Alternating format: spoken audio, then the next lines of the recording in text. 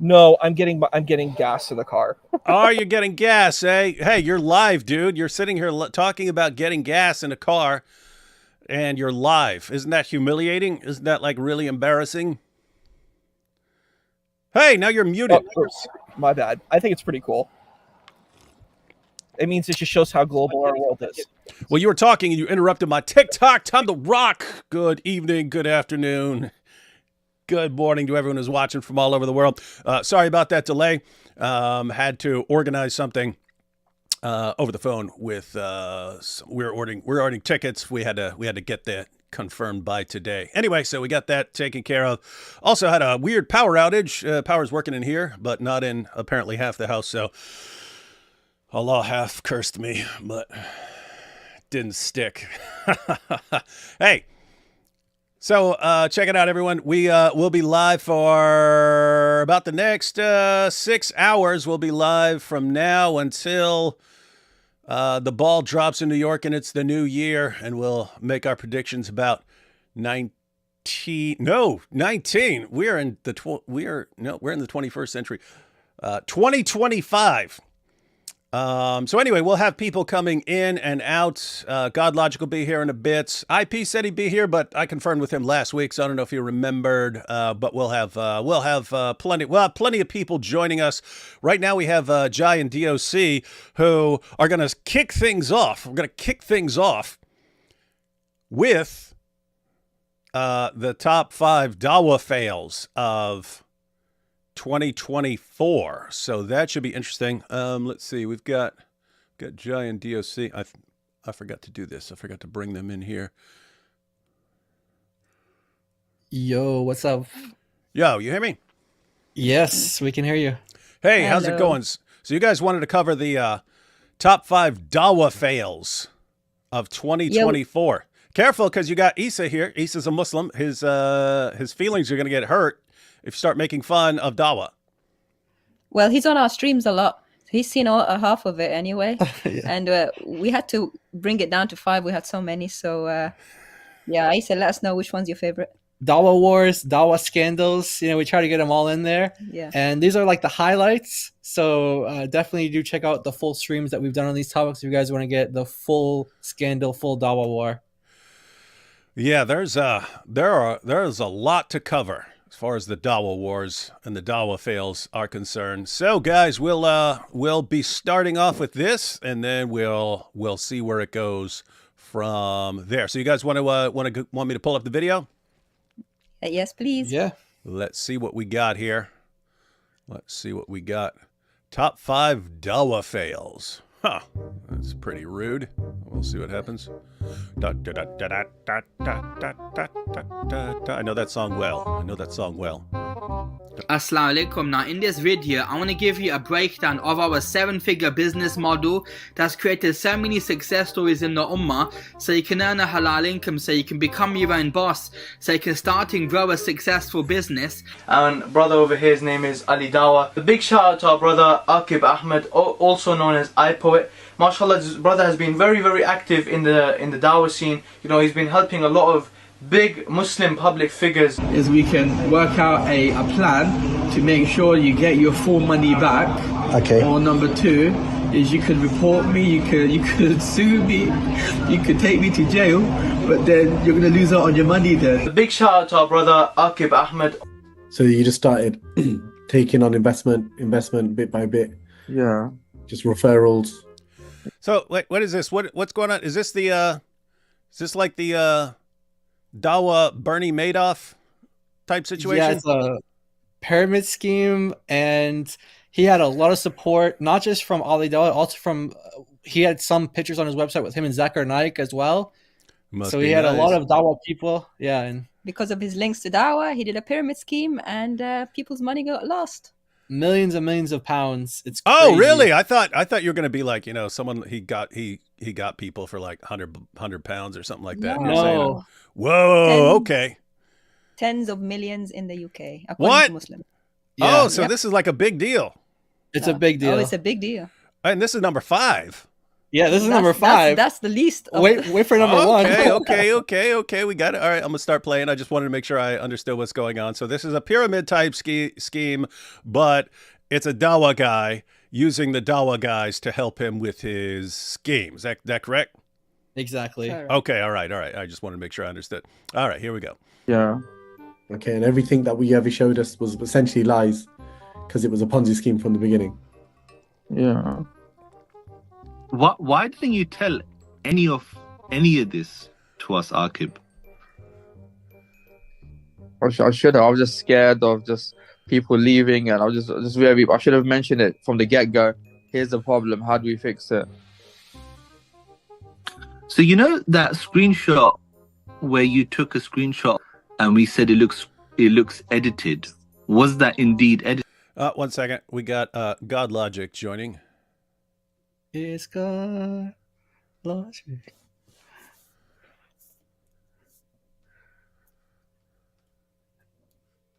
One second. Let me go back here.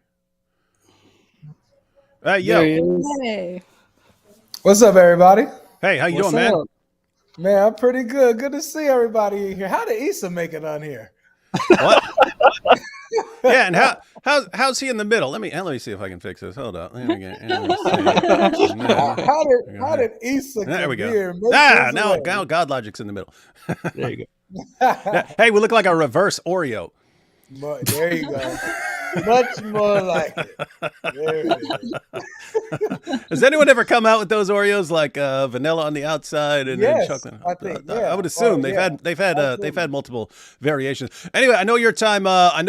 Is a bit short. God Logic. We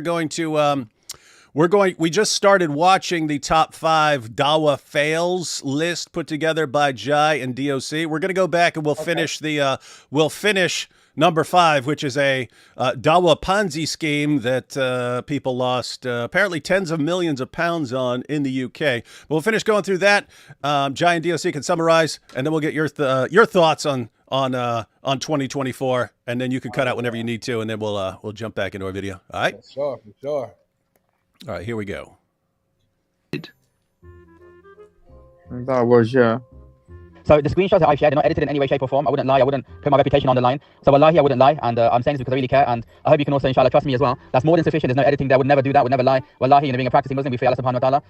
So that Google sheet that you showed us, where I think it was one of the months, all of those clients that had joined Legacy, you'd written there that it was about 2,000 sales. It was there. Their email was there. Their name was there. How many times they'd accessed the course was there. Was that all made up? That was edited, yeah. So what now then? Akib, what are you thinking? What are you thinking is next? Bro, right now, like, I feel like I'm doing something illegal. I am not staying here, bro. I can't. I want to come clean with you guys, and I want to, with the Legacy DFY. No, bro. You didn't want to come clean. You were made to come. Well, you got exposed. I don't even know if you got exposed. You've come clean. Okay, you've come clean now. You've come clean now. But now what? Now what? What are we doing? Like, what are we? Where's the? Okay, wait there, bro. You made tens of millions. You made tens of millions. Must be nice. Where have you put this money? I went back into paying the clients, the team. It can't, bro. It can't all go back into paying the team. It can't. Well, I ain't seen anything. Okay, so what's your plan now, bro? What's your family saying about this? Has your family even know? Does your wife know? My wife's gonna know. She's gonna divorce me, I think. Just want to come clean up. I've been dishonest and I've made mistakes. I should have opened up earlier. Not working, man. You can't scam people out of millions and then, but now my wife's leaving me. Don't you feel bad for me? No, everyone wants to leave you now because you're a scam artist. Anyway, sorry. Apologize to you guys. I just want to come clean. I know in the worst case scenario, I'll admit that it's my fault. None of you guys are to blame for anything. You're just following my lead and direction. But I just want to come clean, and I know that we can turn this around. A big shout out to our brother Akib Ahmed. Okay, yeah. Wow. Wow. It's such a perfect, it's like it's a totally different thing. I mean, it's a Ponzi scheme, but the idea that Dawah is a scam and he's among scam artists running a scam, it just fits really well.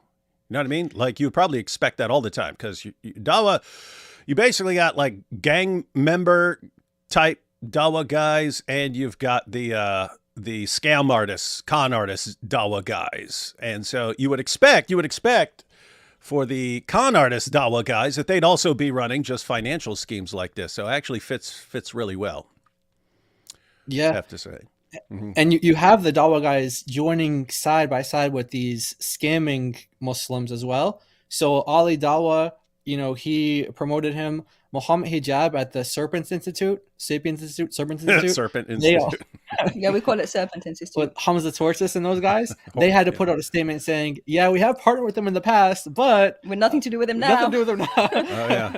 And so then he had pictures of him with Zakir Naik and things, and he was trying to, you know, promote Zakir Naik on Facebook and say, I can grow you and help you get subscribers. And so, yeah, it was a really wild thing. And we came across it and thought, yeah, that's definitely. And Zakir Naik also came out with a answer saying, hey, I don't remember this guy, but from what I remember, I think he's a scammer. He tried to scam me too.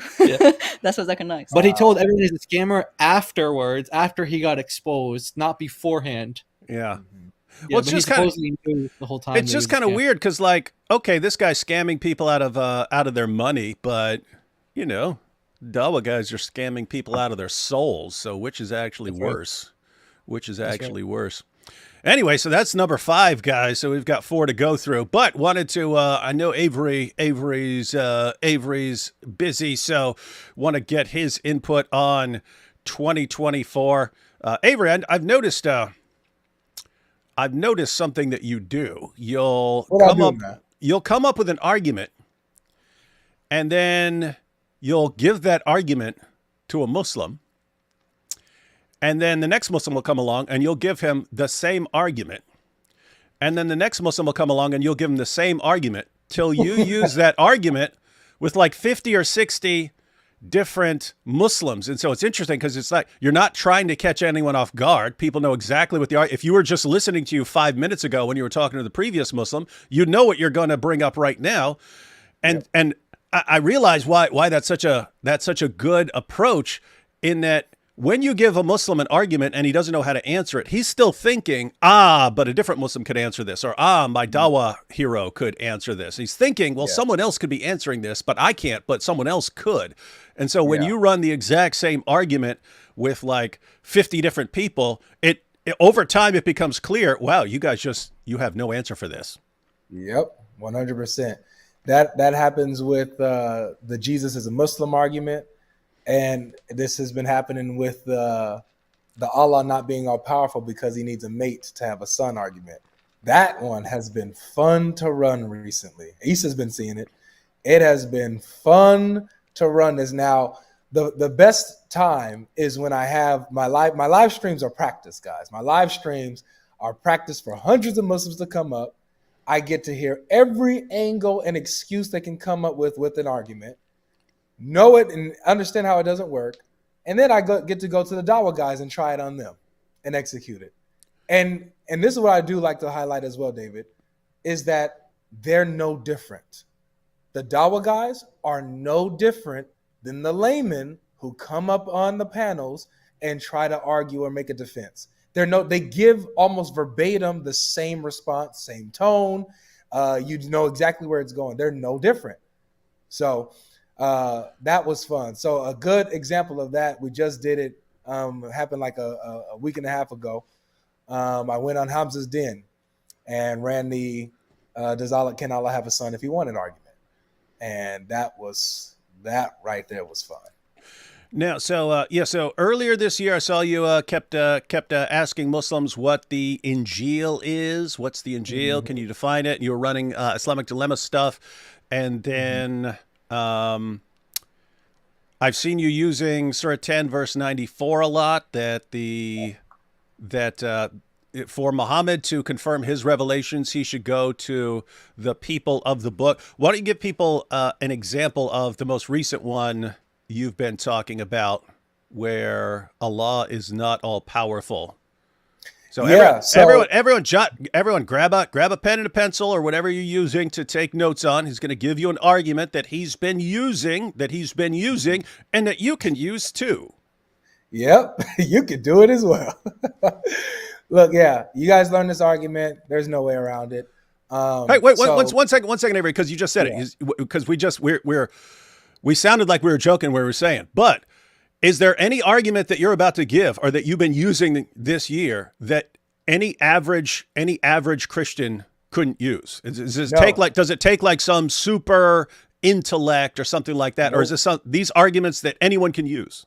Anybody can use these, David. If you're using them against sort of laymen and against career Dawah guys, and they can't answer it, and you're saying other people can use the exact same argument, do they have anything to worry about if they're using these arguments? They have nothing to worry about. They have absolutely nothing to worry about, and we're not exaggerating when we say this, guys. Seriously, I'm not some theologian or high philosopher or nothing like that. But the Quran is indefensible. These simple questions and these simple arguments that, I've been using, I didn't make this stuff up either. I've watched, David Wood and Sam Shimon and others, Christian Prince and other guys, Anthony Ross. I watched these guys. So nothing I'm bringing is new. I guess it's just simple and I'm just executing it. I'm just using what they gave us, really. And so this is something that's one of them that, I pull from the giants. And so I asked them, the question, it usually goes like this. Could Allah have a son if he wanted? That's how I first started off. If he wanted to. I know it doesn't befit him. I know he doesn't need to have one, but if he wanted to, could he? And to get past that part is a struggle for them. To get past if Allah could have a son if he wanted to, yes or no, is a struggle for them. Because they really want to stay away from Christ being the Son of God. That's where they think you're going. They think that you're talking about Jesus being the Son of God, and they think if they say yes, then that opens the door for Jesus to be the Son of God. So they struggle. But let's say they say, no, he can't. He can't have a son. It goes against his nature. It's something that it's similar to Allah, creating a square circle or creating a rock too big that he can't lift. It's equal to that. Well, you say, okay, so he can't do that if he wanted to. So Allah can't go outside of his nature. So then why then in chapter 39, verse 4, does Allah say if he wanted to, he could? He says if he wanted to, if he willed, he could choose a son and take a son from any of his creation. So it looks like Allah could go outside of his nature. Oh, well, I guess we made a mistake by saying that. So that doesn't go against, okay, so that doesn't go against his nature. He could if he wanted to. He just didn't do it or wouldn't. Okay, fine. Now, here's the next question. So they say yes.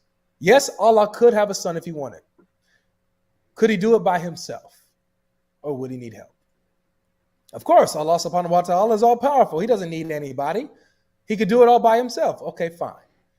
But my problem is that the Quran says he can't. The Quran says, how can he have a son when he has no mate?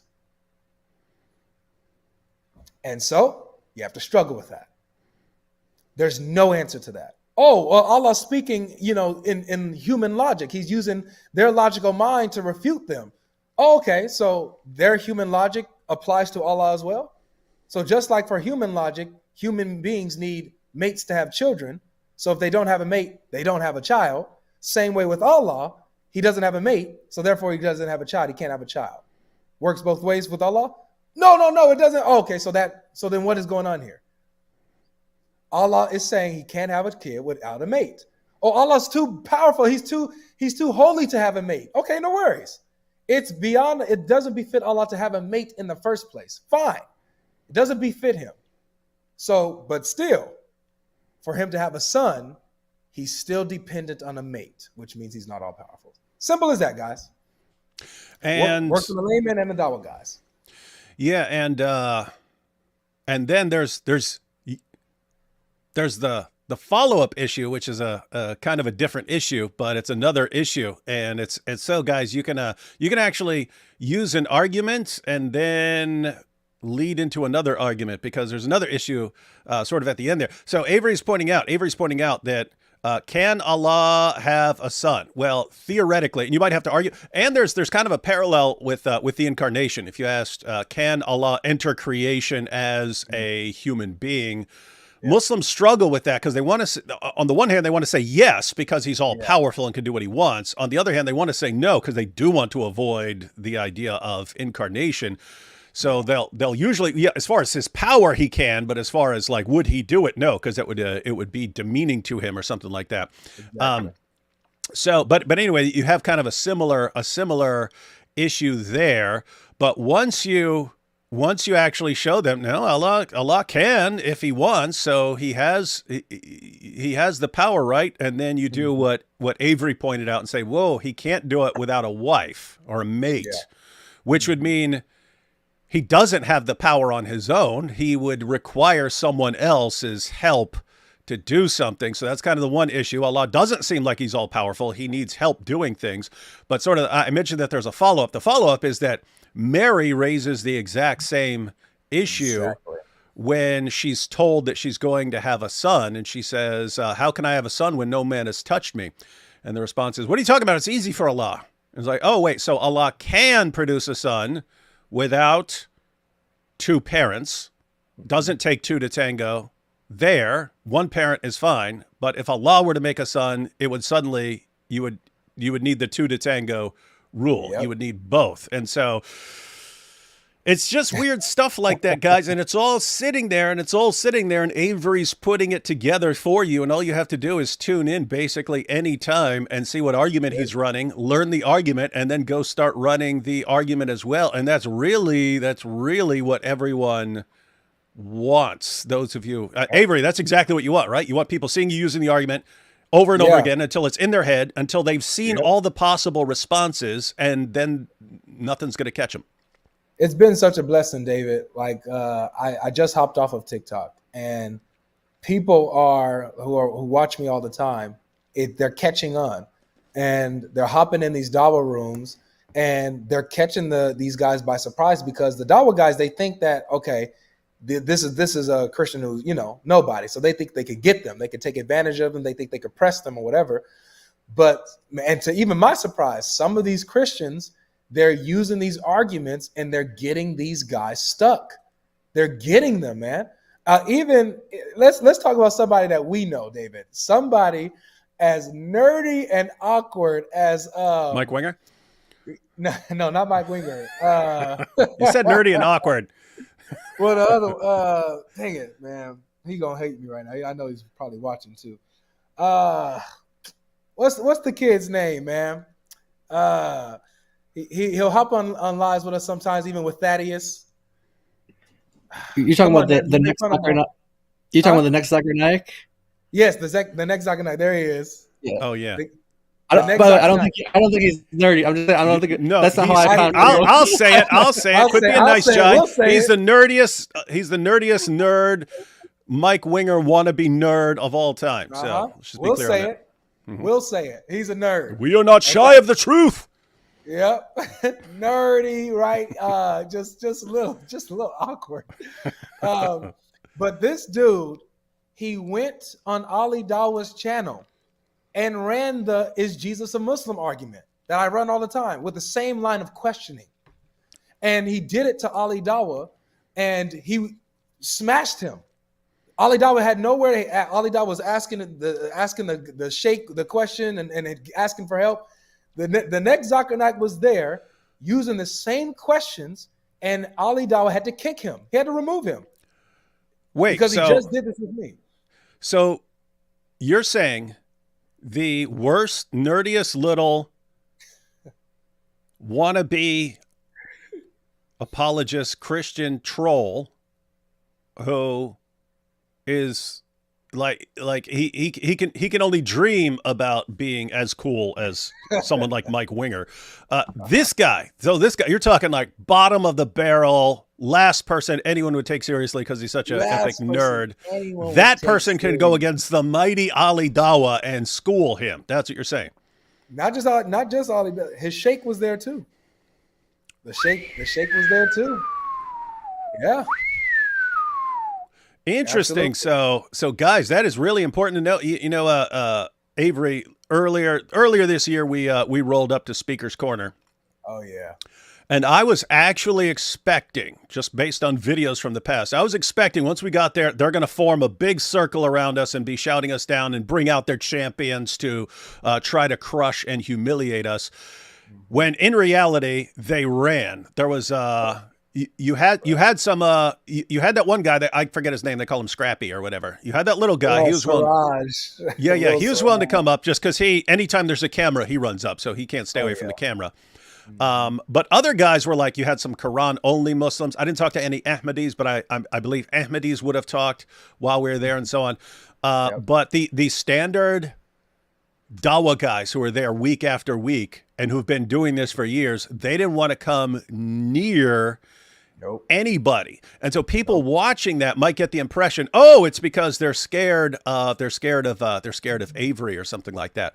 But as you're pointing out, wait a minute, if any Christian can learn this, then any Christian could have that same impact and just roll up on these guys, even at Speaker's Corner, use these arguments, and these guys would be stuck, and they'd have to, all of a sudden, they'd have to put you in the, oops, don't talk to this guy category, and they'd be running from you.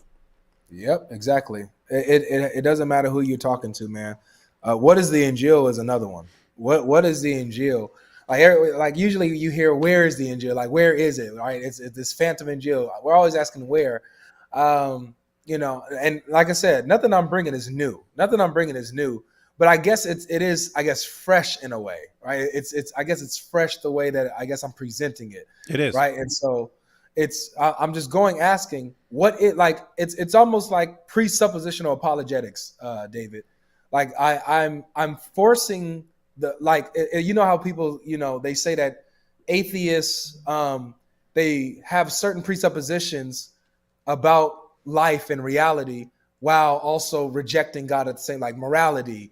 And you know, they expect the universe to be, you know, consistent and stuff like that. They have these presumptions, right? While at the same time arguing against God. I feel like it's the same way with Muslims. They steal from the Bible while also rejecting the Bible. Like atheists steal from God while also rejecting God. And so that's kind of the angle that I've taken with a lot of these arguments. Jesus is a Muslim, force them to the Bible. What is the Injil? They have to go to the Bible. All of this stuff, they have to go to the Bible, right? And so with what is the Injil, it's like this, right? It came from them saying, you don't have it. You don't have it. What you have is corrupted. You don't have it. I'm like, okay, hold on a second. Forget where is it. You're saying that I don't have it. That means you know what it is.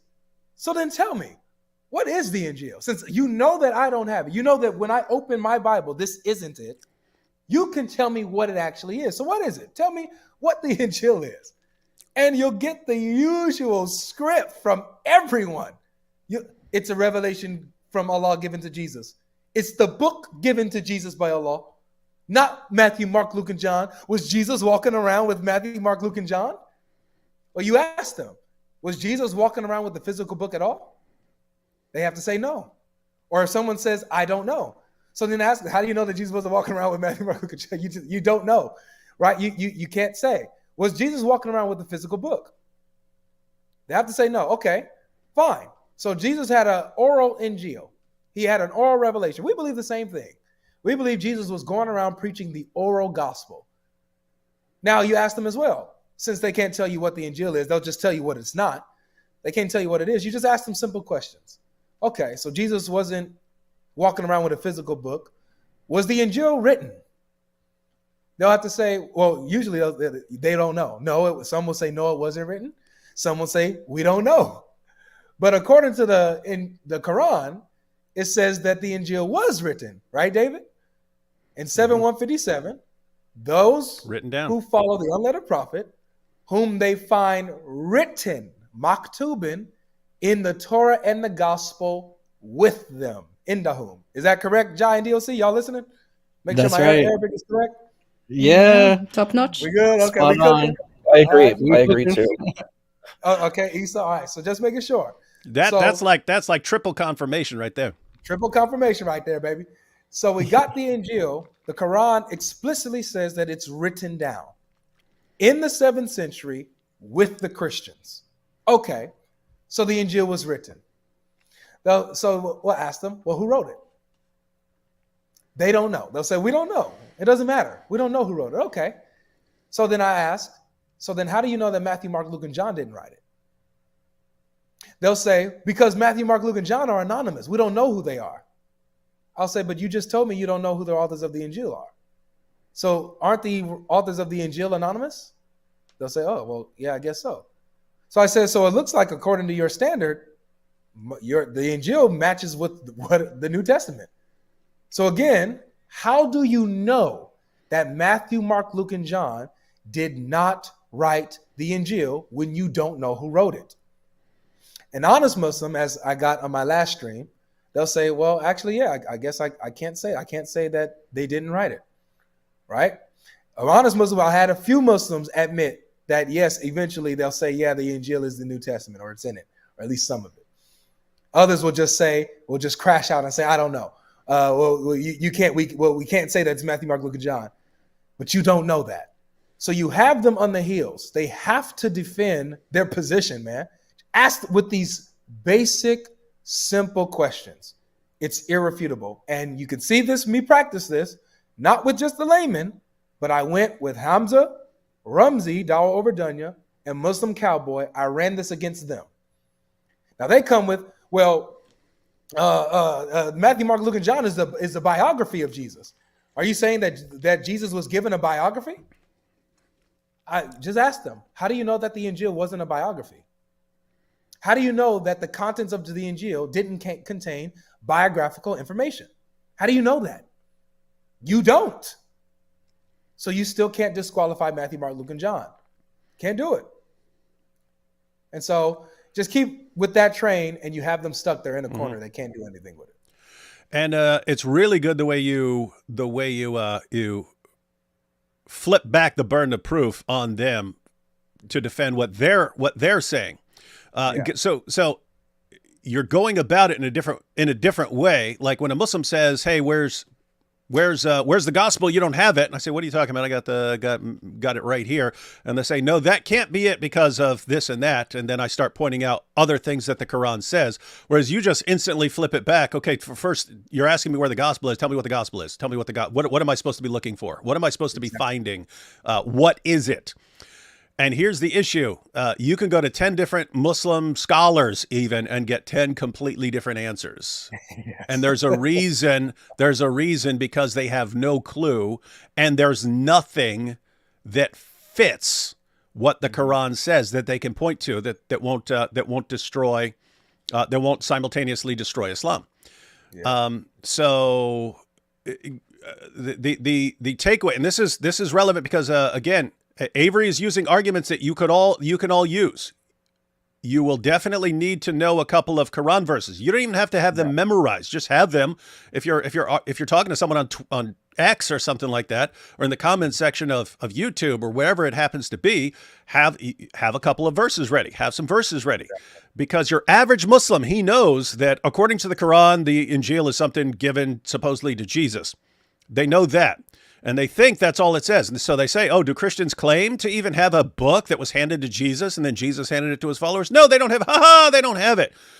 What they don't realize, that's not all the Quran says. The Quran says other things. Namely, as Avery's pointing out, the Quran says it's written down. It's saying that Christians, even in the 7th century, are reading it. It's written down and Christians are reading it. It says that Christians have to judge by it. It says we have no ground to stand upon unless we stand fast by it. It's assuming that we have it. So once you make all of that clear, it turns out to be a problem for Muslims, right? If you're saying because if you're saying it's a book given to Jesus, therefore we don't have it, well, the Quran says we have it. And so if you agree with Allah that we have it, we can show you what we have. Yeah. And it doesn't line up with Islam.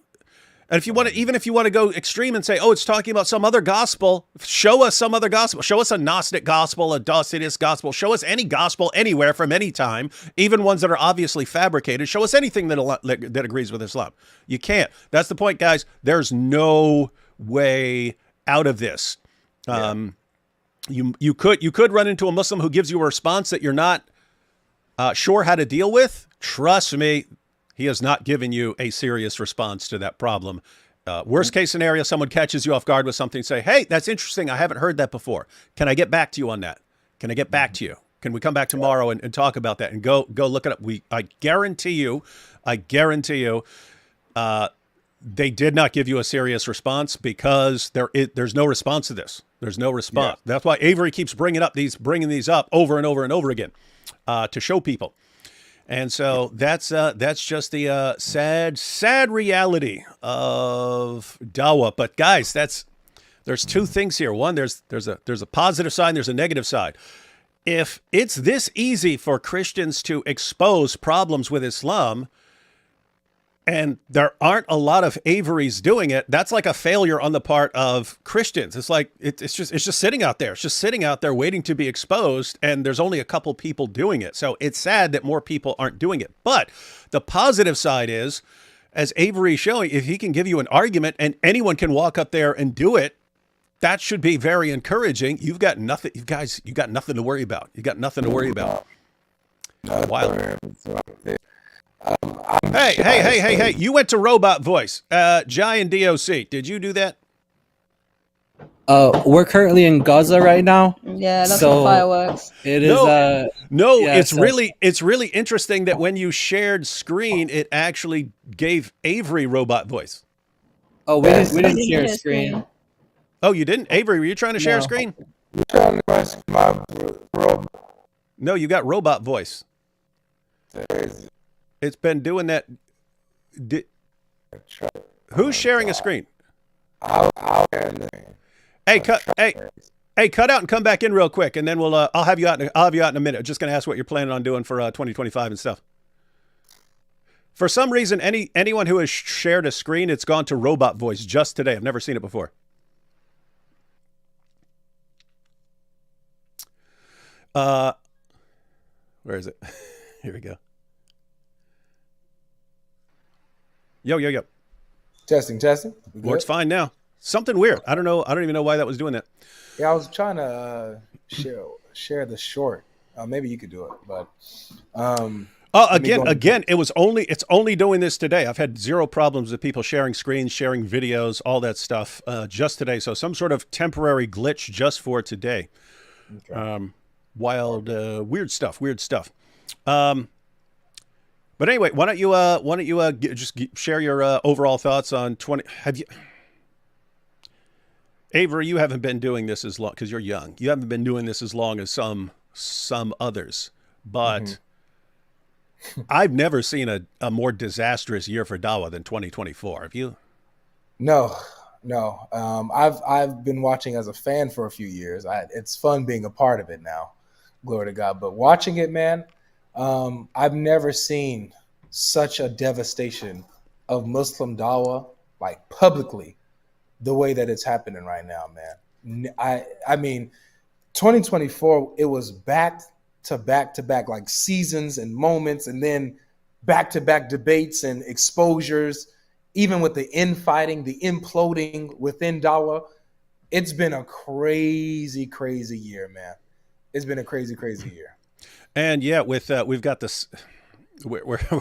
You jumped in right when we started going through Giant DOC's top 5 scandals, and there are some bad ones. There are some bad ones. The Dawah wars. These guys are blasting each other left and right. You've got Jake and Daniel. That's almost all they do right now is attack each other. Everyone who was on kind of the same side against Israel. The moment the topic changed to Syria, they all started attacking each other because they all favor different groups in Syria. And so now they're all blasting away at each other. And I'm just sitting here thinking, like, how can anything get get worse for them. But for some reason, I think that like 2025 is going to be an even worse year. Like the momentum of this year is going to keep on until 2025. So what are you thinking about 2025? Any arguments you think you'll be using or I honestly don't know, man. I honestly don't know. It's a lot of this stuff comes from like just engaging with the Muslims a lot, and then just something clicks by the Holy Spirit. Something clicks off what they said, and then we start running it. Like another thing was, their problem with Paul. Right. And my man, the word and I had this in my head, but he framed the question perfectly. And it was, why do Muslims hate Paul? Right. And this just came just off of just talking with them. And the way that it's done like this, David. We ask, why do Muslims hate Paul? And they'll bring up arguments against Paul, like, oh, Paul, he never met Jesus and stuff. Right. I'm like, wait, hold on a second. Okay. So you're saying that Paul not meeting Jesus makes him unreliable? You already see where it's going. Mm-hmm. And they're like, yeah, of course. Like, he never met Jesus, so how could he know anything about him? And I'm like, exactly. Okay, I'm with you on that. Did Muhammad meet Jesus? They'd be like, no. I'd be like, oh, so is Muhammad unreliable now? They're like, no. Oh, so then I guess that's not a problem for Paul if he never met Jesus. What's next? Give me a real reason why you don't like Paul. Oh, well, Paul taught that the law was changed, and Jesus said that he came to fulfill the law and it's not changed. Oh, okay, so whoever teaches that Jesus changed the law, then they're a false prophet? Yeah. False messenger? Well, they're like, yeah, of course. I'm like, okay, so then Muhammad's a false prophet then because he taught that Jesus changed some of the laws in the Torah, right? Chapter 3, verse 50, he says that some of the laws in the Torah, he came to make lawful some of the things that were forbidden in the Torah.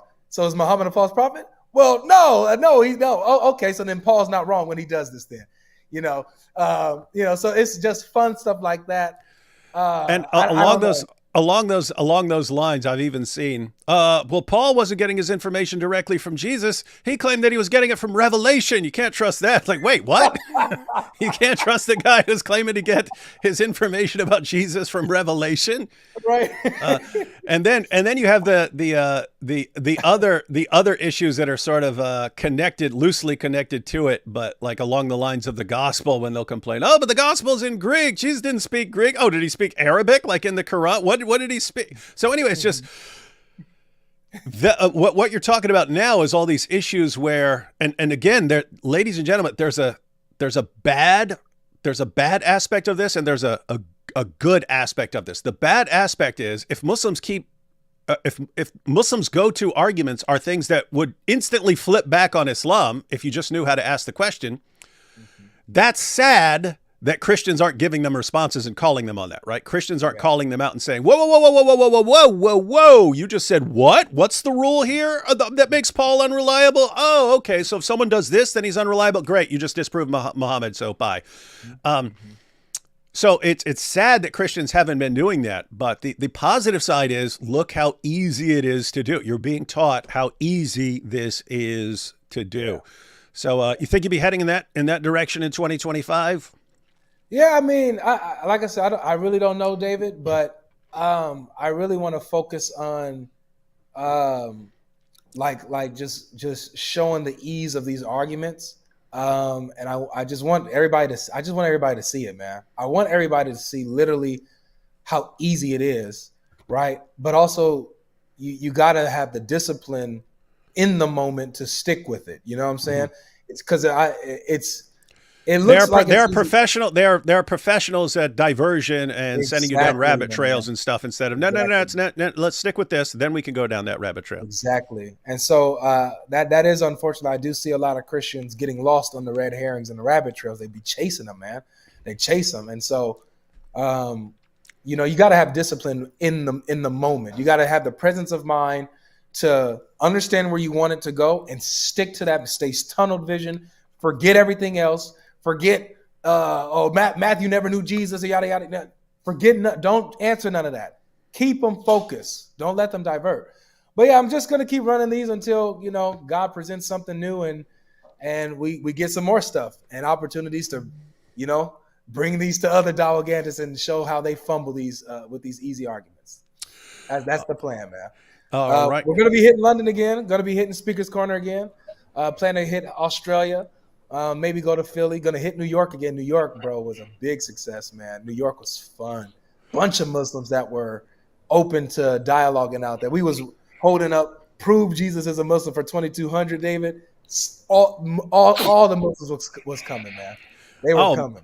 Oh man, hey, tell me when you're heading out there, man. Tell me when you're heading out there. I wouldn't mind going to because you know I lived there for like 13 years, so I would probably even know some of the Muslims who are around there. But yeah, hey, maybe for Ramadan.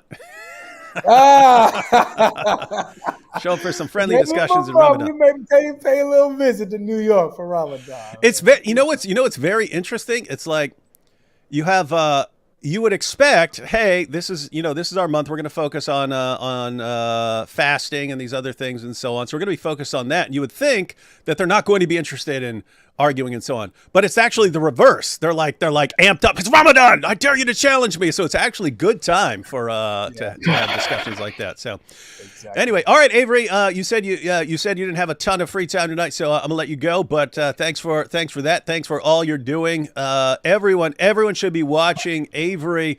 Dude, you should have like your argument of the month club or something like this. Or oh sure, no, that's a good idea. Yeah. That's actually a good idea. You could actually send it out to people. Look, here's the argument that I'm going to use, and I'm going to use it against every Muslim I talk to this month. And guess what? They're not going to be able to respond to it. Watch and watch it unfold. That's an awesome idea. Yeah, that's a good idea. Yeah, thanks for having me, man. Good to see you again, Issa. Giant DOC, my brothers and sisters, I love you guys so much. Thanks for teaching me everything that y'all taught me. And man, let's bring in this new year with the power of the Holy Spirit, man. Let's crush some more Dawah. Let's do some more Dawah hunting, man. oh, we shall. I love Praise you guys, God. man. God All right, man. bless. Catch you next time. We love you too, bro. God bless you. Happy New Year. Happy New Year. All right, just wanted to get we got Daniel here. Some of you know him as Vladimir. David Wood, your big Islamophobe. Dude, most people can't get me to break if I'm in serious acting mode and stuff like this. But you being all up in my face and going, David Wood, you're the biggest Islamophobe. You got me, man. You got me. I'll take that. Yeah. So, hey, what you're like out in the middle of nowhere. So isn't this like 2 or 3 in the morning or something for you? Yeah, it's just over 1 o'clock here, so the most of the fireworks is gone. All right. So cool, Happy cool. New Year's from this part of Europe. I can tell your future is awesome. Yeah, it is. That's cool. Yeah, yes. It hasn't been any. It's been a good year for Dawah so far because they haven't had time to mess up yet. 2025 has been a good year for Dawah. So far. Yeah, so far in Eastern Europe because they haven't had a chance to mess up very terribly. All right, so Daniel, we started going through Jai and DOC's top 5 Dawah fails of 2025. We're going to jump back in that. We'll pause for to discuss it. We did have a question from Stefan the Pelted here for Issa. He says, Issa, what do you think when Christians bash Allah with you on and you just sit there in your beanie and you're just sitting there and you're not flipping out, not threatening to brutally murder them? Personally, I would not take it if someone bashes my God. So what's going on here, Issa? Well, that's an interesting question. So I think for me, one thing that's really important is accountability. And that's why I go to a lot of these spaces. I think, so I do, a lot of the work I do is interfaith dialogue. And sometimes it's tough. Sometimes you hear intense types of perspectives. And I think what's really important is to look at the dialogue, to look at the different positions. This is my personal opinion about God and the divine. If God and the divine are real, then anything anybody says isn't going to hurt God because God isn't weak. He's not made of glass. That's it. And I think for a lot of folks who get really angry and upset, it's because they think God is weak. They think God crumples under a punch. So, I mean, if that's what you think, then I don't know. Is that the God you really want to dedicate your life to? I think that's an important question to ask. You got that, Stefan? You just got crushed by Issa breaking it down that he doesn't believe in a and a little weakling gone. We do have a bunch of super chats. Let's go through. A bunch of them are just like saying Happy New Year and stuff like that. So let me go through a couple of these and we'll jump back into the video real quick. Karen Fisher, blessed 2025 to you. Well, that's still a few hours away for me, Karen, but thank you. This, I think 2025, doesn't 2025 just sound like it's going to be an awesome, there's something about it, like 2025. I don't know, man. I don't know. It's super cool. Here's from Isa. I agree. It has that ring to it. It does. I'm liking it. I'm liking the sound of it. So we have a super chat here from Isa. Hey, Isa, how you doing, man? He said, have a blessed 2025, y'all. TikTok Happy New Year clock from Germany. Yeah, I guess it's it's 2025 there. Oh, that's weird. I wasn't even thinking about that, how it's 2025 for some people who are watching, but not others. Happy New Year from Sweden. Yeah, from Sweden. Dawah me this. What has 1 foot but 2 right hands? 2 feet according to some sources, but that's conflicting, Ryan, so we'll have to figure it out. Learn how to do legal scams from U.S. TV evangelists. Yeah, there are people who did that, but they eventually get exposed. Happy 100th year of Hafs. Yeah, it is the end because 2024 was the year. Greetings, my friends. Happy New Year and God bless you all. Oh, and happy anniversary to my parents as well. Shame more don't have such stability. Yeah, if your parents are celebrating their anniversary after all these years, they're crushing it. They're crushing it. I'm here for my boy Isa, aka the Goofy Sufi, aka that nice Muslim. Hashtag salute. Thank you. Take notes, Isa. I think they were talking about when God Logic was talking. God bless. Ayatollah says, I'm here to support Isa for being a cool dude, unlike Mike Winger, who is the worst of creatures, subhanAllah. That's a good point. Valid point. Probably the best comment of the day. What is this? Yanni percent hummus. I don't know what that is. Drive safe, Isa. 10 and 2. What's 10 and 2? Oh, yeah, 10 and 2. Your steering wheel. For David and Avery. Oops, sorry. I should have checked it. Oh, man. Some of these comments are for Avery. I didn't realize. I wasn't checking. All right. We'll have to do the best we can. For David and Avery, how do I get over my fear of speaking out against Islam? It's not me I'm worried about, but my family's safety. I live in Canada. You don't have to be mean. You can learn to ask questions, and there are issues you can bring up that aren't terribly offensive. So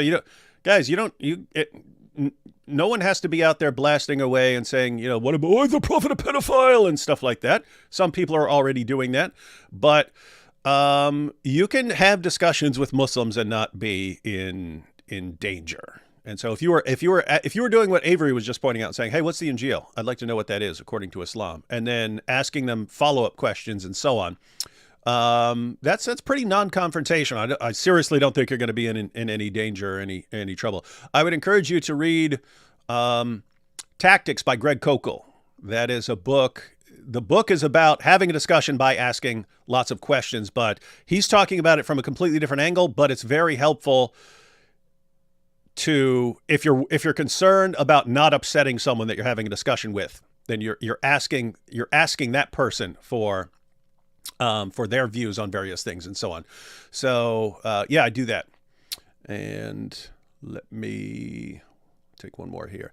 Avery asks Muslims if Allah ever demonstrates his mercy. He claims he is merciful, but it's just a claim. We can demonstrate Jesus' mercy. Yeah. How's that make you feel, Isa? You guys might take a look at King Critical's video, 5 Reasons I'm Not a Muslim. It's pretty good. Might want to, let me take a screenshot of this so I don't forget. I'd like to check that out. Let's see. Actually, we have,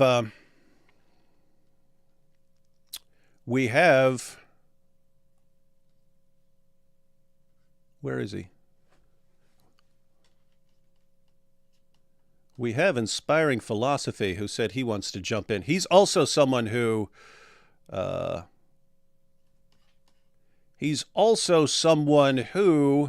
has a limited time. And so let me just send him the link real quick. Matter of fact, let me go ahead and play this next point while I'm sending him the link, and then he can jump in. So we are back to, so we checked out sort of scandal number 5. We're going to check out Dawah fail Number 4. number 4.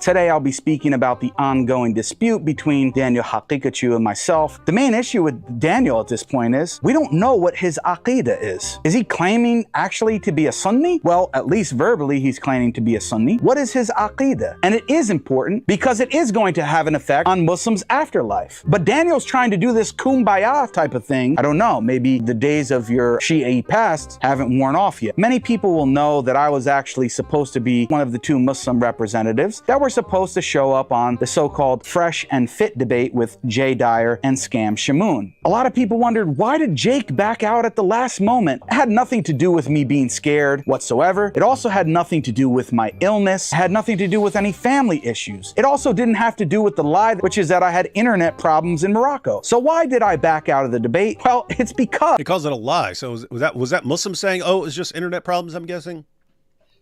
Yeah, that was actually what Daniel said. Oh, that's part of the reason. That's part of the reason he called him. Let me check it because I actually took a screenshot because we discussed it. We discussed it a while back. But what did he call him? He's been calling him a bunch of names. Dishonest Dan. Dishonest Dan is one of them. Yeah, Dan the Dodger. Yeah, but he called him, and he said it several times, and then where did it go? Where did it go? Okay, here we go. This is exactly, so this is still on his Twitter page, Jake's Twitter page. He's responding to Daniel, but he said, this is exactly why I said you're the most dishonest person I've spoken to in my life. Whoa. Yeah. He's interacted, he's had lots of debates with Christians, and he's saying that Daniel Haqiqatjou is the most dishonest person he's ever seen in his life. That is brutal. I mean, that is brutal. Imagine you're talking to someone and he just said, you are the most dishonest person I've ever met in my entire life, or I've ever talked to in my entire life. That's like savage, man.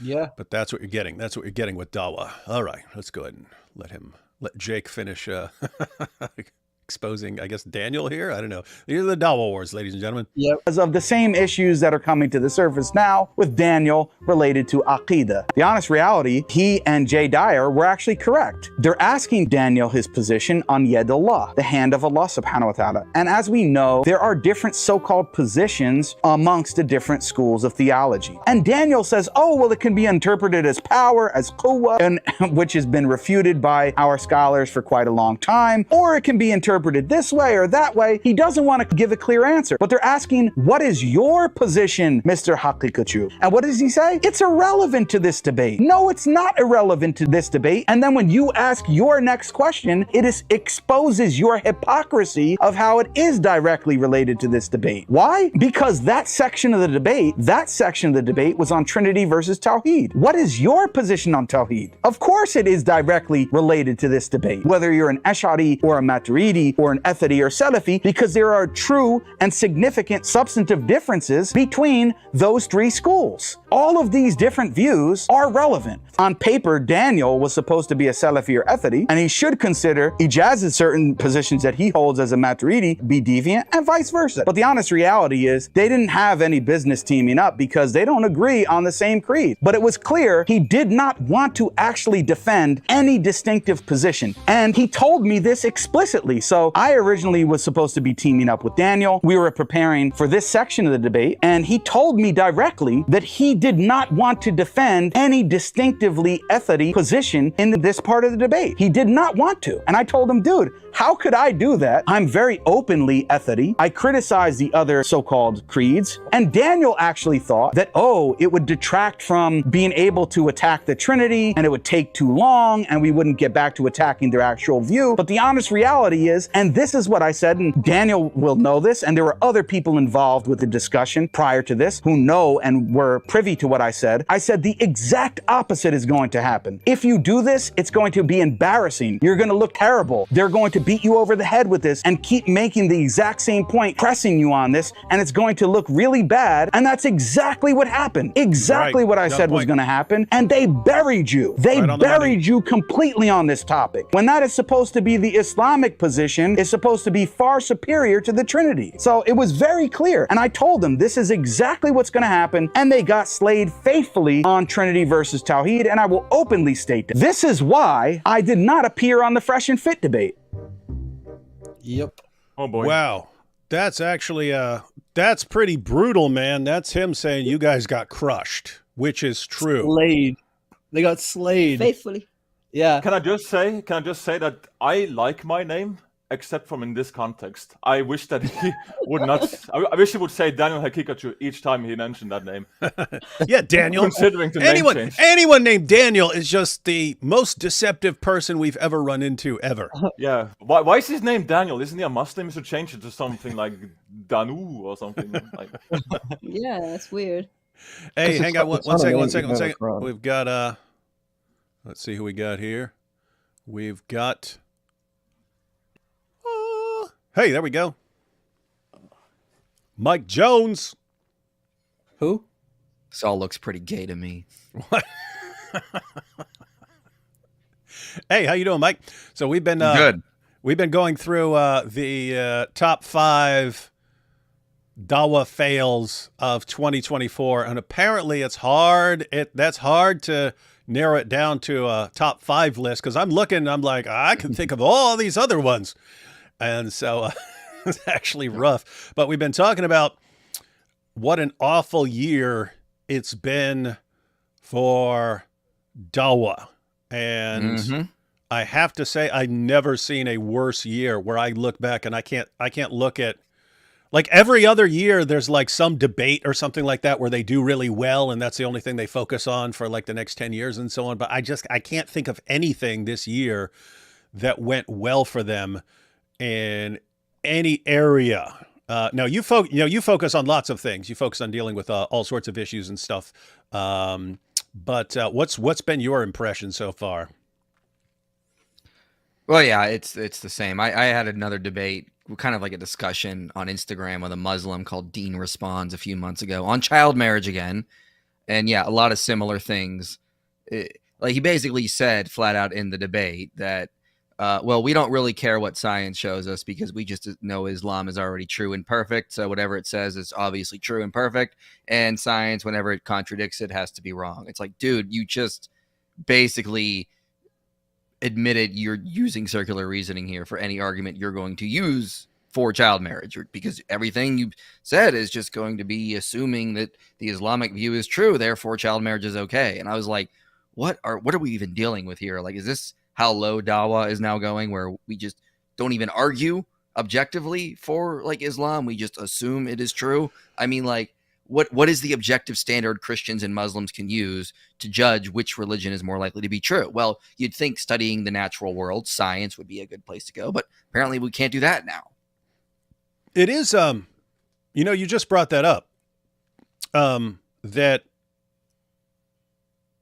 now it's just circular reasoning, but I've been bringing up this issue a lot with AP in that the arguments that they were using 10 years ago, which were supposed to be the proof of Islam, like the miraculous perfect preservation of the Quran, that came crashing to the ground because it was built on false claims and so on. It eventually got exposed, and they admit it now. The scientific miracles, that the Quran is filled with these miraculous scientific insights that couldn't possibly have been known by someone in 7th century Arabia, that's now been exposed. So in other words, 10 years ago, if you said, hey, if you're talking about Islam and hey, why should we believe this? You'd get all these arguments. All the main arguments that they used to use have all been destroyed, even according to their own Dawah guys who won't use them. So for this past year, I've seriously been wondering, like, what are you going to argue now? How are you going to defend Islam? Are you going to come up with new arguments? It's not going to go well for you because the Dawah guys have a habit of inventing really bad arguments based on complete nonsense. And taking advantage of people's ignorance because they're not aware of this argument and so on. It's new, and they'll get some mileage out of it. They'll run around. In other words, when no one knows anything about the history of the Quran, it allows you to go out there and say, perfect preservation, miraculous, right down to the letter, dot for dot, and no one knows how to refute it. Well, now we're in the age of the internet where if you make something up, it's pretty easy to squash it pretty quickly, much easier than it was 20 or 30 years ago. And so it's kind of hard to make up new arguments. I've seen a couple of them, like Muhammad Hijab and so on, circle back to arguments that were used like 30 or 40 years ago that were refuted. And after they were refuted, they stopped using them. But now they're kind of circling back to those arguments because since they haven't been using them in a while, people aren't familiar with them. People don't actually know that the original purpose of pointing out that Muhammad had a child bride was that if you go back 20 years ago, one of their main arguments, like top 3 or 4 arguments, was Muhammad is his moral character is so perfect and flawless. The only explanation for how morally perfect this guy is that he's a prophet of God. That's the only possible explanation. They actually use this. And so that worked when no one knew anything about the history of Muhammad. That worked very well. So that's when we started bringing up, okay, what about Muhammad and Aisha? What about this? What about that? What about this? What about that? And they stopped using that for a while. They stopped using Muhammad's moral character as an argument for Islam. And we kept bringing up things like Muhammad and Aisha because we wanted people to understand that, no, that's you can't rely on his amazing moral character and so on. But now I've seen like Muhammad Hijab is that was his number 2 argument in more ways than one. But I saw him in an interview where he was, matter of fact, I think it was on Vladimir's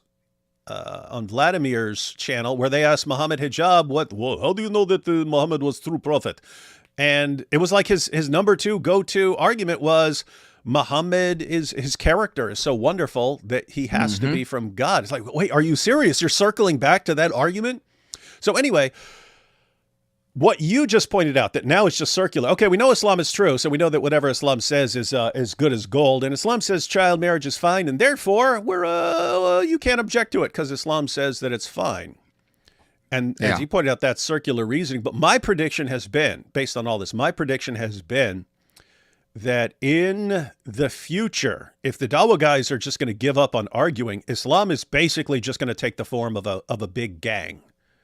I mean, that kind of Islam, not like, I mean, I know you've got Sufis here.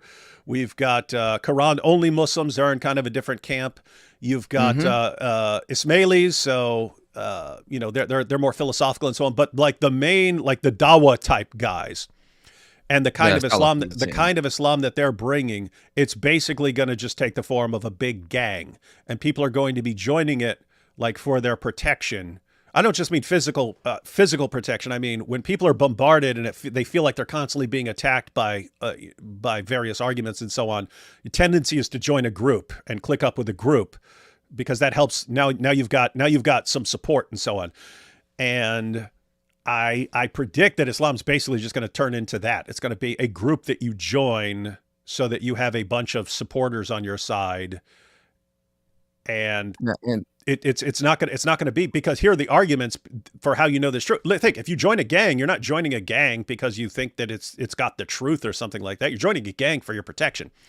And so if that's what Islam becomes, and I think that's what it's going to become since they're running out of arguments, I think what you just pointed out and those are going to be the two things. So in the future, we're just going to see nothing but circular reasoning. We know that Islam is true, and join it because you need to feel safe. And Islam will help you feel safe. One of the arguments they've been kind of going to is how good Islam is for humanity. Look at the West and their moral decay. You must become Muslim and cover your wives up in burqas and hijabs and all this stuff to make sure that, because this is the only thing to prevent moral degradation. And so James of Modern Day Debate is going to try to set up a debate for me with a Muslim on which is better for humanity, Christianity or Islam. And I'm just going to, I got a lot of studies I have found over the past few months that I would love to bring up in a debate, which actually did some comparisons between Christianity and Islam. And of course, Christianity leads to far better results on a societal level in multiple ways.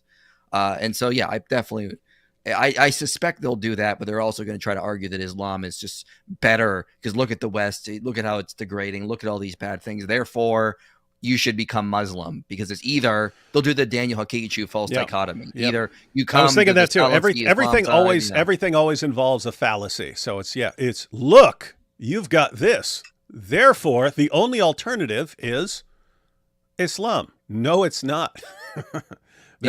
There's an endless array of alternatives, and there's some pretty commonsensical ones, like stop doing the things that are causing society to decay. We don't need Islam for that. Society would just decay in a completely different way. And also, secularism itself is just unsustainable long term. So, like, the Muslims keep complaining about, Salafis keep complaining about the decay of the moral of the West. It's all going to go to hell. But the problem is that when people become secular, they have abysmally bad birth rates.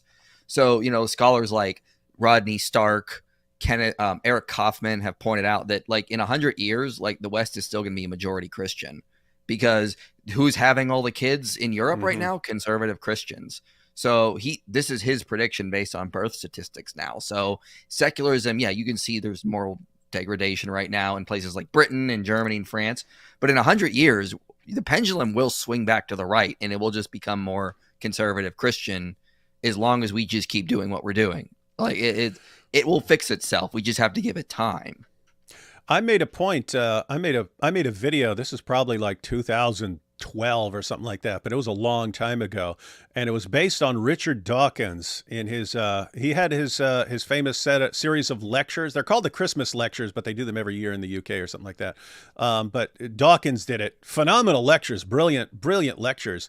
But in the associated booklet that he put out with the DVDs of it, Dawkins said that all living things, human beings included, all living things were machines for propagating DNA. And he said that is your sole purpose for being, your sole purpose for being. Now, when I quote that, you'll have atheists going, no, you can have other purposes and so on. I think what he's talking about is, like, from a biological perspective, like you can look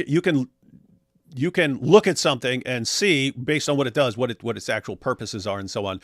And he's from studying living things and their history and so on. He's saying that the purpose of a living being is to replicate DNA, to make copies of DNA. You are a big fancy machine for making copies of a molecule. And I pointed out in the video, I said, well, if that is true, if the purpose of a human being is to make copies of a molecule, guess what? Muslims are actually the best at that, because they're producing the most offspring. And atheists like you, Richard, you're the worst at it. And your ideology causes, so what we could say is your ideology causes, it destroys your purpose. Your purpose is making copies, and your ideology causes people to make less copies. And Islam causes people to make more copies. And so it actually helps them flourish and fulfill what is their only purpose, according to you. And so there is something. Anyway, so obviously he would need to redefine his definition, or that follows indisputably that Islam is actually good. But it is this side issue where you guys are screaming in the UK, hey, let's become secular, let's become atheists. We know instantly, if people just go from being Christians to being Christians, already had lower birth rates than Muslims. If you then say become atheist and secular and so on, then they plummet even more. Now you don't even have enough people entering the workforce to replace the people who are dying off. What is your government going to do? Your government is going to bring in more people from other parts of the world, and they're going to bring in people who are having lots of kids. Guess what? They're bringing in Muslims. So in other words, atheism, you're failing in multiple ways and destroying everything in multiple ways, and you're too dumb to realize it. And it's weird because you claim to be the champions of reason. Well, we need to ask, if Muslims have higher birth rates, which they do, why is it that they're not the majority right now? Because when Islam started with the early dynasties like the Umayyad dynasty, and they started conquering all this land up into Spain, moving into Turkey, these kinds of areas, their population was relatively about the same as the Christian Europe, if not even higher at that point. So why is it that Christians became a much larger majority? Well, Christians had sustainable birth rates for many generations, including high birth rates, never as high as Muslims though. However, Christians also had certain elements within that led to more political stability, more societal stability, whereas Islam had certain things that led to more wars, more political corruption, and it actually caused, again, not for the people to advance as far as like a society in terms of population growth, because if you're always fighting, if you're having internal disputes, that's going to hinder birth rates. One of the big factors is, in fact, polygamy. We know the Christian West outlaws polygamy. And that has actually been shown to actually, over time, decrease the amount of people in your society, because the top 10% take 4 wives. So like then what ends up happening is the bottom 30% of men don't have wives. So what do? Well, they join terrorist groups, gangs, dissident groups, and they cause more corruption. So they're not producing. They're also now causing more wars and chaos internally. And that, again, that is shown to lead to more population decrease long term. Now, again, they definitely have higher birth rates, but you can sort of see why the Christian West has become so big and spread around, because we didn't have certain factors in our society that led to population decrease in certain ways. And so a lot of the sociological and historical factors I'm studying now are showing me certain things in Islam that make me think it we'll never have another caliphate again. We'll never have another Islamic empire, because the sociological aspects just cause it to splinter so much. It will never become what it was with the Turkish Empire, or the Ottomans, I guess. Yeah, I agree. Throughout the history of Islam, you've had lots of different groups vying for power, and occasionally one group would take over and they would run things for a while and so on. And so, yeah, if you have a big empire in place and it has the ability to force compliance on the population, you can get away with that for a while. Once that collapses, it is very, very, very difficult to reestablish, because now you have different countries. Now you don't just have one big caliphate. Now you have a bunch of different countries with their own leaders, their own armies. You have tons of different Islamic groups and so on. And so it would actually be a complete nightmare for them to try and get I think you could get sort of a local caliphate, try to establish like ISIS did and so on, maybe even a nicer version than that, but it would be kind of local. You're not going to have this big menacing empire anymore. So I agree with you on that. But Mike, I know your time is a bit short tonight. One thing I did want to ask, since you're one of the few people who's actually read the literature on this. So when you were getting ready for your debate with Daniel Haqiqatjou, who is famous, and guys, this is Dawah. This is Dawah in a nutshell. This is why Dawah guys have pretty short lifespans, not in terms of how long they live, but their career. They have short career spans. The way to become a popular Dawah guy is to come out with some new shtick or some new way of doing things and run out when people aren't ready for it. And you can become popular for a while. It will not last, because eventually people will catch on to what you're doing and they'll expose you, and then you won't be able to use that method anymore. And so if you just became popular because of what you were doing, and then people learn to adapt to that, you're not going to have a long Dawah career. So Daniel Haqiqatjou is a perfect example of that. He's someone who came along and had some early debates where he's, and this study shows this, and this study shows that, and this study shows this, and this study shows that. And, you're saying this. Well, you've been refuted by this study. And guess what? He's citing all these studies. People haven't read all those studies. So people think that he's telling the truth. People think that he's telling the truth, and they're watching going, wow, he's so knowledgeable. He's so brilliant. He's read all this stuff.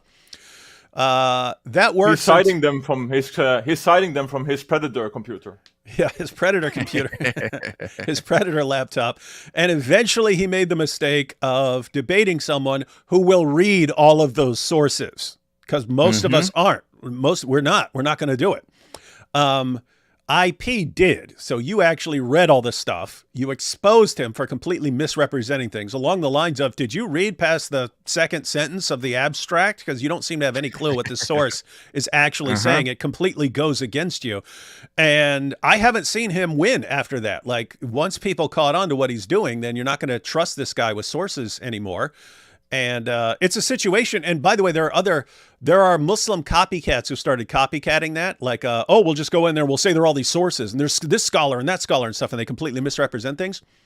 But people, it's to the point now where people will just say, look, before you quote a source, you need to send it to me ahead of time so I can read it, because I simply can't trust you guys. I can't trust you guys with sources because you guys twist everything and so on. So anyway, you're one of the few, long story short, you're one of the few people who read all this stuff. You read all the studies, all the research on child marriage, and you've also you are familiar with Daniel's arguments. You debated him, and people have been coming at you with all sorts of arguments. As someone who's read the literature and who has become familiar with their arguments, because they use arguments that, hey, this was this was sometimes allowed in the past, and this and that. How good do you think their arguments are? Oh, they're some of the worst. I mean, just to give you an example, like, look, Daniel Hakikachu was citing Bruce Rind for years, and stream and debate. Oh, this guy has shown that, interaction with adults and minor women or girls is okay. He says it's fine. Well, Bruce Rind didn't show that at all. Bruce Rind was just arguing that we shouldn't call that a mental disorder, but he clearly says in his papers it causes harm to the girls involved.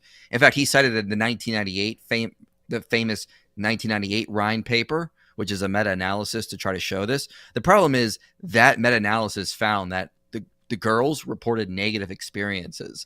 The boys were the ones who didn't report negative experiences with older male interaction or older adult interaction. So ironically, the study he was showing shows that maybe that it's okay for men to go after young boys, but not girls. And that's what he was trying to use to justify child marriage. And the funny thing is, of course, that paper was an outlier. Like, there was an umbrella study done, long-term outcomes of child sexual abuse, and umbrella review. And it just said that, no. You look at all the meta-analysis, the Rind study is an outlier. But Daniel didn't want to tell his audience that. He just wanted to cite the one, but he didn't even read it. If he would have read it, he would never have cited it, because he's a Salafi. He doesn't think any sort of homosexual interaction is good. But Rind was basically saying that it might not be that bad for the boys, but it is bad for the girls. It's like, dude, you obviously didn't even read this paper or any of the papers you cited.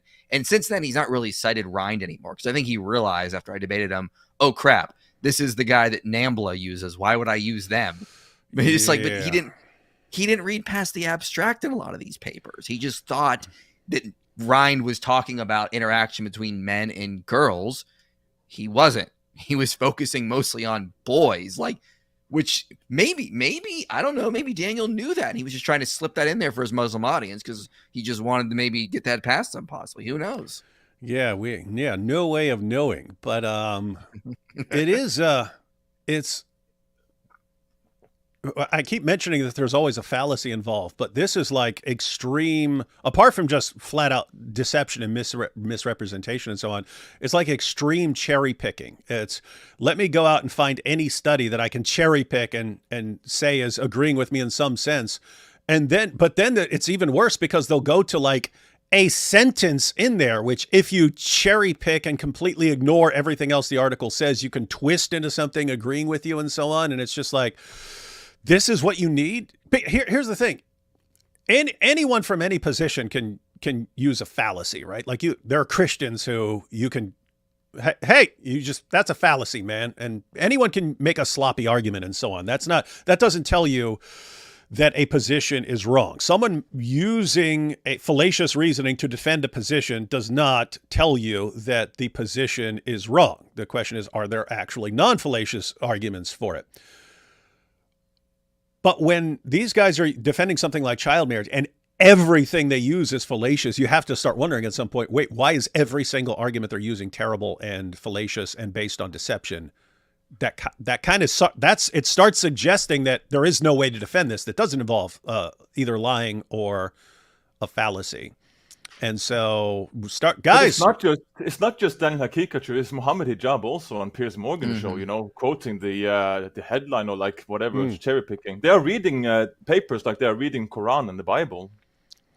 Yeah, cherry picking all the way.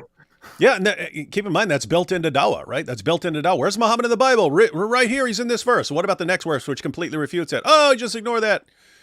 Okay, that's now you're cherry picking. And so yeah, they just applied that. They just applied that to everything, and yeah, now they use it for articles and so on. So what Daniel was just pointing out, not Daniel Hakikachu, the good Daniel here, what Daniel was pointing out was Muhammad Hijab when he was on Piers Morgan. So this is a huge show.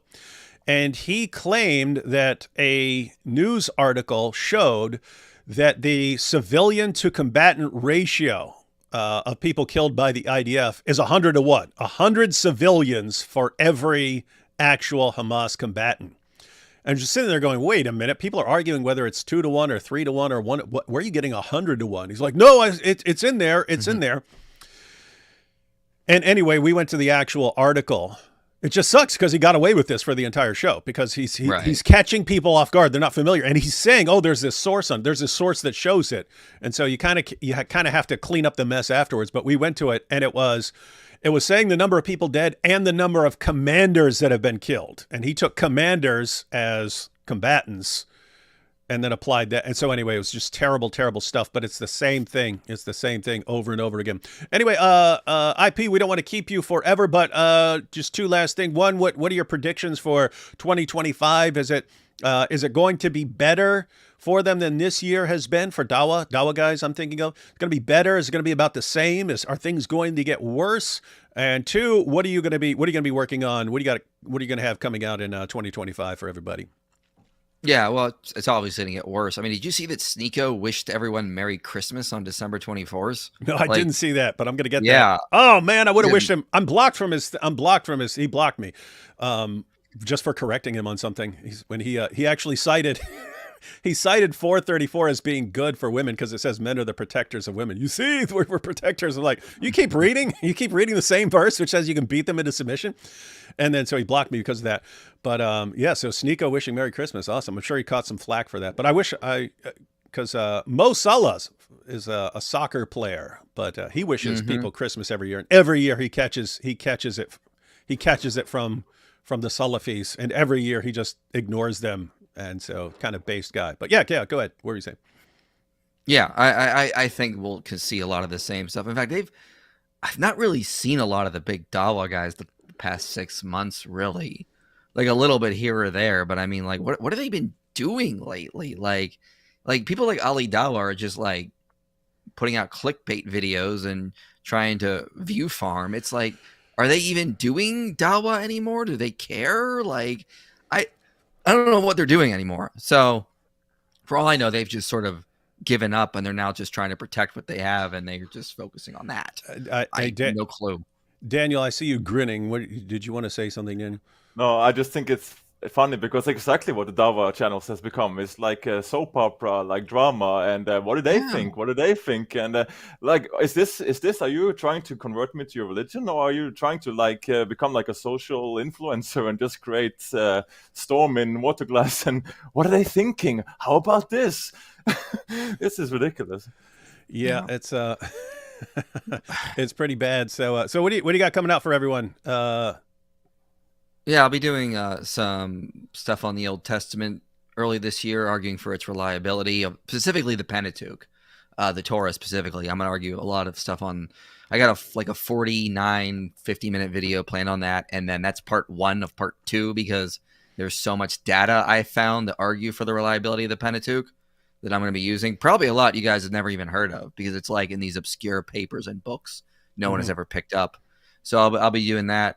And then I'm going to start my series that you told me to do on all the benefits of Christianity. So in June, I'll have a video titled How Christianity Ended Slavery. That's going to be about 30 minutes. I'm working on the next script, which is How Christianity Saved Children. And I'll be showing how the ancient Romans committed vast amounts of infanticide through child exposure, forcing women into brothels and then forcing them to have abortions. So they keep working in the brothels. And then just showing that Christianity led to all these good results about where they were outlawing abortion, infanticide, shutting down brothels, putting children in orphanages and monasteries, which they converted into orphanages because they just wanted to try to help children so much. So I'll be talking about that. Then I'll do one on like how Christianity created human rights. I'll do one on how Christianity spread literacy and education, one on how Christianity created science. So I'm gonna do a whole series on that, and so I'm just writing the scripts for that now. And guys, that's some very important material. Matter of fact, I said that at a conference like 10 or 12 years ago. This was at EPS, and I was saying it to Paul Copan, where he was giving a presentation on how Christianity changed the world. And I was telling him that I'd had some interactions with some atheists right before that. It was, I think it was like a couple weeks or a couple months before that or something like that. But I'd had a debate at Columbia University against an atheist, and I was hanging out with atheists afterwards. And they eventually got to the point where they're saying they don't care what the arguments are, and they don't even care if Christianity is true. All that matters to them is that it's bad for the world. And so I was bringing that up to Paul Copan, and I was like, if that's how lots of atheists are thinking, that I don't even care what the arguments are or care if it's true, I just have a problem with it because it's bad, then it may be more important to be responding to that stuff instead of actually just giving traditional arguments for theism or something like that. So anyway, yep, good stuff coming out from IP. And along the lines of what you're just saying, as far as the Dawah guys like changing, it does seem like they're becoming like gossip channels and so on. Like they're becoming National Enquirer type channels and so on. It's like, you guys are just giving up, man. You guys are just giving up on stuff. AP and I did a video. We responded to that stupid mall event earlier this year, where like people reported like they saw some alien figure. So Ali Dawah did a video. It was a jinn. I'm telling you, a jinn. So we like did a video on that. Like I was like, I can't believe this is what has become of them. Like they're now just gossip chains. You're absolutely right. Wild stuff, man. This is man. Fun stuff. David, this you mentioned about the conference and these people that just really wanted it to be bad. These atheists you were talking about reminds me a little bit of something I quoted in my new book about a study from the atheist experience in 2021, and they posted a question that if God were real, would you worship it? And there were 19,000 people voting on that poll, and 16,500 people said no. So basically 86% of the people, they said that they would not worship God even if it were real. So that's something to take to heart. Like many people out there that they really have this attitude towards God. And there were like 2,000 comments under that poll, and most of them were directed at the Christian God. Yep. That is. These are weird times, but I think things are changing right now. I think things are changing for a couple reasons. So, one of the main ones is the atheists basically had over 2 decades now to show that their theories are correct, namely that as a society becomes more secular and less Christian, it's going to improve and become more scientific. And guess what? That has not happened. In fact, according to Jordan Peterson, it's the opposite. He's saying science is more in date. He said this to Richard Dawkins. He says, you have more problems now saying what you think as a scientist than you did before. So what happened? Jordan Peterson's theory that he proposed was because the underlying axioms that science is based on are religious ideas in nature, then attacking the foundation of that, you're ultimately going to cause problems for science. So anyway, I think things are going to be changing because people are realizing that the predictions of the new atheist have not come true. Anyway, thanks IP for jumping in there, and we look forward to what you've got coming out for us in 2025. Awesome. Yeah, I'll see you guys in the new year. All right, man. Catch you later. And we had Chris from Speaker's Corner in the chat. He says he said in a super chat that he's going to sleep and so on. That's cool, but we are going to actually be looking at a little of his footage later on because he compiled some footage of violence at Speaker's Corner from 2024, and he ended up with like an 1.5-hour video of violence at Speaker's Corner. So we'll be checking out a bit of that, and be sure to check out Chris's channel. Matter of fact, I'll probably add that video to the description box here. All right, Giant DOC, are you still with us? Yo, yes, we are. Still here. Yo, sorry, I know it's late for you guys, but Avery and IP had sort of narrow windows and stuff where they could be on here, so we had to we had to divert. New Year. All right, guys. So we got more guests coming up. We'll have more people with us here in a bit. We're going to have Hatun later on, so that'll be interesting, and more people, so this will be fun. But we do want to get back to our top 5 Dawah fails of 2024. So we had a Ponzi scheme, and then we had the complete meltdown between Jake and Daniel, who were prior to that debate partners, and that meltdown happened a while back, but they're still going. Guys, you can click on Twitter anytime and look at what's going on there. And it's not pretty. Not pretty at all. They're at the point where they're constantly challenging each other to debates, and each one is claiming the other one's dodging, the other one's running. Daniel has renamed Jake from Jake to Joke. And hey, he got that from me. I called him that. I called him. Oh, is that from you? Yeah, he stole that from me. Yeah, because I called him Jake the Fake, Jake the Snake, Jake the Joke. Jake. I just did a bunch of those real quick. Yeah. Wow. Yeah, I remember. Yeah, they couldn't even do that themselves. Yeah, couldn't even come up with their own disses. Yeah, so that's the stage that they're at. They're like, I want to debate this guy. No, I want to debate it. And they were both challenging each other, but none of them were actually committing to actually doing the debate. Both claiming that each other are running. So and Daniel says Jake is called Jake Dodgetella. Yeah. So Dodgetella. So Daniel's called Daniel the Dodger, but then it's Jake Dodgetella. Wow, this is Dawah. This is guys, keep in mind these are not random people. These are some of the top Dawah guys. And really, I didn't think Jake had it in him, because when a new Dawah guy comes along, I'm always thinking like, how much division can this guy cause? And if I think he's going to cause a lot of division in the Dawah community, I really, really, really like him, and I think it's great to give the guy as much attention as possible. With Jake, I was like, you don't have the personality for it, man. You can't be a popular Dawah guy. You're not going to be useful. But he's proving me wrong. He's proving me wrong. Yeah. He's actually legitimately causing tons of division. It's awesome stuff.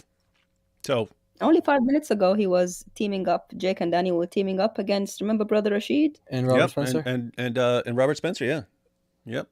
And now they fell out. They were going to be the new dynamic duo, the dynamic debate duo, and didn't last. Can't last. Guess who put that beautiful team together? Muhammad Hijab. Yeah, everything he does is a fail. Great job. It turns into a failure. Wow. Hijab's just hitting grand slams. First, he gave us he gave the Ummah Andrew Tate, vouched for him. Then he vouched for the powerful teamwork of Jake and Daniel. Awesome stuff. Yep. Bang up job, Muhammad Hijab. All right, let's jump back. Now we have number 3, Dawah fail. And now they got me wondering, because the first two Andrew are pretty Tate. rough. Here we go. Yeah. Andrew Tate disowned. Stop being gay. Who's the one that's gay? Who's the homo? It's you, Tate. Alex, isn't it Easter Sunday? What is this? Yes. Oh, yeah. So we are going to church. Know about this? Well, I'm going. So it's midnight and we're going to worship Jesus. Yeah. So we're a bunch of guys getting in their supercars on a mission to go and praise Jesus. Basically, yeah. Praise the Lord. Let's go. Amen. Nothing more inspirational than saddling up with your boys in a bunch of supercars and taking time out your day to go and praise the Lord Jesus Christ. It doesn't get better than that, does it, Bailey? It doesn't. Andrew, you're at church. Amen, brother. Yeah, absolutely. It's amazing. We're at church. It's midnight and we're going to light a candle. I can't wait. Me neither.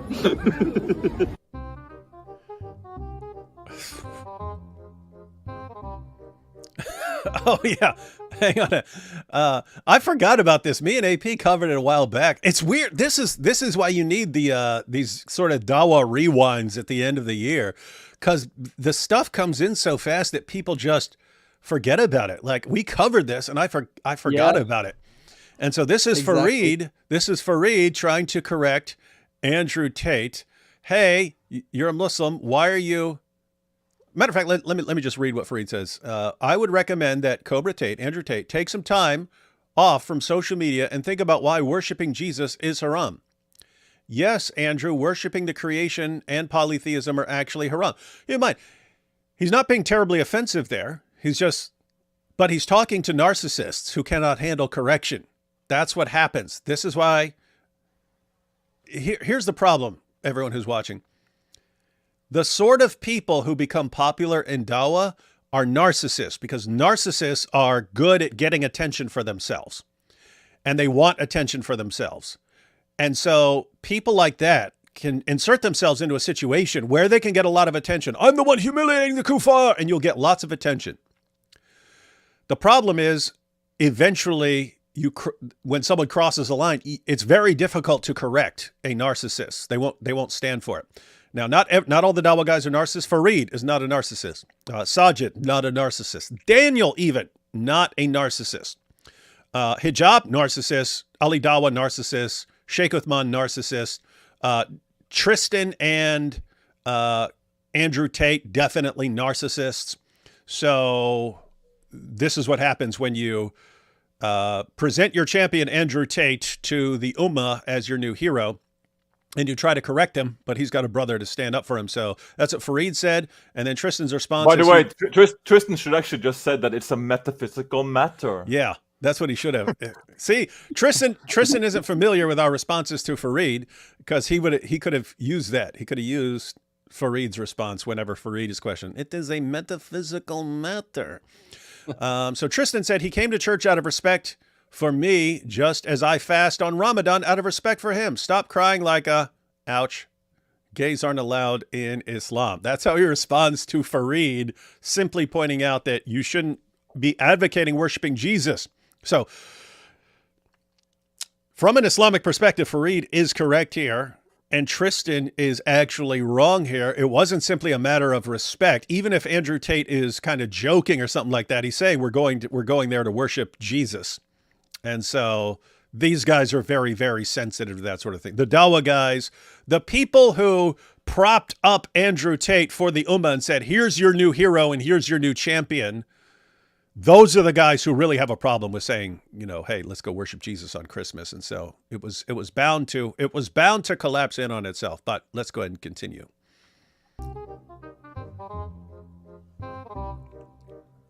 Stop being gay. Hang on. Why are Muslims more upset with this post than they are with Andrew Tate openly worshiping Jesus in public at church on Easter Sunday? This says a lot about the status of Muslims today. Oh, so they were more upset with him posting that little picture there. Okay. Yeah. I forgot about that too. Cry more. I didn't know gays were allowed in Islam. Stop being gay. Burn. All the Muslim grifters are turning on each other. So let's see this sure clip are. from Sneeko, and I'll reply to it. By Andrew's logic, white supremacists are totally right. He should be kicked out of Romania. You see how stupid that is? Like, why is Andrew trying to be a white supremacist now when he's black? You're right, I am black.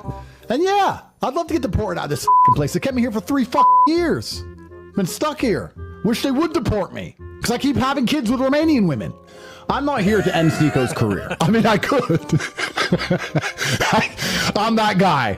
They should kick him out of Romania. Well, yeah, if they want Romanians here, they'll let my ass come here and human traffic. They should kick me out. If you believe that you're superior because you're white, you are Jewish. What race are you? Oh, man. Oh, boy. Did Sneeko just say, if you believe you're superior because you're white, then you're Jewish? Yes. Yeah. He actually called Andrew Tate a Jew. Yeah. Which is weird. This, guys, can't make this up. Yeah, I'm concerned that there are people in the chat who do not know that the people we're dealing with, these are like the heroes, right? These are the heroes of Sneeko. Yeah, Sneeko and Andrew Tate, they were the poster kids for, you see, it's working. Now we're getting powerful influencers, and you see what they're doing. There's going to come a time where we're going to have to go back to our videos when these things were happening, and we're just sitting there going, this is going to be bad for you, and you're too dumb to realize it because you're so desperate. It's like, back then I compared it. I compared it to someone who's drowning. If you're drowning and stuff, it's dark and you're drowning, and you're gonna latch on to anything you can grab onto. You don't care what it is. You're not thinking about it. You're just, my goodness, I'm drowning. I need to grab onto something. That's what they were doing when they started clinging to Sneeko and Andrew Tate and so on. I said, this is not, you do not know what you do not know what you're latching onto now. This is going to hurt you bad eventually. And certainly looks like that. You warned them. You did warn them. You did. Can't say that Dizzle didn't warn you, but let's see what we got here. Blasian, and there's a little bit of Jew in there too. He's kind of like one of those girls who like starts a fight and gets in your face and says, hit me then, hit me, hit me, hit me, and then like hits you 3 times, hit me, and then you hit her and she's like, oh. What did Tate say? Tate says, I stopped talking to you years ago for a reason. Okay, you know, I give a fair criticism based off of Islam there. If that's what you believe instead of Islam, then okay. No, Sneeko, that's not what happened. You questioned my faith and called me a Jew, so you were responded to in kind. You cannot be a passive-aggressive little girl, but if you talk that way to people, you're going to be responded to a certain way, and you do it all the time. It's not just me, it's just who you are. You're very, like, smarmy, snarky, but you deserved it. And you got brutally wrecked because you deserved it, because you can't call me a Jew, and also, just because you've been Saudi and I've been trapped on house arrest, you don't get to be a better Muslim than me and tell me how the world works, either, friend. No hard feelings, but you deserved it. Right? If you said it in person, I would have knocked your ass out, and I would have helped you get up afterwards and said, sorry, sir, I had to break your jaw. Anyway, no hard feelings, friend. You must be a idiot or hate white people. The only racist here, sir, is you. It's actually gay. Yeah. The Dawah champs. All right, so anyone got any thoughts on that? Good. The usage of Jew as a weapon of identity it's interesting. You know, it's very problematic. But how did that make you feel as someone who's half from Jewish? That background? Yeah, it feels really awful. I think anti-Semitism is it's a disease. It's an illness. I mean, how would people feel if people said, look at the movie True Lies, look at Delta Force, look at all these movies and say, look at these Arab depictions. All Arabs are these horrible, evil people that want to do jihad. I think it would be hard if someone showcased and said, well, this is what an Arab is. It's the same kind of thing, I think, with showcasing Jewish people in this way. It is interesting how their level of insults against each other. You're gay. No, you're a Jew. You're gay. No, you're a Jew. Well, you're not fully white. Well, you're not fully white. Oh, you're this, you're that. Well, you're gay. Well, you're hey, go be gay somewhere else. Go be a Jew. This is like, these are the poster boys for Dawah. These were their 2 big hopes. Guys, you had the Dawah guys. Then you had these converts who were propped up as, you see, we're making a difference. This is the proof that Dawah's working and we're winning over powerful influencers. And then you catch up with those powerful influencer converts to Islam. A couple years later, gay, no, you're a Jew. Well, you're gay. Well, you're a Jew. Gay Jew, gay Jew. This is how things are going. Awesome stuff. Can you imagine William Lane Craig? Can you imagine Dr. William Lane Craig and Gary Habermas and stuff talking to the John like this? That's actually a perfect example. Yeah. Yeah. So there are basically 12 facts that show that my opponent is in fact gay. Well, Dr. Habermas, you're a Jew. Well, at least I'm not gay, and here you got to have 12 facts. It's like we can't even comprehend that. Premise 1: you are gay. Number 1. Wow. All right. Any more thoughts on this, or are we going to jump on to the next point here? Yeah, we can go to the next one. So this is some clips that we did from one of our live streams we did on these topics. So this is the Muhammad Hijab, his dad's university or his dad's college. Oh yeah, I forgot. And I actually I saw a little bit about that, and I saw you guys discussing it a bit, and yet I never really followed it. So I don't know all the details about that. So that's actually good to You might want to get a degree from his college after you see this. Yeah. We should. That would be funny. Is it still up? Because that would be fun. Yeah, it's still up. Hey, we should do it. We should go ahead and pay money and get a degree. It's something like that, right? You send them money and then you get a degree or something. Exactly. Well, you send money is what you do. Yeah. I don't know Okay. about getting. Oh, actually, let me go through a couple super chats real quick. Cyborg Logic, yeah, because I forgot we have all these that were from when. It just sucked. I did the exact same thing again with IP. That we had super chats from when Avery was here, and I didn't read them, and then now I'm reading them after he's gone, and the same thing happened with IP. So let's try and let's go through a couple real quick. Cyborg Logic. So that's when the audio was again weird. Never had that problem before. I hope it's a temporary glitch, but I can complain to the company if it keeps up. Issa is running. You can see it in real time. That's when Issa was bolting from his car. Any updates on the avalanche of apostasy? How do you see the future of Christianity and Islam in the next 30 years in North America and Europe? As far as the avalanche, what I think you mean as far as avalanche of apostasy is you mean, are there any updates on statistics? Because we had the statistic several years ago that 24% of Muslim youth were leaving Islam, and there were stats like that. 100,000 people per year leaving Islam just in the United States. I'm not aware of any recent studies on this. As far as how I see the future of Christianity and Islam the next 30 years in North America and Europe, I think you're going to see a revival, a Christian revival here in the near future, because people are seeing sort of what's going on with Islam and seeing that the new atheism was wrong in its predictions and so on. Whether that revival is going to last and be world-changing, I don't know.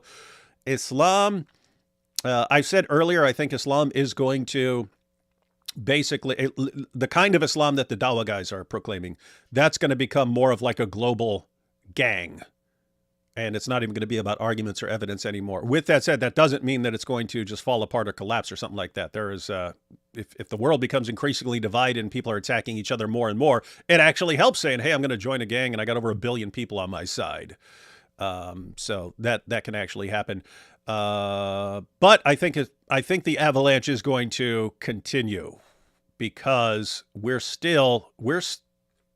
this is very recent, guys. You go back 20 years, people knew nothing about Islam. Now people know some things about Islam, and Islam starts collapsing as people start exposing the false claims of the Dawah guys and so on. So this is just getting started. So this is not ending anytime soon for Islam. Anyone else have any thoughts on this? Nope. I think it hasn't even peaked yet, the avalanche. As much of an avalanche as it has been, I don't think it has even peaked. Yeah, I don't either. Do you know what's actually really interesting? The population of Muslims in the United States is really, really small. Yep. It's like around 1%. It's like 4.5 million. It's half of the Jewish population in the United States. So, I mean, there's not, like in the voting, there's not going to be really a major impact, I think, within the Muslim community in the United States. And this is like all different ethnic groups too. So, yeah, that's something I've pointed out. People are like, is Islam gonna take over the world? It's like, no, the places where people are doing showing the statistics and so on, saying, hey, Islam will eventually be a majority in Germany and in these places in France and so on. Those studies are not about the United States. You have the number of Muslims in the United States slowly increasing, but the population is slowly increasing. So Islam hovers around 1 to 1.5%. And so doesn't look like Islam's going to be taking over. Now, you can have politicians and so on who pander and so on, who can, cause problems and so on. But I don't think Islam's going to be taking over the United States or anything. But there's also just so many closet ex-Muslims, like still goes to the mosque and do the 5 daily prayers and just play up for the show. They are worried of, in the West, if they openly renounce their faith, they will have like a social suicide. And in Muslim countries where they operate with Sharia partially or fully, they get into prison or they get executed. So I think we will never even have like a proper accurate statistic in this either. I would say that's fair too, because a lot of Muslims are cultural Muslims. So it's like, just like you think of cultural Christians, there are folks who go to Eid, go and celebrate stuff with their family, but that's the extent of what Islam is. It's not like you actually know what the theology is. So that's important to think about too. Indeed. So nobody witnessed Paul's conversion. Oh, was that making fun of That's our good friend, the Word and I. No one witnessed Paul's conversion. Topic: do Muslims need Christians to show them the Injil? Yeah, that's another tough one. Yeah, shout out to the Word and I. He does a lot of great streams on TikTok, and he's doing them on YouTube now as well. Oh, awesome. Yeah. We check those out. Mukau says, great job bashing Dawah Gandis in 2024. Looking forward to even more bashing and victory over these Dawah boys in 2025. So glad to have you guys and gals, DOC and Hatun, on the side of Christianity. Thank you and Happy New Year. Yeah, I have to say, everyone, it is much more fun than it was 20 years ago, and there were like 5 of us dealing with Islam, and now there's a bunch of people having discussions and doing shows and making videos and discussing things on Twitter and so on. And you just have still lots to learn and so on, but you have a much bigger base of people who are familiar with a lot of the topics. So you're in the middle of very good times, ladies and gentlemen. What do the Muslims say the gospel Injil is? What do you all say it is? Well, the gospel, it can mean different things in different contexts. If you're talking about the gospel, just means good news. In its Greco-Roman context, it's not just any good news. It's not just oh man, I got a new job. This is the gospel. No, it was certain kinds of good news where it had to do with like a new Roman emperor rising to power, and then the good news would spread that there's a new person who's going to bring peace to the realm and so on. Or if the Roman legions won a battle over the barbarian hordes, they would send back the news of this victory, and that would be the gospel, the euangelion. That's how it's used in its Greco-Roman context. Also appears a couple of times in the Greek translation of the Old Testament, where it's used for the good news of God returning to his people and being enthroned over them and so on. So these are the context of that's the meaning of the term. It was a kind of a technical term. As far as how Christians used it, it can refer to the preaching, the good news that Jesus is preaching, or that Christians are preaching, or it can be a book that contains this preaching and so on. So that's what it is according to Christianity. It can have a couple of different meanings. In Islam, it's supposedly a book that Christians have that was also given to Jesus. Now that's a problem in itself, that the Injil is supposedly given to Jesus, and yet the Injil is a book that Christians have. And so it's kind of a problem because Christians don't have a book that was given to Jesus in the way Muslims think, like as far as a book given to Jesus and then Jesus gives it to his followers and they pass it down. We don't have anything like that. So that would be a problem for Islam. I have to say, the way to get around that problem would be to do exactly what Christians do, to say that when it's talking about Jesus receiving the gospel, it's talking about the message. When it's talking about a book, that it's what Christians have. That's how you would get around that problem and not have the Quran in an obvious error there. But it doesn't help, because as soon as you say, oh yeah, the gospel, when it's talking about a book that you have, that's talking about the fourfold gospel that you guys have. The fourfold gospel doesn't line up with Islam. So that's why we ask the question and let them answer it. There is no good answer to that. CO says AP sucks. That's pretty rude. That's not nice. That's pretty rude. True, but mean. Wishing all a happy, safe, prosperous, Islam crushing, exposing New Year. That's a good New Year's wish. David Wood, who is nerdier, Mike Winger or someone with a doctor's in philosophy? Mike Winger.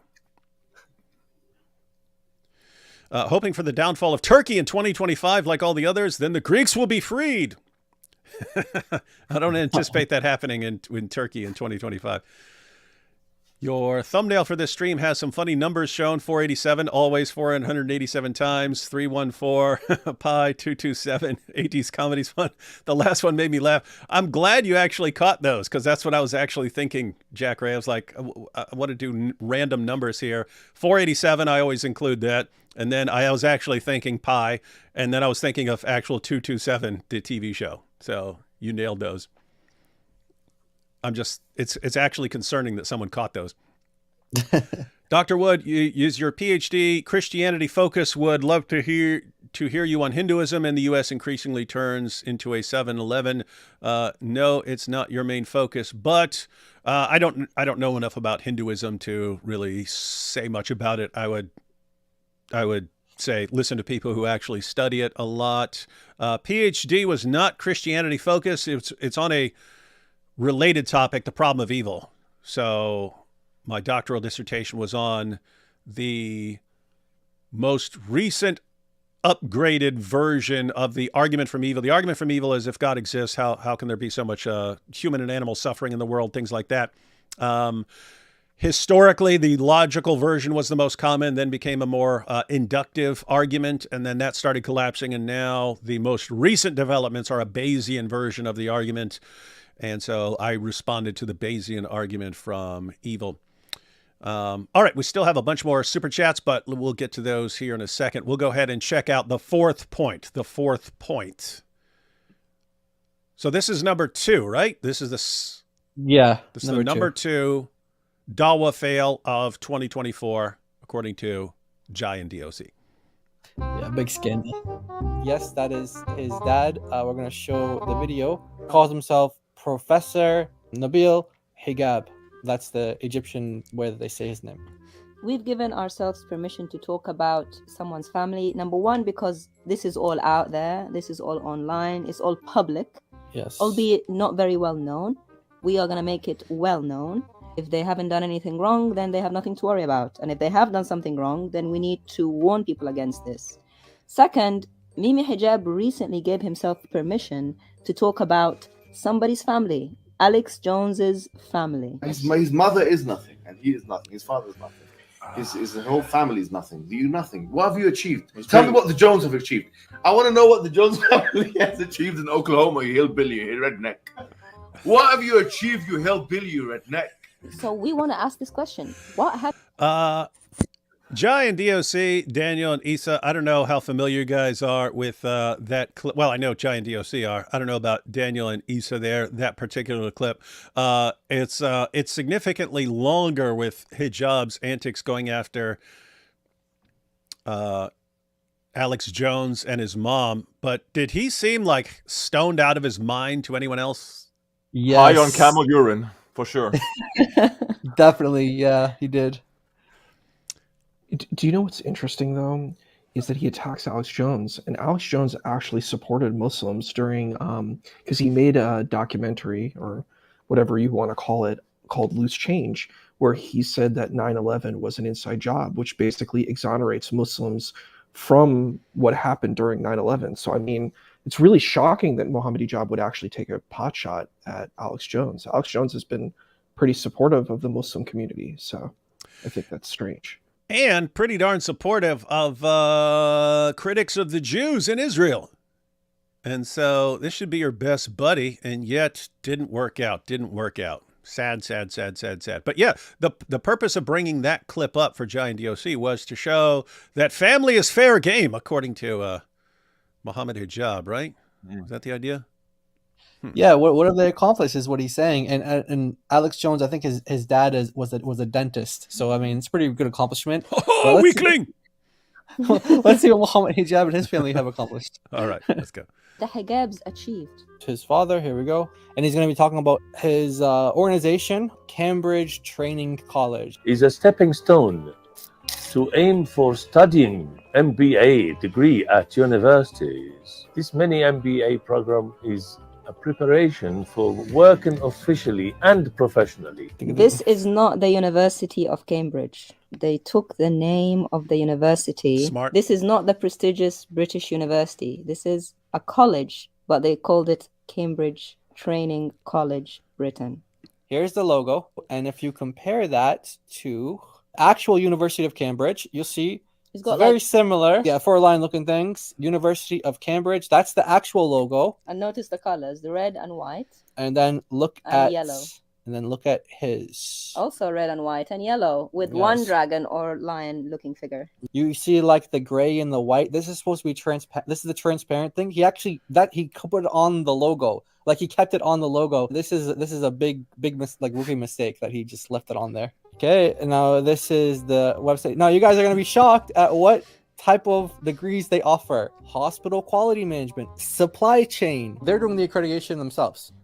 Airline courses. Oh my! You guys want?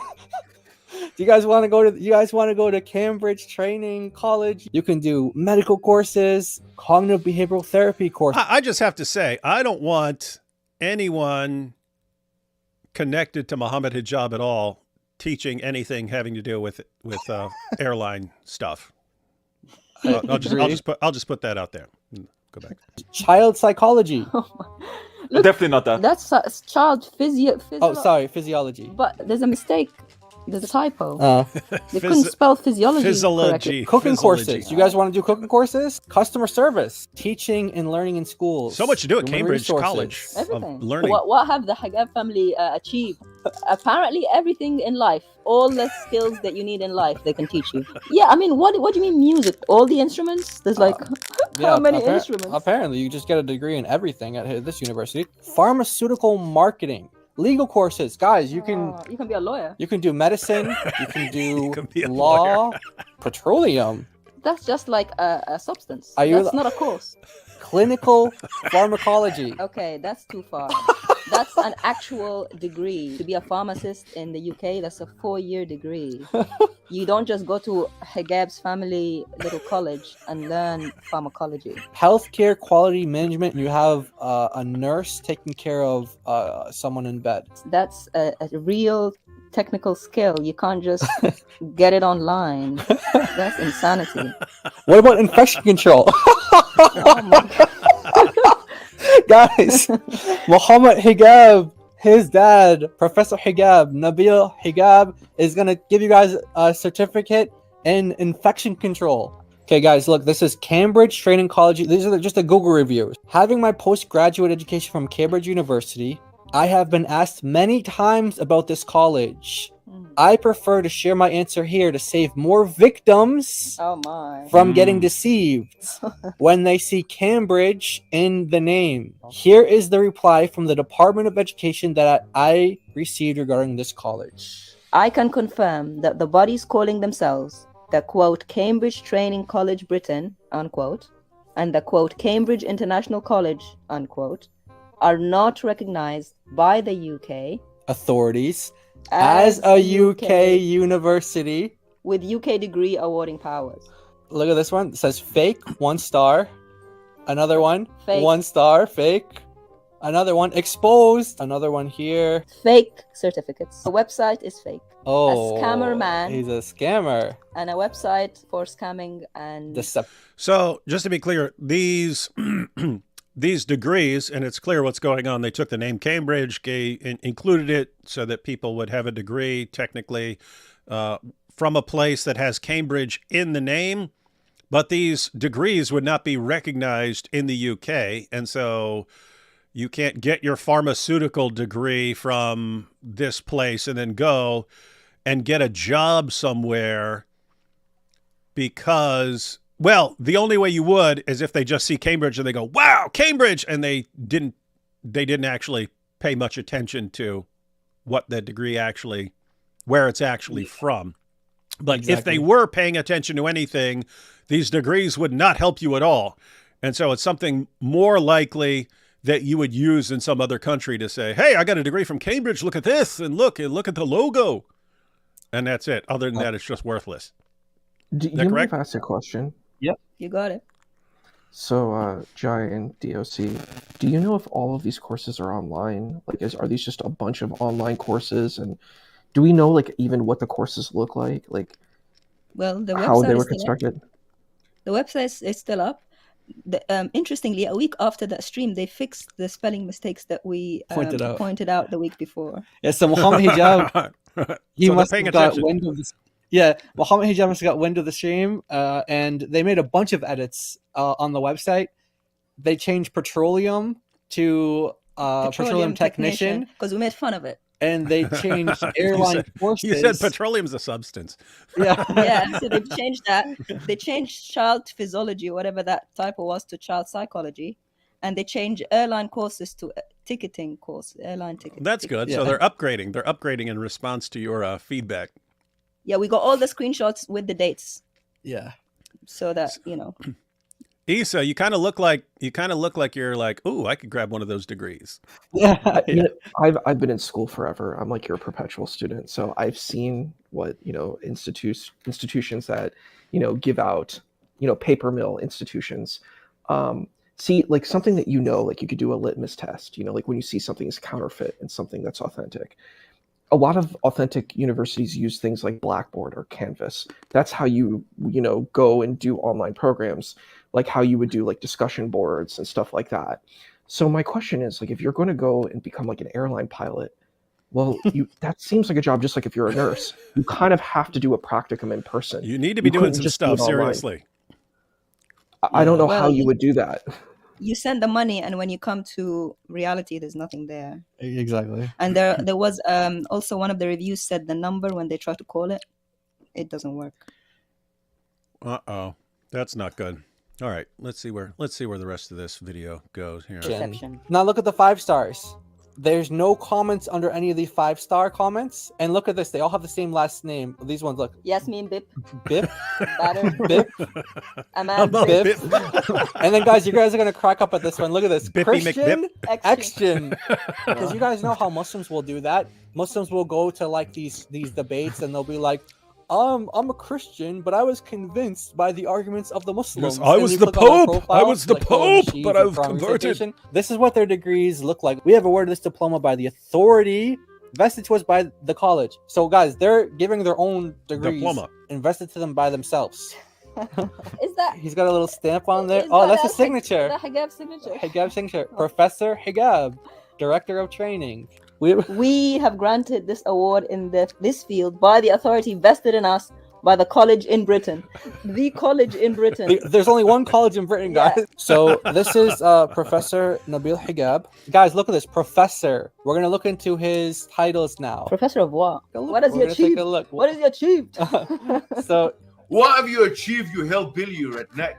Managing Director of CDC Britain. That's the Cambridge Training College, which Muhammad Hijab, his son, was the director of for 4 years until he started going to Speaker's Corner. What is this? Honorary professor. Be very careful with how you read this last word here. Examinations and assessment. Guys, assessment. That's not a word. Professor. Honorary degrees, honorary professors. They have a database for this. And guess who doesn't appear on the database anywhere? Let's see. The professor himself. Professor Hijab has worked as a qualified assessor for many years in the field of English language and teacher training to English teachers, assessing vocational qualifications in Britain and international.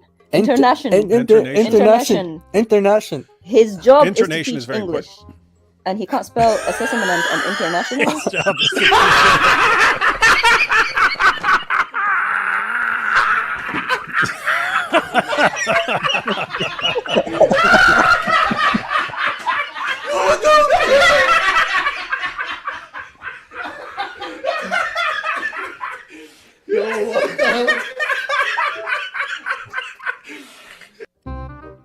Yeah. Wow. That was it. So the LinkedIn page that was really crazy. After that, they actually edited it to where they first of all they fixed a bunch of the typos we pointed out. By the way, we only put two typos here for the sake of time. They spelled university wrong. Many typos. University was spelled wrong. Yeah, if you go back a little bit, you'll see University of Manchester is spelled wrong without an I. Yeah, and lots of others like the MacArthur dictionary was spelled wrong. And Nabil Hijab, the dad, called himself the KFC. He is to KFC to the college as Colonel Sanders. Colonel Sanders. Yeah, that's what he actually said on the LinkedIn page. And after we made fun of all that, now you can't find the LinkedIn page. It's privated. Well, first, what he did was, because we showed on the University of Manchester's websites that they actually list who their honorary people are, whether they're degrees or professorships. He wasn't on there. They actually changed it. They erased the honorary professor, so he's no longer Professor Hijab anymore. They turned him into doctor, and then they just deleted his LinkedIn page altogether, so it's completely privated. Yeah, so he took away his professorhood and the honorary side of it and just called himself doctor. And we got screenshots of all these changes and the dates on our YouTube channel. Yeah. So again, people might be thinking, oh, why are you going to go after Muhammad Hijab's dad? Well, that's what Muhammad Hijab does. He says, hey, I'm going to make fun of your dad for not accomplishing something. And he was saying that about someone who was a dentist. That's what he was. And we know what is considered a very, very strong father figure to Muhammad Hijab. It's someone who is a big con artist. Yeah. And that's actually perfect. I mean, think, if this guy's a professional con artist, this makes a lot of sense. Those are exactly the skills you would want in Dawah. You'd want the skills of a con artist. You'll do very well in Dawah. Well, at least he had many. At least he had many references from the Bip family. Yeah, that is the famous Bip family. we have Albert Bip, Bobby Bip,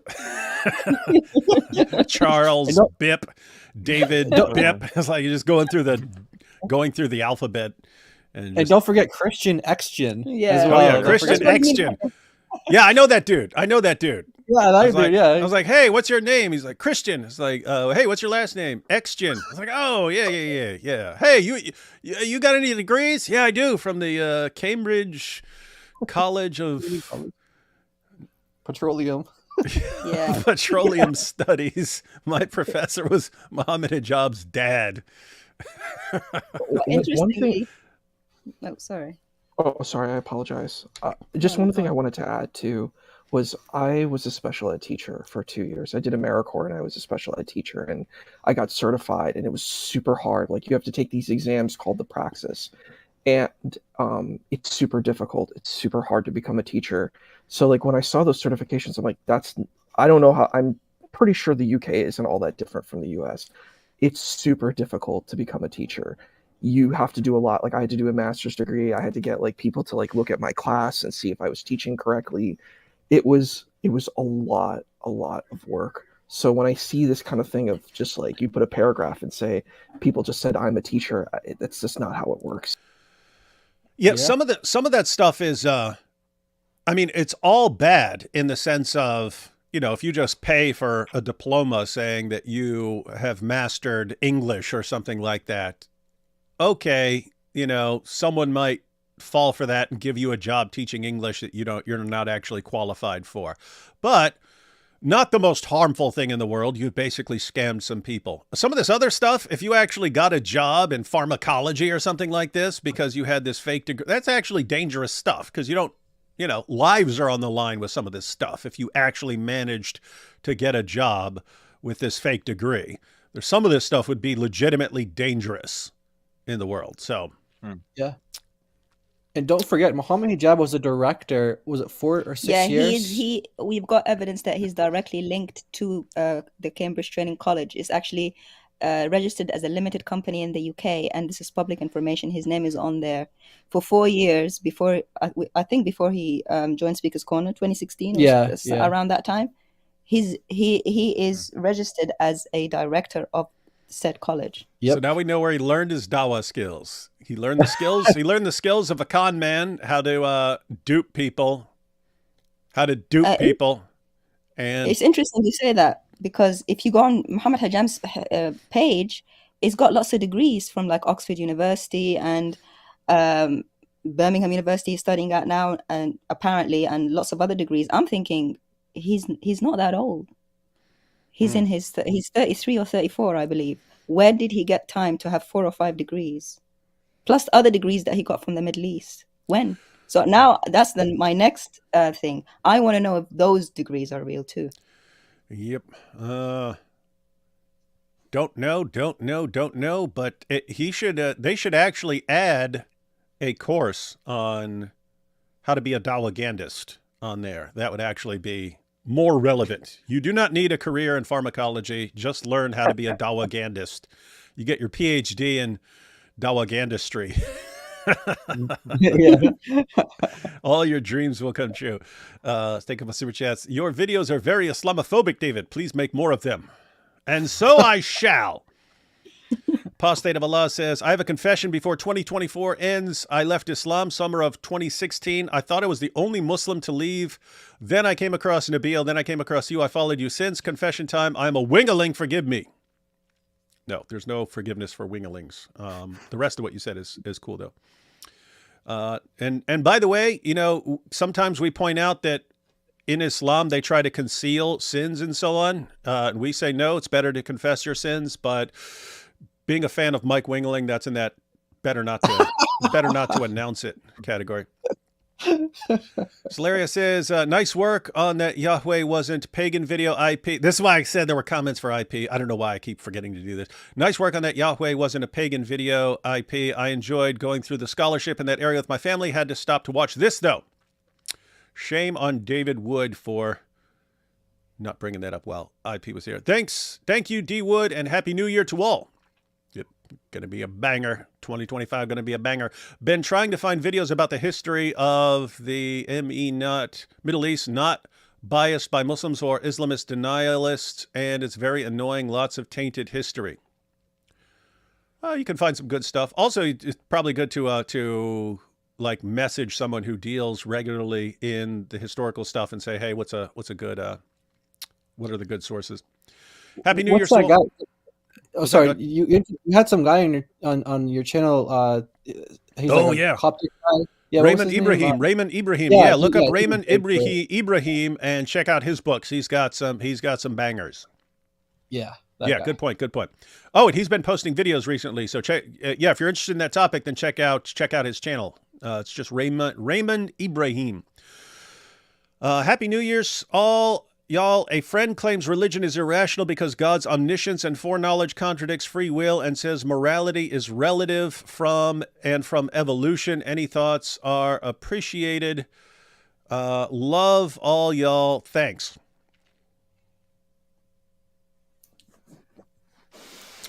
Multiple problems here, so we won't go too deep into the problem of foreknowledge and so on. But if you don't have some divine realm or something like that, then free will would be an illusion.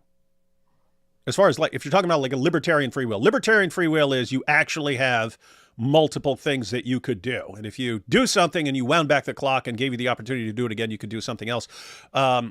If you toss out some sort of divine or spiritual realm or something like that, you're stuck with pretty much straightforward physical causation. So the question is, if you did have legitimate libertarian free will, could God have foreknowledge of what you would do? You have multiple responses. That there are four main directions people have gone in responding to that. Various theologians and philosophers over time.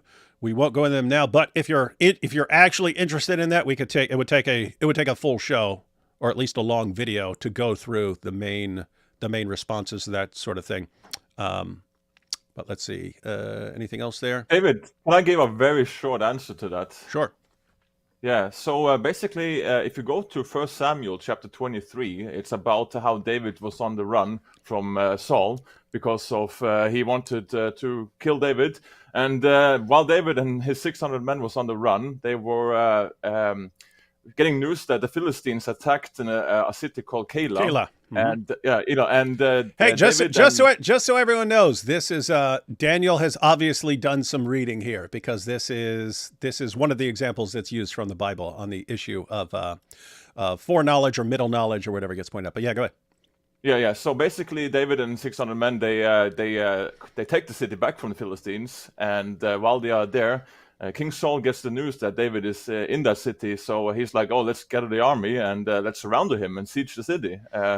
And then David hears this, and he gets in quite panic mode. So he calls the priest and get this ephod they had back then, and he used that to call on God and say, "Oh Lord God, your servant has heard that Saul is coming here to surrender and seize the city.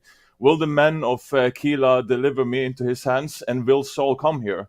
Now, both to these questions, God says, yes, Saul will come down here, and yes, the men of Keilah will surrender you to him.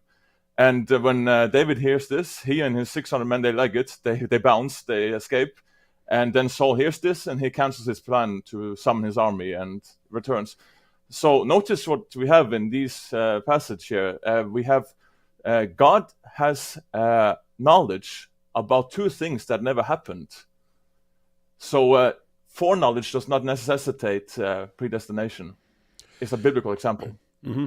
Yeah, and so guys, that is one of the four basic directions people have gone in on this issue. That's the direction of middle knowledge, that God knows what you will do in different situations, and you're still not determined to do those things because God says here's what he'll do in this situation and so on, and it's something that never even happens. In other words, it's Anyway, you can look up middle knowledge, but there are a lot of different options about this. As far as morality being relative from evolution, yeah, I think you are kind of stuck with that. But I don't believe morality is some morality is relative and so on. But if he's just saying, hey, this is how things have happened, therefore morality is relative, well, I'm assuming that would be part of what you're debating, whether morality is relative and so on. But yes, if atheism is true and atheistic evolution were the only option in town, you'd have your moral values are basically a combination of how you're wired and what your society teaches and so on, and what your personal preferences are and so on. It's nothing deeper than that. Whereas if you have something else in the picture, like a moral lawgiver or something like that, then you could get something that's beyond moral relativism. But we could talk about stuff like that in the future. A couple more, and then we'll. What's that? Notice here we're talking about morality and the foreknowledge of God, etc. And on the other side is you're gay. Yeah, no, you're gay. Yeah. Okay. No, you're gay. No, you're a Jew. No, you're a Jew, but you're a gay Jew. Oh, that's the worst of the worst, being a gay Jew. Just thought I'd point that out. Yeah. It's weird if someone like just tuned in the middle of something and heard us, gay Jew, gay. Let me get off this horrible channel. What is this? I do not know what this is about, but I'm getting some coded language from Turkish people here for some reason. Yeah. Turks always try to derail everything. Thoughts on Ezekiel's prophecies on Egypt as Nebuchadnezzar II failed to invade Egypt? If conditional, Jeremiah 18, how do we know Nico II repented? A bit too much, unless anyone wants to respond to this. That's a bit much for right now because we're trying to go through our top 5 Dawah fails. But Veritas, bring this up in a future live stream where we're dealing with some related topic. We're trying to recap Dawah fails of 2024. Happy New Year, all. Praying you guys are blessed in 2025. Keep up the awesome work. Here's Chris in Speaker's Corner when he said, Happy New Year to you guys. Too late for me in Britain land. Daniel, however, clearly just never sleeps. If you're talking about Daniel, who's here with us, yes. And if you're talking about Daniel Hakikachu, well, he does sleep with minors, apparently. Just kidding. Come on. I don't know what that guy does, but I know he defends some really creepy stuff. And John 832, Happy New Year. Love to you all. Thank you. We got more super chats. I guess people are tossing in super chats because it's the end of the year. But let's go ahead and get through the number one. Hey, look at this. Yes. You have Uthman on here as your number one. This is what I mentioned. Like there are other like messed up scandals of 2020. You would have to do like a top 50 list or something like this. Yeah, go through all of them. But like the other main one I was thinking was that guy from that Islamic school in Texas who was having. Oh, Wissam Sharif. Yeah, he did make our list, but not the top 5. So he would be on the top 10 list, but he didn't make the top 5. He didn't crack the top 5. So that was a guy, everyone, who's he's a Quran teacher, And I don't mean just some random tiny one. He's the one who ran their what is it, Revolution Dawah something campaign around the world, taught tens of thousands of students, and was apparently having his young students and mothers make pornographic content for him. Pretty disturbing, But that's not on the top 5 list, and it's definitely not number 1. For number 1, we have Uthman ibn. So many Uthmans to choose from. Let's see what happens. So the question is for Osman. Osman bin Farouk, why you married a married wife? Why you keeping her in your house? Can you give answers? So far, no answers. Why you hiding? So I'm a second wife. My husband had a first wife before we got married, and she's from Pakistan. She's never worked a day in her life, and she's in her late 30s. We have 4 children together. Alhamdulillah, may Allah bless them. So we're just We confirming have 4 some children details. together. Alhamdulillah, may Allah bless them. My husband is a sheikh. I can't share who he is, but he is a worldwide known sheikh. For people who don't understand what's going on here, you have Sheikh Uthman there on the left, Sheikh Uthman ibn Farouk. You have Abu Adnan, that's the guy on the right. Then you have in the middle the woman in this love triangle, marriage triangle. So she was married to Abu Adnan, if I recall correctly, because there's multiple overlapping issues here, but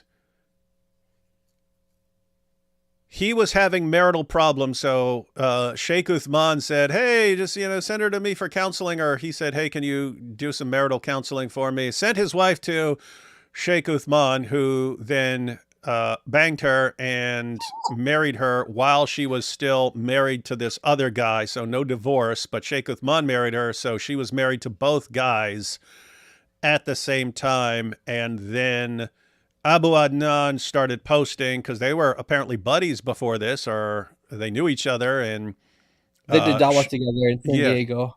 And Sheikh Uthman was his hero, and you say, okay, well, if anyone can straighten out my wife, it's Sheikh Uthman, and then all of a sudden, oh, he's banging my wife, and what do I do? And so he started posting videos on Twitter, and we went through some of those during a live stream a while back. That's is that basically the story here? Yeah. Yeah, that's the story. And it was actually Othman who officiated the marriage between them two.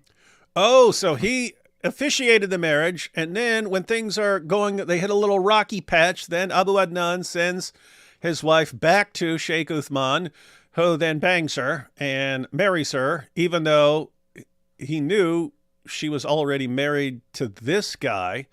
And keep in mind, Sheikh Uthman during this time is already married to someone else. So he's in a polygamous marriage, even though he lives in the United States. If you're wondering how they do that, they do their marriages through the mosque. So you have lots of polygamous Muslims in the West. They just do their marriage through the mosque or something else, and the government has no idea. It's actually rough because you'll have Muslims in the UK who are married to 3 or 4 wives, but it's just through the mosque. And so the wives are officially unmarried, and so they get government benefits. And so you can actually pay. The taxpayers are paying for these Muslim men to have multiple wives. Wild stuff. I actually want to verify this. This is actually true. I've seen it in practice. And I've seen it too. horrendous. I've seen it too. I knew a woman who was the second wife. She's no longer the second wife, but yeah, she was the second wife in Michigan. So it happens here in the U.S. too. Like in my family, if someone did polygamy, it would be a huge scandal. It's so wrong. It's so taboo. It's like you don't do it ever. Like my dad would not even step in the house of a polygamist. Like that's how intense it was for him. Like he was a super anti-polygamist. Which is interesting, but I like him already. He's not with us anymore. May he rest in peace. But thank you so much. Yeah, he was a very wonderful man. But the point was, he believed marriage was a sacred bond. That was a very important thing. Weakling! No, you are there to show your wife that you can beat her whenever you want. Yeah, that wouldn't be appropriate. But the thing was, I've seen this happen, and it's very predominant within the Salafi community. Like my city is a very Salafi city, and it's terrible what happens to women. It's terrible what happens to women. It's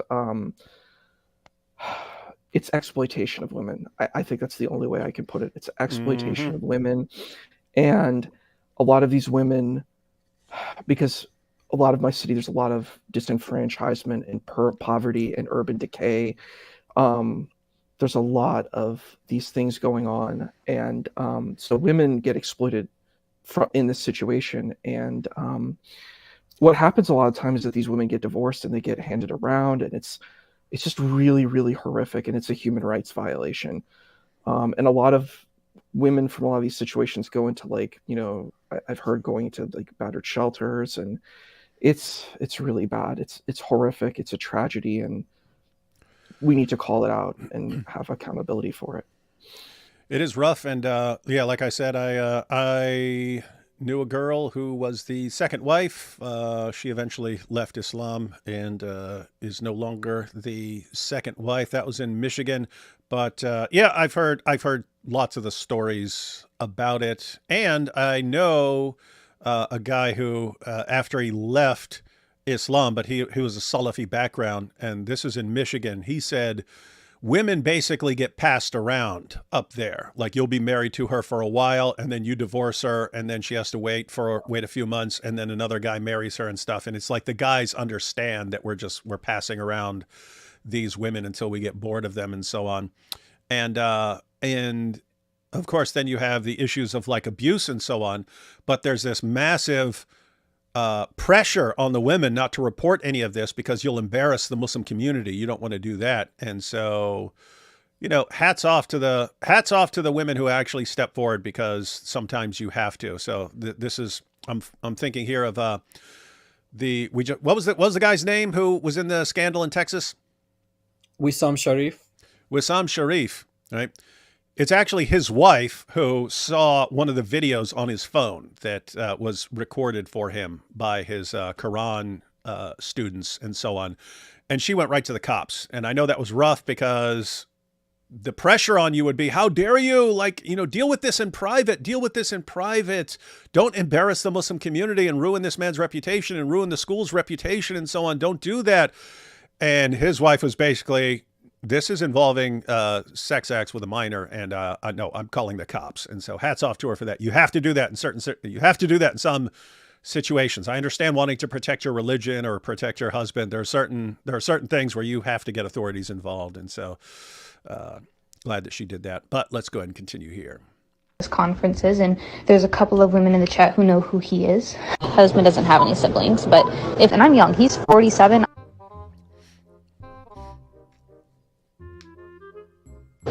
He's 47. My husband is a sheikh, and he's the imam of my masjid. My mother-in-law is staying with me for a little while. And like I said, I'm a second wife. So he took my mother-in-law to his house for dinner last night. My husband has a master's in hadith. Graduated from the Islamic University of Islamabad with a master's focused in hadith. Especially footnotes. Why you married my wife? I didn't marry your wife. What is she now? Why are you asking me where your wife is? Where is she now? You should know where your wife is. Where she's now? I discovered my wife is at your house. No, I'm not gonna sit down. You have... No. Why my wife is doing in your house? Asking you nicely. I'm not... To stop. Guys, my wife is at Osman's house. What she's doing there? Osman, how did you know? How did you know her number? How did you know her number? You moron! You were the one that begged me to call her. You. If you're gonna keep calling me names, I'm out. You calling me names? You are a moron. He's calling me. Osman is calling me a moron. I cannot speak with a sheikh who's more. Hey, be happy. At least he's not calling you gay and Jew and stuff like we hear from the other Dawah guys. But guys, these are not random Muslims we're talking. These are like the heroes of Dawah down the line. This is how they act. Anyway, wild stuff. Let's go. What my wife is doing in his house, Yusuf. What she's doing in your house? What are you talking about? What she don't lie. What's up? What she's doing in your father's house. Don't ever talk to my son. Don't ever talk to my son. You understand? You have mental issues. I have your apology on audio, video. You're crazy. Don't talk to my son. Yusuf, what she's doing in your house? What's up? What she's doing in your father's house. Yusuf. No. You are crazy. Yes, everybody here sees you are crazy. You don't know where your wife is? My wife is that's doing your in your problem. house. What she's In doing in your house. in my house is my wife. I know where my wife is. If you don't know where your wife is, you're not a man. You're not a man. In your house. If your wife was in my house, why don't you come take her? Be a man. You're not. You're a woman. That's what you are. You're a drummer. You're crazy. You're a moron and a woman. And you're feminine. How's that? And you're a liar. What she's doing in your house? I have to say, you can't call Abu Adnan a woman. He's got a pretty awesome beard, and I have to say, it's a better, stronger, manlier beard than Sheikh Uthman. Just have to give credit where it's due. I'm saying that as someone who has a very, very small beard. This guy has a really strong, manly beard, so you can't call him a woman. Just because your wife married somebody else doesn't mean you need to be here. You married her. You played with her mind. You didn't talk to her new husband. You call me crazy. What kind of sheikh are you? She's never been in my house. She is renting She rented from my mother, not my house. Can you show me or provide receipts? She's renting, no problem. You show me, okay. I'll go get them. Yalla. I was asking you for 5 months for receipts. I told you already. You're a liar. Again, you're lying. I told you on the phone. Listen. He's just trying to get attention. That's all he wants. That's all it is. Yeah. What she's doing in your house? Okay. Come on. Why she calls your mother my mother-in-law? Why she's telling her her? Don't touch me, guys. Don't touch me. Here now, I need my rights right now. Come here. I'm not gonna move. Don't touch me. Don't touch me. I went to confront him. I went to San Diego, and then he called the police on me. He forbid me from entering the mosque. You're not allowed to be here? I'm not allowed to be here? Yes. Why? Because the one who organized that event said you're not allowed to be here. Why? So, I am a Muslim. I don't care. The one who's in charge of that event, he said you're not allowed to be here. I don't want to call the cops or anything. Call them. It's a house city police department, so they just said that you're not welcome at the mosque. For them. Okay. And I'm just translating. Okay. Yeah. And do you have your ID on you by chance? no, I don't have it here. Okay, what's your name? I will not come here. Okay. And I just have to let you know that if you come back, you will be arrested for trespassing. So I am from the mosque, inshallah, and as someone who's been locked up, Abu Adnan, I want to give you some little advice. When they say, if you come back here, we're going to lock you up, you're supposed to yell, jail ain't nothing but brick and steel. That can't hold Abu Adnan. That can't hold Abu Adnan. That's what you're supposed to do. And then Sheikh Uthman is not going to say you're not a man anymore. He's going to be like, whoa, I took the wrong dude's wife. So little heads up there. I was forbidden by Osman from praying inside. So those guys here are Osman thugs. Yeah. They're like the right hand of Osman. They're slaves of Osman. ممنوع صلي. You're not going to be welcome in there. You need to stay over here. You need to stay over there. You can't go in there. It's private property. Yeah. You're on my way, brother. Just move, please. You can't go in there. Move from my way, brother. You're blocking the alley. You're blocking the alley. This is Osman's wife. See? They told her to leave. Subhanallah, wallahi. See, they told her not to get in. They told her to leave. Subhanallah. Yes, this is Osman's first wife. She knows that her husband did something wrong. That's why they told her to leave. Wow. So, this And is... oh, go ahead.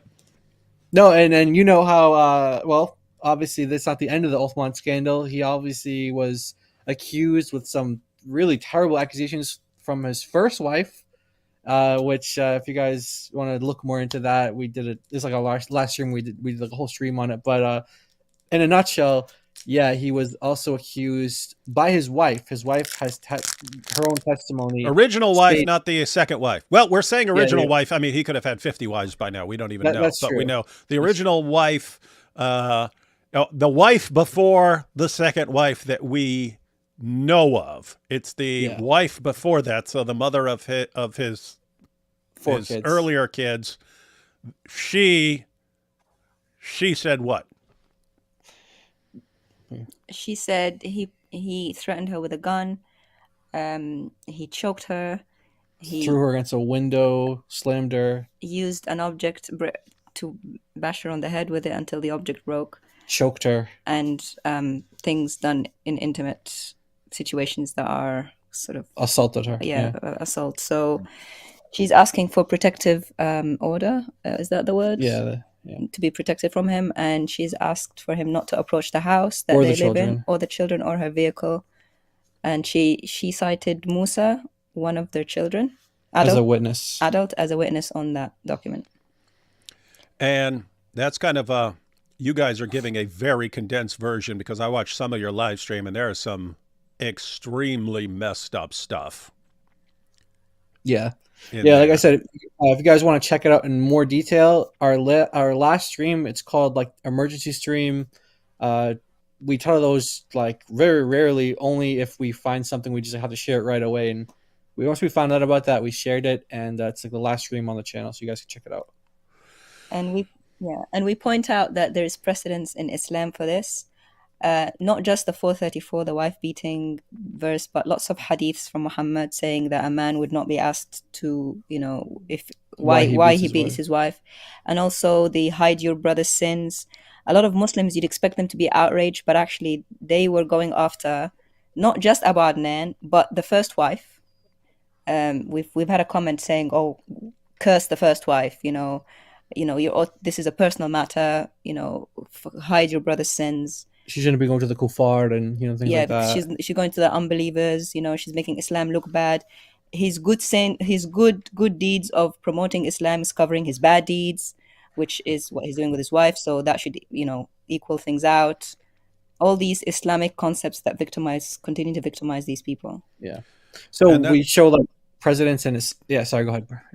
Oh no, you can continue. I just wanted to point out that like this is what I was talking about before with like a woman having to go to the authorities and make that difficult decision, because I mean, think about this. If she were to complain to her mosque, she probably goes to his mosque, right? So he's the head honcho there, and you see he's got his own Dawah security force there. What's she going to do? What are they going to tell her? Even if she went to some Sharia court or something like that, what are they going to tell her? They're like, okay, well, you need to be better at submitting to your husband and keep your mouth shut and not talk back to him, things like that. And then maybe these things won't happen to you. And if they do, too bad. That's just part of Islam. And so I can imagine it was very difficult for her to actually go and file paperwork. But at that point, she's thinking, I'm not going to spend the rest of my life like this. And I don't actually want my sons raised to think that this is okay. And this is how you treat what they're seeing from my husband and how he treats me. I do not want my sons growing up and treating their wives like this. So I'm actually saying no to this. And I'm actually I'll actually go the court route and so on. But I mean, why that's so difficult is I guarantee you she's getting blasted behind closed doors right now. Look what you're doing. The kuffar are using this. You're destroying Dawah. You're going to destroy your husband's work by bringing this forward. Why can't you? And so very difficult to maintain. In fact, they're probably telling her to take it back and say she was lying. Just say you were lying. Right. Just say you were lying. That's what they're telling her right now. I guarantee it. Hopefully she stands her ground and sets a good example for her sons. But yeah, that's what I'm worried about. The crazy thing is that if this was in a Muslim majority country and she was raped, she would need 4 witnesses for even like having a case. And who has 4 witnesses to that want to stand in your favor in such a scenario? So it's just she doesn't have a really good position to begin with in being in that religion. Yeah, she's lucky she's in California where she can actually. Where she can actually get help. But here's the thing that I want everyone who's watching to notice, because I don't care what really, at the end of the day, I don't care what scandals these guys are in. I know you're dealing with a bunch of con artists and so on. I know you're dealing with a bunch of like thug mindset people. So it's obvious they're going to be in some stuff behind the scenes. It's like obvious, right? And I'm more concerned. What is your argument? Let me focus on your argument. Even if you're the biggest dirtbag in the world, your argument still stands or falls based on its merits. So I tend to focus on that. As far as these examples are concerned, there's a reason for pointing that out. And the reason is that it never seems to bother their followers. That's what I'm actually interested in. I'm not interested in what Sheikh Uthman, I don't care if Sheikh Uthman is marrying, taking his, keep in mind, it's wrong. It's just not something I'm interested in, like studying or something like that. Oh, I want to know what Sheikh Uthman is doing with his friend's wife who got sent to him. That's not the issue. That's not the reason for bringing it up. The issue is, here's a guy who builds his career on lying. He'll say something, and then if he gets called on it, say, I never said that. That was my first sort of encounter with Sheikh Uthman, when he was saying he believed in conquering and subjugating and enslaving the kuffar and so on. And then when he got called on it, he said, oh, what I meant was that was part of a conversation. It was removed from the context, and in the greater context, I meant this. And then people exposed that. And then he said it wasn't him who said it. He said it was an intern. It was an intern, and that intern's gone. So at every step of the way, his followers would just go with what he said. Right. At first, it's, yeah, that's right. You tell them you will enslave the kuffar. And they're cheering that on. And then when he says, no, there was a context that changes the meaning when you rip it out of context. And his followers are going, yeah, they're ripping it out of context.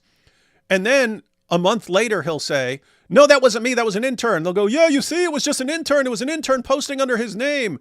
And it doesn't matter what the story is. They'll just roll with it. And then you get to the point where this guy squirts the most obvious fake blood I've ever seen in my entire life. On his robe, and said, oh, the kuffar, they got me. They wanted to stop my dawah, but I will never stop my dawah. And I've given the knife to the police, and I filed a police report, and this man has been arrested, and he's been convicted, and he's been sentenced, and this is all true. And oh, he's our hero. Oh, Sheikh Uthman is our hero. Look at him. He's a legend. Oh, they're attacking him. They're trying to kill him, but he won't let them stop his powerful dawah. Turns out it was all completely made up. There's no record of this. There's no police report.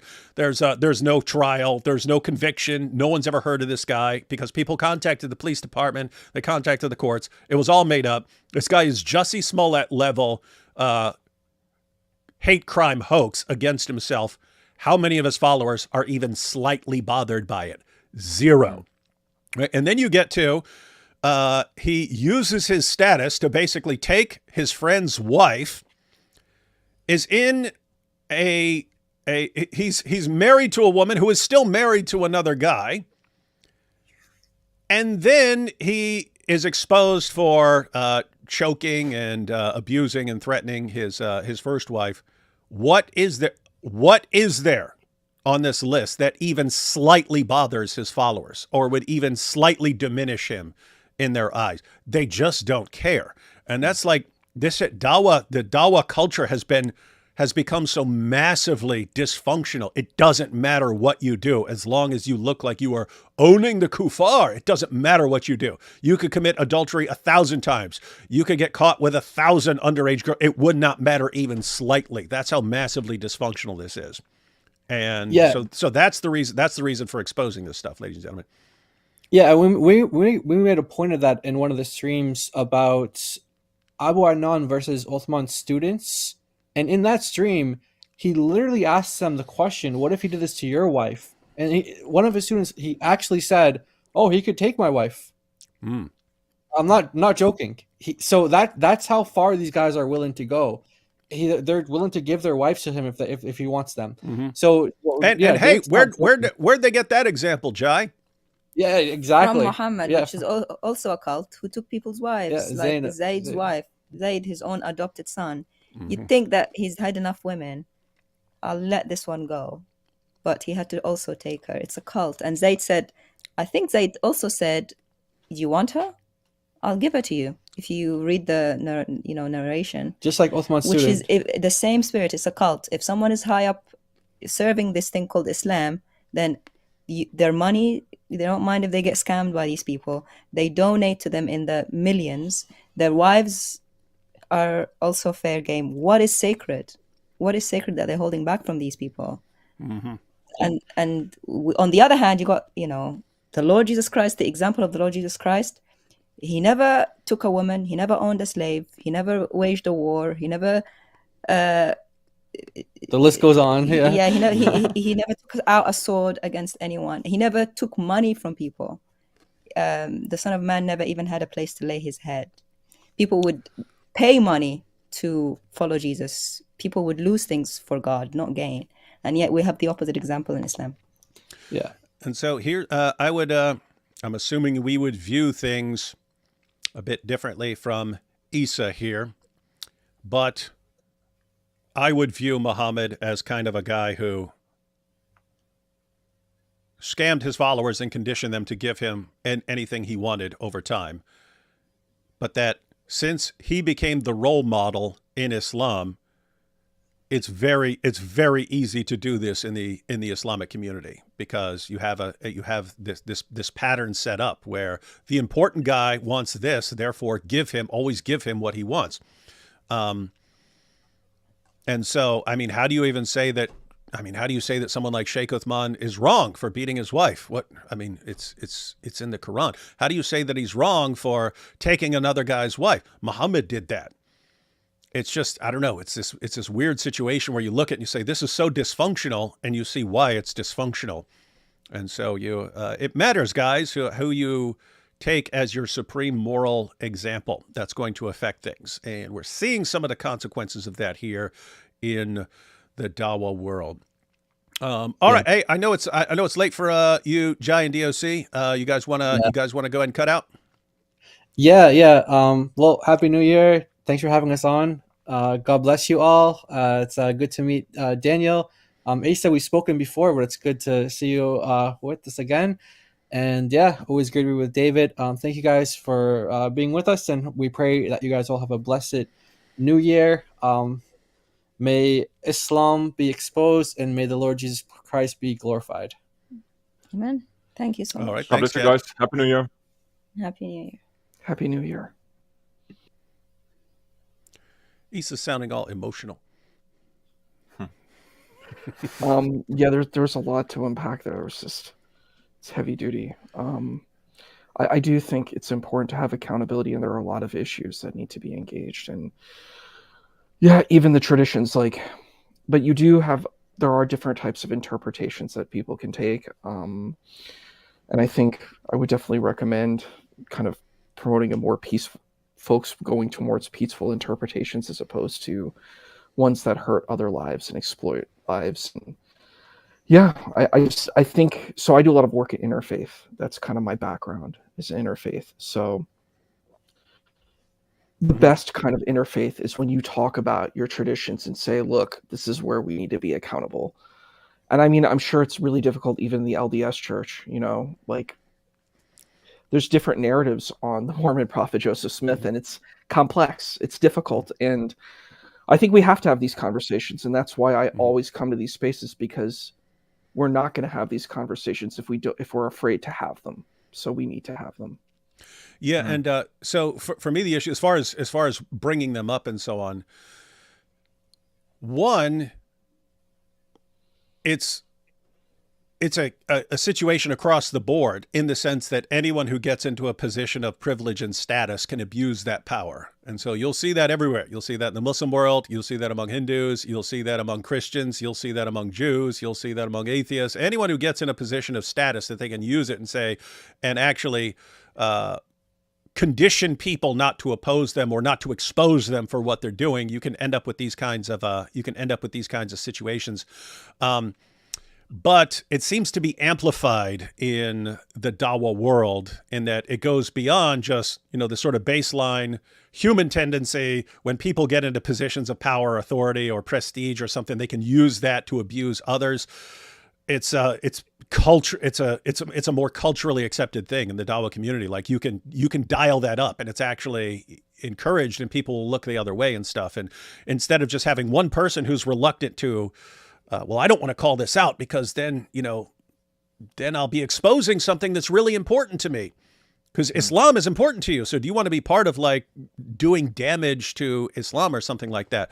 But it goes beyond that to where it's not a person who doesn't want to call it out. It's an entire community that doesn't want to call the thing out and that will try to cover it up and will look the other way. And it's rough because there are actual people like Sheikh Uthman's wife who just suffer because of this. And there are like people who, hey, and this guy he just strong-armed my wife from me, and there's nothing I can do about it. I can complain about it, but he'll get me shut out of the mosque. And I can't even prove anything because the marriage is just from the mosque. The government doesn't even recognize it. And so there's like, what do I do here? I had a marriage through the mosque. He has a marriage through the mosque. How do I expose this all? None of this is official according to the U.S. government. What do I do here? All I can do is like complain about him online. And who do people blast? They blast him for exposing it. They come after him. Like, they don't have a problem with Uthman. They have a problem with this guy for exposing Uthman, and they condemn him for exposing Uthman. And it's just, I don't know, it's just massively, massively dysfunctional. Hey, the thing is also, Isa and also the people in the chat, the thing is that these are the people that are like sent to our comment section. Muslims will, I had it on my channel recently, you have people saying, oh, but Islam is true, you don't know Andrew Tate, he is on our side. Yes, Andrew Tate. Yeah, and they will send go debate with man and all these things, so this kind of like reviewing these people now, like we are doing here, it's just because these are the top guys that Muslims are saying we should take more seriously, apparently, than what the Quran says, and against when it comes to all the arguments. So it goes back to what I said earlier. Also, I can't imagine top Christian apologists arguing like this and using this wording to each other. You're gay, you're a Jew, you're gay, you're a Jew, and this just being normal, the normal discourse and so on. So just to be clear, everyone, you can have Christians who act like that and so on. They just don't become, those tend to not become the most popular guys. Whereas in Islam, if you act like that, you become the most popular guy. And when you have the calm guy who's just trying to preach Islam, and so he doesn't take off. It's weird, right? So like, again, I mentioned there are people like Sajid Lipum, right? He focuses on giving dawah and stuff like that, and giving his reasons and so on, giving his perspectives and explaining things, and he just doesn't become anywhere near as popular as a guy who's, I will destroy you all, I will destroy and humiliate the kuffar. And as long as you're saying that, it doesn't matter what you're doing. It doesn't matter what you're doing. You could be the worst person in the entire world. Gosh, it's wild stuff. I want to be. Let me bring on Tony here. No, you go ahead, and I'm going to bring on Tony Costa here. I want to say, I want to be like completely transparent and honest. Like, having been in a lot of these dialogue spaces, it seems like Muslims really don't understand Christian theology. They don't understand Trinity. Because first of all, they don't understand Jewish theology, which makes it really difficult. If you don't understand Jewish theology, you're not going to understand Christian theology, because Christian theology has all of the, embedded elements that you see from the Tanakh. And it's like, it takes a lot of work. And I've seen a lot of discussions and it's problematic, because they'll say, look, there's these apparent contradictions, like, the death of Judas, or, the different accounts of the Genesis story. And I'm like, but you don't really understand these texts. And also you dismiss them as not even being true. You think that they're made up. And so you don't even take the text seriously. And then you haven't really done the work to be able to do the analysis of these texts. And I don't know how you can really have an engagement. Like, I've seen you, Dr. Wood, you had like dialogues with certain folks like Sheikh Uthman, and he just doesn't understand the Bible. He really doesn't get it. Like, he reads it, he sees the words, but he doesn't understand like Christian theology. And I think that hurts. Like, how can you have a dialogue when you don't even understand your interlocutor's theology, Hey, Tony, how you doing? Yeah, I'm doing good, David. How are you, brothers? Good to see you on this New Year's Eve. Yep, we're rocking in the new year. We got about 2.5 hours before the ball drops, and then we're in 2025. Not sure you've been following all the. How much have you been following Dawah in 2024? I've been following it pretty close. I've been doing a series on the brother was just mentioning Sheikh Uthman. I've been doing a series on refuting Sheikh Uthman, among other things. But yeah, I've been following it pretty closely. Speaker's Corner as well. So I was asking this earlier, but you have the advantage of you were in this. I always pull rank on these young bucks and tell them, hey, I was doing this a long time before you were. And I tell them they don't realize how good they have it, because back in the day, there were only a few of us dealing with it. And it was a lonely world back then, because you started going after Islam or calling out something in Islam, you got blasted from every direction. You got blasted from Muslims, and you'd get death threats and so on. You'd get blasted by atheists. Atheists would be saying, "Oh, how dare you criticize his religion when your religion is stupid?" And you would get blasted by Christians for being mean. Look, why don't you just preach the gospel? Why do you have to criticize another person's religion and so on? So you just got blasted from everywhere. And there was like, you were doing it in Canada. There were two of us doing it in the United States. There was Samuel Green down in Australia. There was Jay Smith in the UK. There were other people, but as far as like the people who were like publicly doing it and debating and stuff, was not a lot of people.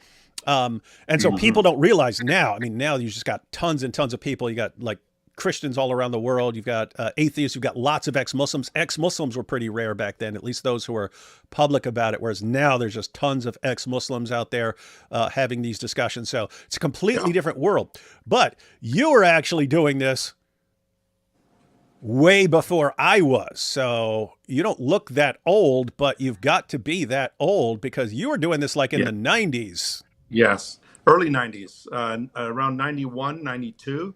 The first debate I had was with Shabir Ali at the University of Toronto.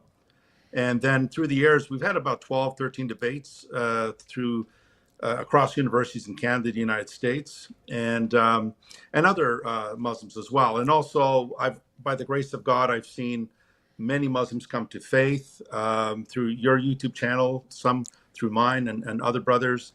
I've had the privilege of baptizing many Muslim families here in Toronto. Well, I'm actually in Florida right now, visiting family, but originally from Toronto, Canada. So it was just been wonderful, David. And back in the day, you're right.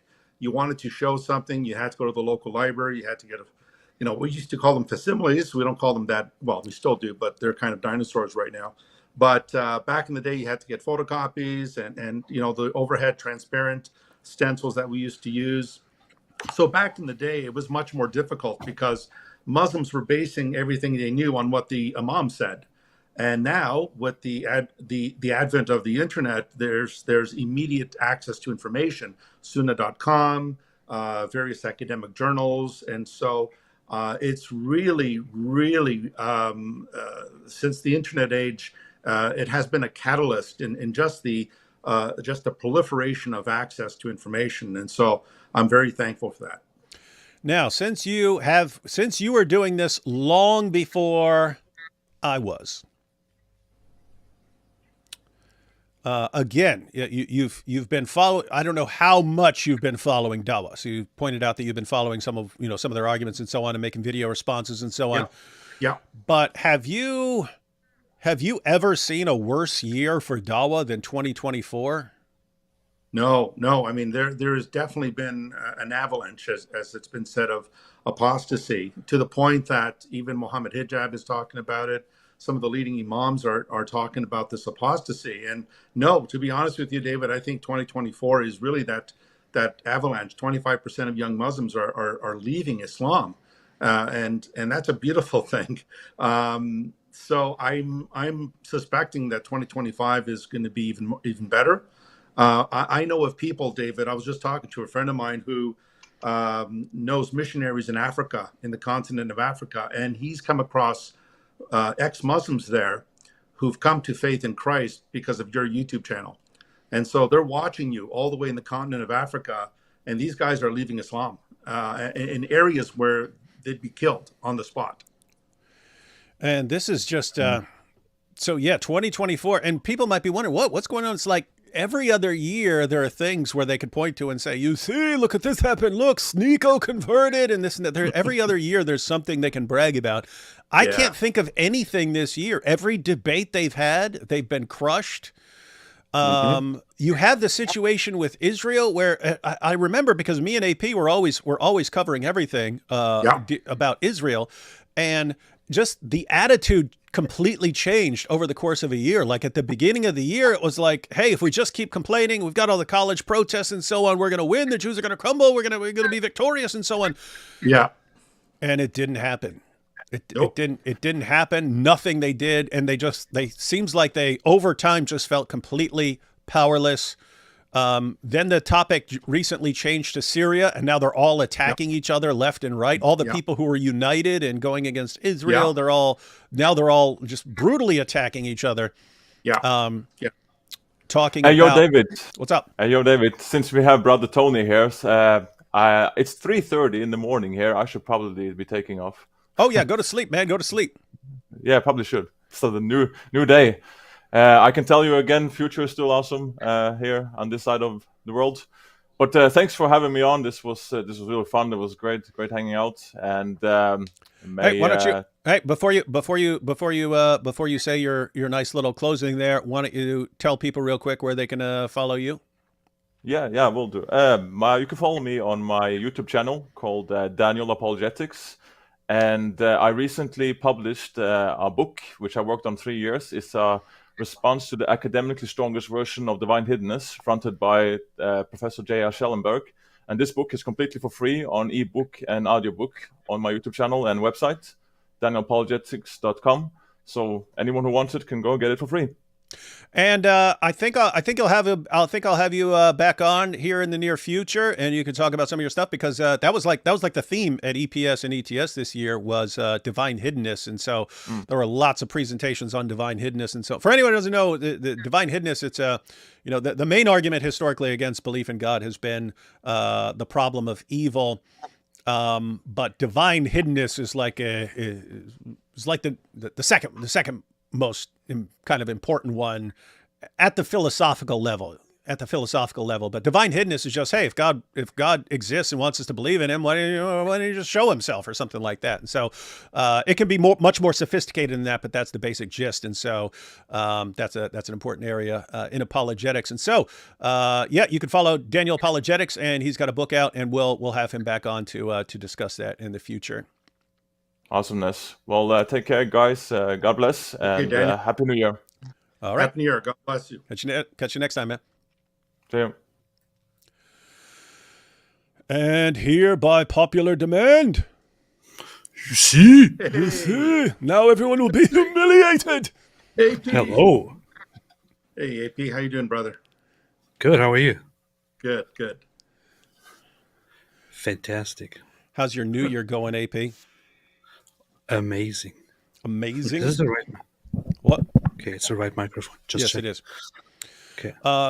Hey, Tony, you came out with a book recently, I saw. Yeah. Why don't you give people a quick rundown of that? Yeah, it was actually published Christmas Eve, which is wonderful. It was a Christmas miracle, I suppose. And the book's entitled No King But Christ, and the subtitle is The Bankruptcy and Collapse of Secular Worldviews. And I'm right here in Florida now, so I don't have a hard copy with me, but it's available on Amazon throughout the United States, Canada, the United Kingdom, wherever you have the internet. And I'm very happy for that. A lot of folks have, it's been well received so far. And so if anyone's interested, just go to Amazon, punch in No King But Christ, Tony Costa, and they can have access to it. I was just reminded, David, of a hadith in Sahih Bukhari, number 6205, where it says, narrated Abu Huraira, Allah's messenger said, the most awful name in Allah's sight on the day of resurrection will be that of a man calling himself Malik al-Amlak, the King of Kings. And so I find it quite interesting that the Lord Jesus Christ is the King of Kings. He's the God-man, the King of Kings. And yet the Allah of Quran hates the man who is called the King of Kings. And that's quite telling. It's really in line with the Antichrist nature of Islam. Yeah, I have to say, there's all this... When I give a full presentation or like opening statement in a debate on whether Muhammad is a prophet, then I usually break it down and I say, okay, so if someone claims to be a prophet, there are a few things we have to consider, a few options we have to consider. One, he might actually be a prophet, and so you'd look for why you should believe in him. Two, you could ask, do we have reasons to think that he's getting his revelations from his own mind or his surroundings or something like this? And that could be intentional or not intentional. So you could be intentionally deceiving people and pretending to be a prophet and making things up, or you could actually be a prophet, even though you're not. You've got a mental problem or something like this. Yeah. And so and so that's one option, that those revelations have a purely human origin. But then the next option would be that there is something actual demonic involved, and that this is like an antichrist. So there's something from the spiritual realm. And then so I would look at the evidence for a human origin of Muhammad's teachings, and then I would look for evidence of something demonic involved. But yeah, that setting up for ultimately being hostile towards Jesus while pretending to be on Jesus' side, that would seem to be in the realm of like the demonic, like it's being set up for that. Definitely. With me, it's not the demonic. With me, it's just the mental problems. That's just you, right? Yeah. But it could be demonic. That could be why you're always late. Imagine you have a demon of lateness who always makes you extremely late. That's a good point. I haven't really thought that through. Huh. Yeah. And think about this. It would be good because then we could say, it's not your fault, AP. It's not your fault. Oh, yeah. Hey, that's good. You're possessed by a demon of lateness. That's good. That's good. Awesome, man. Thank you. Then you can feel good about yourself. All right, let's take a couple super chats, and then we will take a little look at the Dawah wars. Don't know if you guys know, but there's some Dawah wars going on. Let me move this since there we go. How about that? Look at that. I have to go out for just a couple of minutes, but I'll be right back. Should I just leave my camera on, or what would be up to you, man? Up to you. Okay, cool. I'll be right back. All right. So answering LDS, if you're wondering what Dawah guys are doing, Muhammad Hijab recently released a video called The Art of Debating. He did. That's pretty awesome. And really, people will have mixed feelings about this because I see people and they're like, oh, just ignore the guys who thump their chests and act all horrible and so on. Ignore those guys.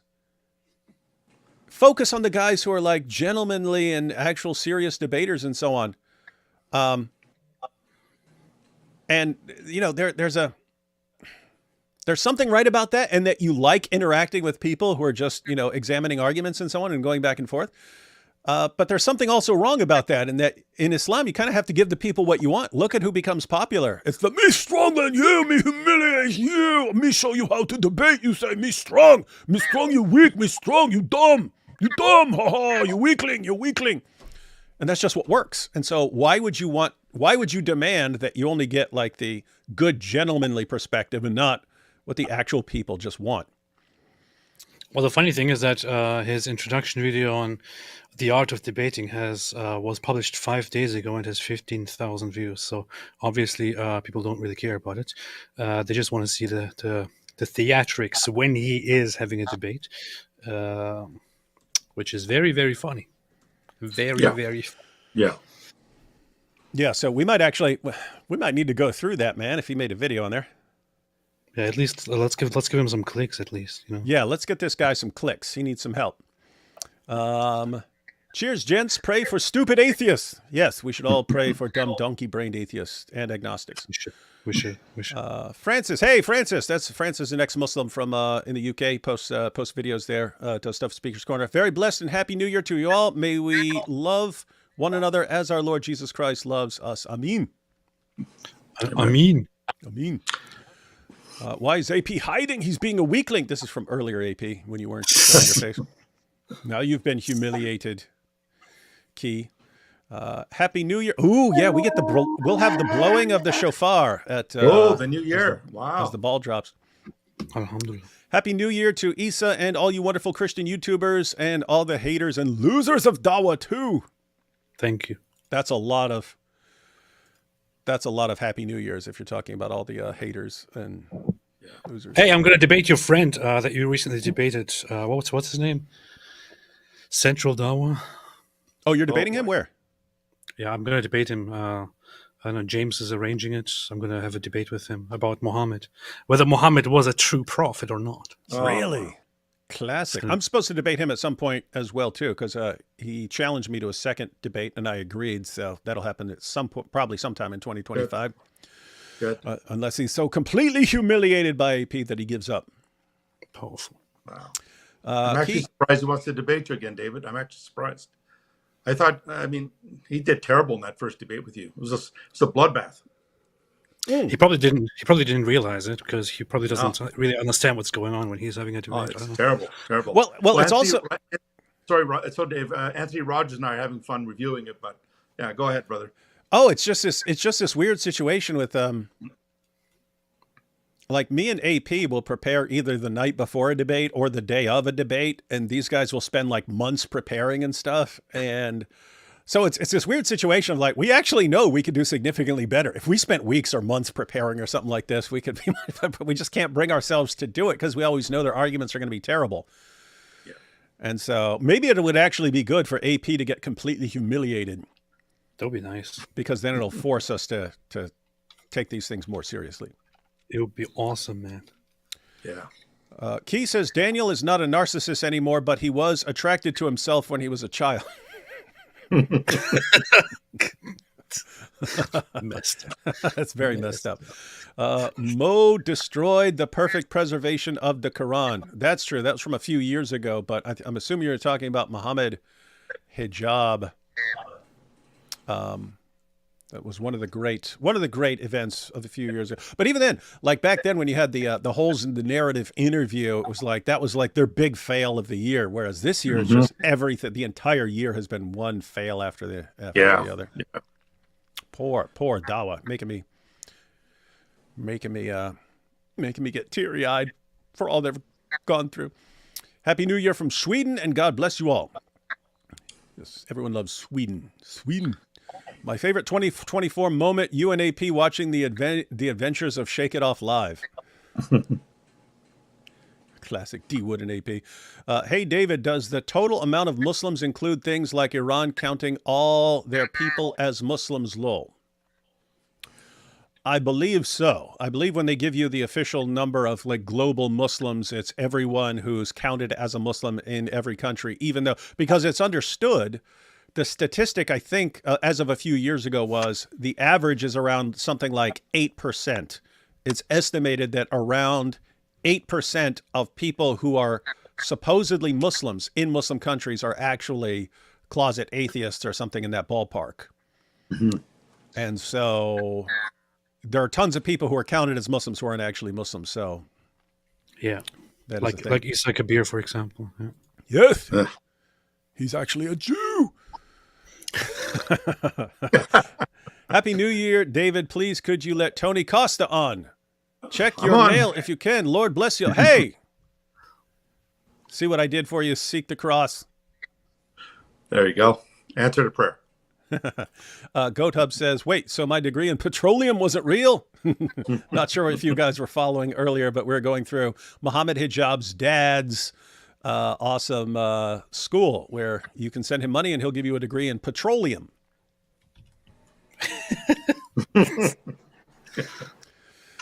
Billy Carson used fake credentials too, called himself Harvard educated when he actually had a certificate for a 6-week online course from Harvard's website. Wow. That explains why he does so well in debates. Yeah, he's been exposed by a Canadian, David. Wes Huff is a friend of mine up here in Toronto.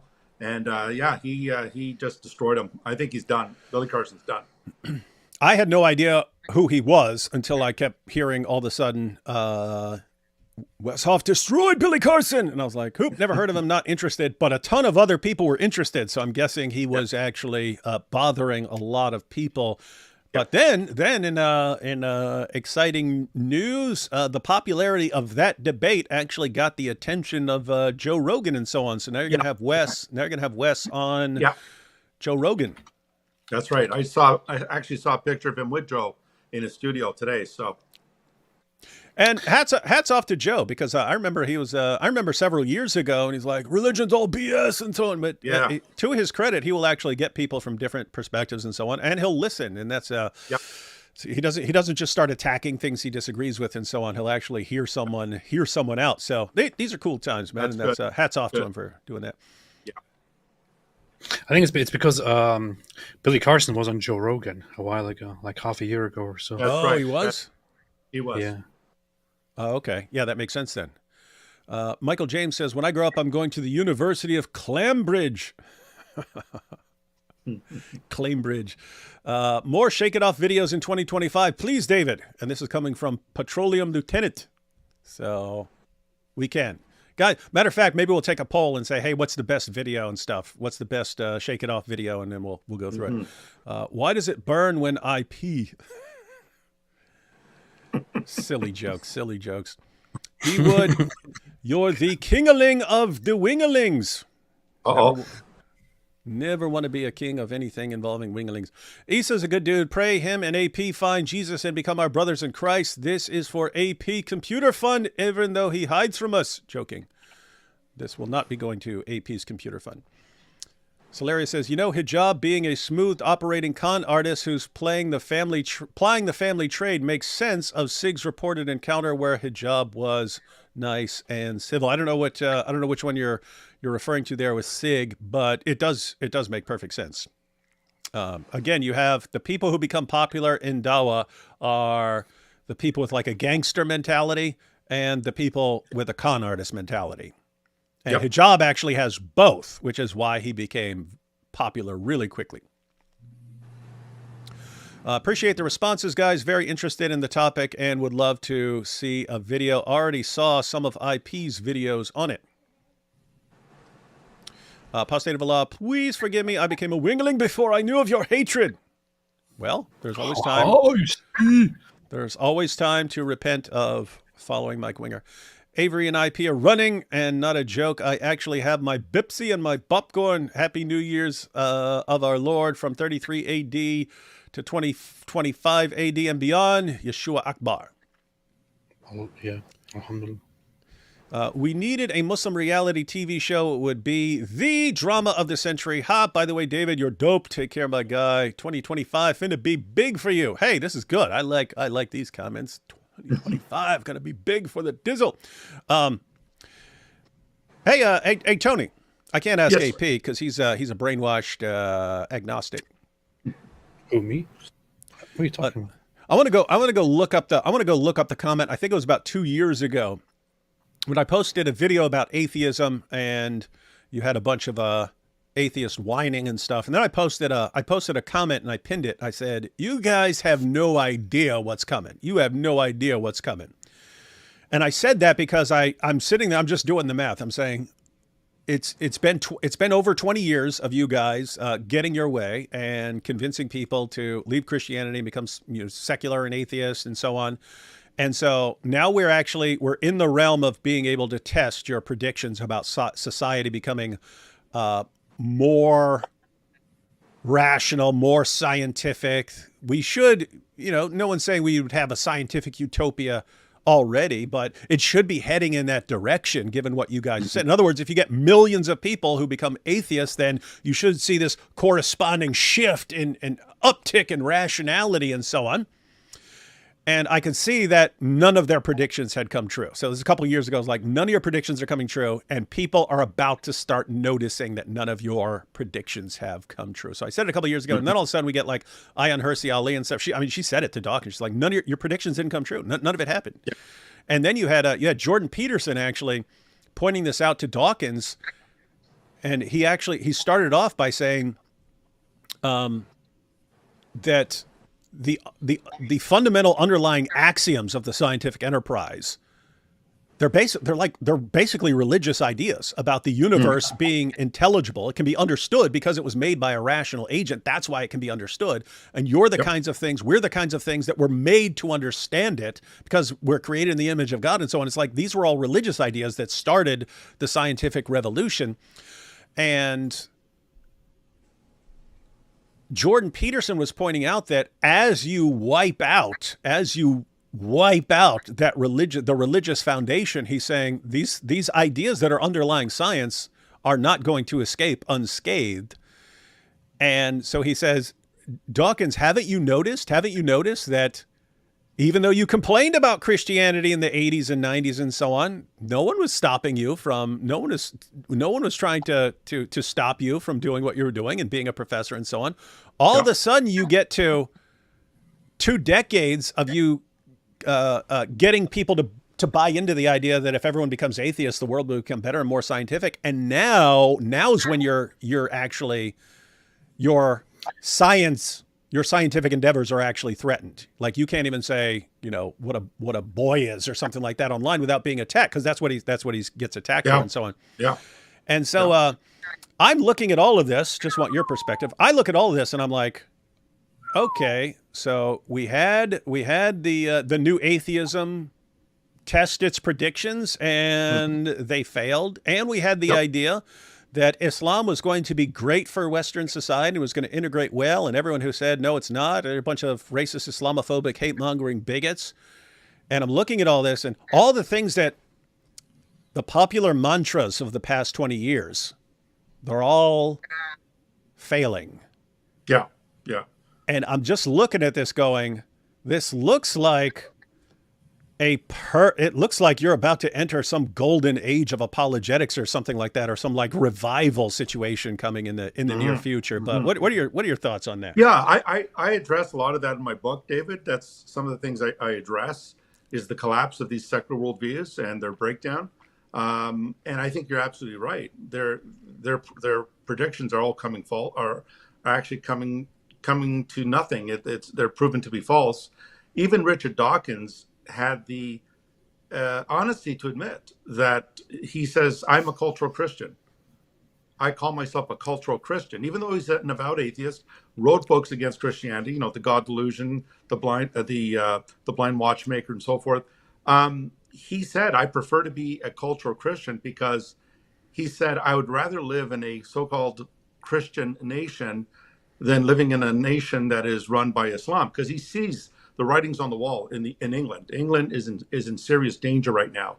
The politicians are ignoring it. Even the King Charles III, is too busy talking about climate change and the refugee crisis, as he calls it. And I think that Dawkins, and I think that Daniel Dennett, and I think that Sam Harris and the late Christopher Hitchens, everything they said is falling apart. And I think it's what you said, David, is that at the bottom level, we are image bearers of God. We are created with a desire to know who we are, why we're here, where did we come from, is there life after death? These profound questions cannot be answered by the new atheists, or even classical atheism cannot answer those questions. And what that does is it creates despair. It creates the angst, that anxiety, or as Heidegger called it, the dread of death and the end of all things. And I think what we're seeing now is, I think the new atheism is actually on its way out. It's dying. And they used to have signs across the United Kingdom and the United States. Millions who don't believe in God are living happy lives. Don't worry, you don't need to believe in God to be happy. Well, it's on the contrary. People without God, there's no sense of hope. There's no infinite reference point. Yeah, AP. Yeah. Okay. No, go. Didn't mean to interrupt. Just wanted AP to. Yeah. So I think you're absolutely right. I think the fact that Dawkins is now referring to himself as a cultural Christian, I think it's the 12th hour. I think he's beginning to realize that, I may be wrong. There may actually be, he actually admitted there may actually be a God. So he's now changing his tune from this rabid atheist, no God, to there may be a God. So I think we're beginning to see even changes in people like Dawkins. And a little while back, I made a video called "The Future of Atheism." When yes, I basically said, they ran it as an experiment. Here's what sucks. I mean, people can get an idea in their heads. Yeah, I just want to point something out very quickly. I had no idea about the whole Wesley Huff, Billy Carson thing. I just checked, and apparently Wesley Huff got 189,000 new subscribers over the last 30 days. and before that he only had a few thousand. So he surpassed 200,000 very quickly in just 1 month, and is now a rising star from nothing to a rising star because of the whole Billy Carson thing, and people are flooding Billy Carson videos with links to it and pointing out how embarrassing and how ignorant he actually is. This really makes me want to watch the whole debate. And meanwhile, here you are still sitting here talking to yourself, David. AP, I literally said we should go through that, and you're like, no, I don't care about that. I will find you in the live stream where you said that. I don't care about any of that. Let me just warn you guys. It's a good debate, but the moderator is going to put you to sleep because the moderator took over and he started giving his own opinions. So just be warned, the moderator is going to drive you nuts. And Billy Carson tried to sue Wes Huff and a couple of other folks. He didn't want that video being put out there. So Wes Huff was served court papers. He was going to be sued. So anyway. Wild stuff. But it is interesting that took off so quickly. Anyway, before I was rudely interrupted by a person whose feelings were being hurt by us exposing and humiliating atheism. We're talking about Dawkins. I was talking about how people get ideas in their heads and they'll have that idea in their head and it makes perfect sense to them until the idea is tested and it fails. The problem is that can lead to, you can do irreparable harm by putting your idea, which should remain in your head, to the test in the world. So, Tony, you remember, well, you're in Canada. I don't know what was going on up there, but in the US, I can say, if you go back to like 2006, 2007, 2008, and so on, the main view on the political left of Islam, why do we keep having... Canada is soon going to be a new U.S. state, by the way. And that'll help them. Bring it on. We're ready. We're ready. Yep. They're going to be the 51st state unless we choose Greenland as our 51st state, and Canada can be our 52nd state. Yeah. Anyway, continue, David. Yeah. So back 2005, 2006, 2007, the main view on the left was... I would think the first one quit to be... doing it. I know you're doing it. Quit being a dirtbag. The idea back then was that the reason you keep having these terrorist attacks was that we've basically been too insulting towards Islam, and their feelings have been hurt culturally. Yep. They feel like we're too mean, and that's causing them to lash out. And so if you just showed them that you respect them and you respect their prophet and you respect their religion and you respect their people, and that you're not going over there trying to humiliate them and so on, their hearts would change and they would run out to embrace you. Their hearts would melt. The jihad would stop. And you and I would look at that and go, that's complete nonsense. You have no idea what you're dealing with. But these people, they don't know what's in the Muslim sources and so on. So they're thinking, why do these guys from over here keep wanting to go blow stuff up? Oh, it's because we've hurt their feelings too much, because we're mean and abusive and so on. And so if we just got a fresh start, everything would be better. Yeah. And what happened? We got President Obama, and he went over and gave his famous Cairo speech. And if their theory is correct, that you just, that they feel disrespected and so on, and if you extended an olive branch and showed and praised their prophet and so on, that they'd love you in return and they'd want to give you a fresh start. His speech was the perfect test for that. You could not have a better speech to test that theory, because he did exactly that. We want a fresh start, guys. We respect your prophet. We understand things have gone wrong in the past. Come on, let's move forward. We love your religion and so on. And what did you get? You got ISIS after that, right? Yeah. It didn't work out the way. And here's the thing. After that, I pretty much never hear that anymore, even though that was the main thing I heard 15 years ago. What happened? They tested it. Your idea got put into the real world. Let's just go over there. Let's praise you. Let's help you. Let's help you take out the evil dictators that you don't like and so on. And what happens? Massive amounts of terrorism. People are blowing up each other's mosques and so on.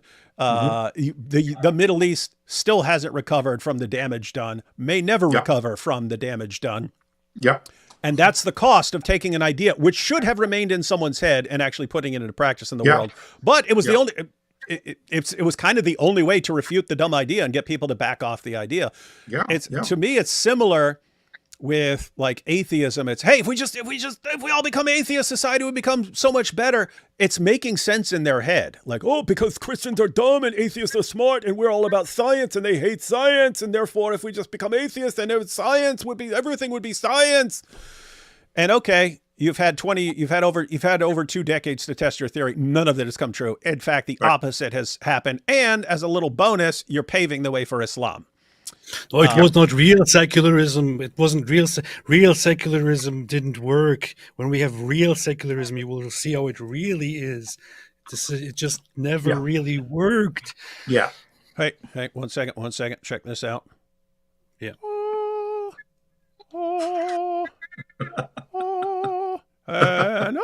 There we go. We got Hatun. Oh, hey, Hatun. Hello. How are you, sister? Peace of Christ be with you all, and Apostate Prophet, how are you guys? Good. We're all good. Why did you say be with you all and Apostate Prophet?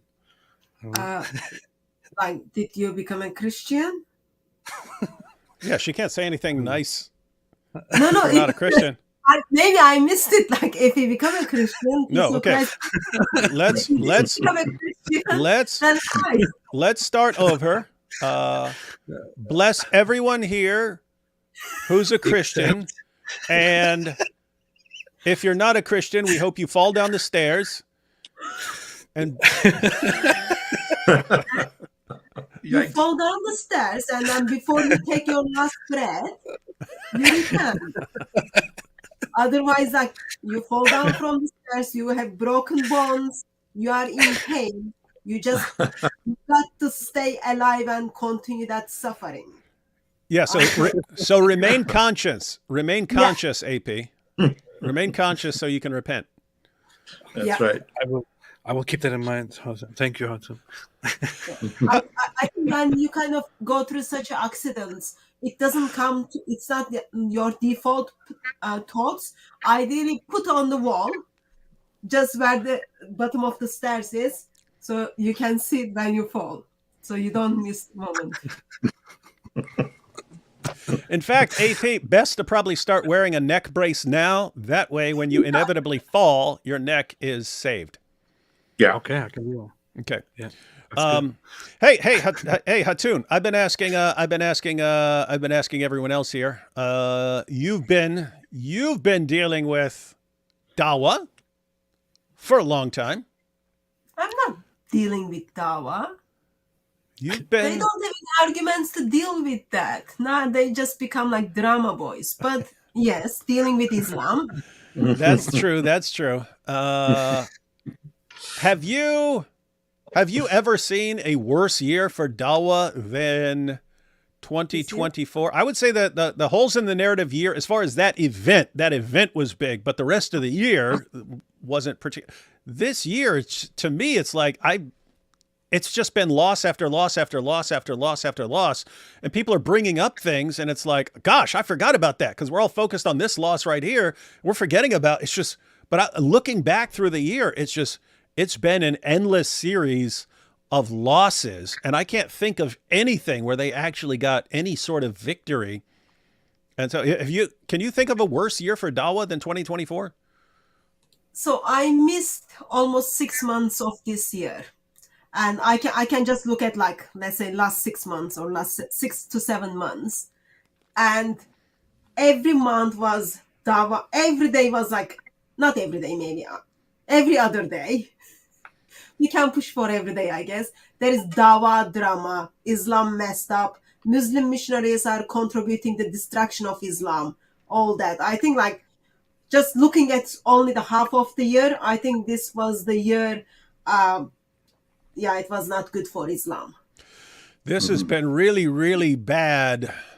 And I'm looking, the other issue is, as far as next year, do you think it's going to get worse? In other words, you got the momentum of this year, but things have been exposed. They have no arguments to fall back on. And so next year is going to get worse. Or are they going to somehow do everything differently and see what didn't work this year and regroup and and things are going to get better, or is it going to remain the same? What are you predicting here? And I'm saying this because next year, at the end of next year, we will take everyone's predictions and thoughts, and we'll see what happened.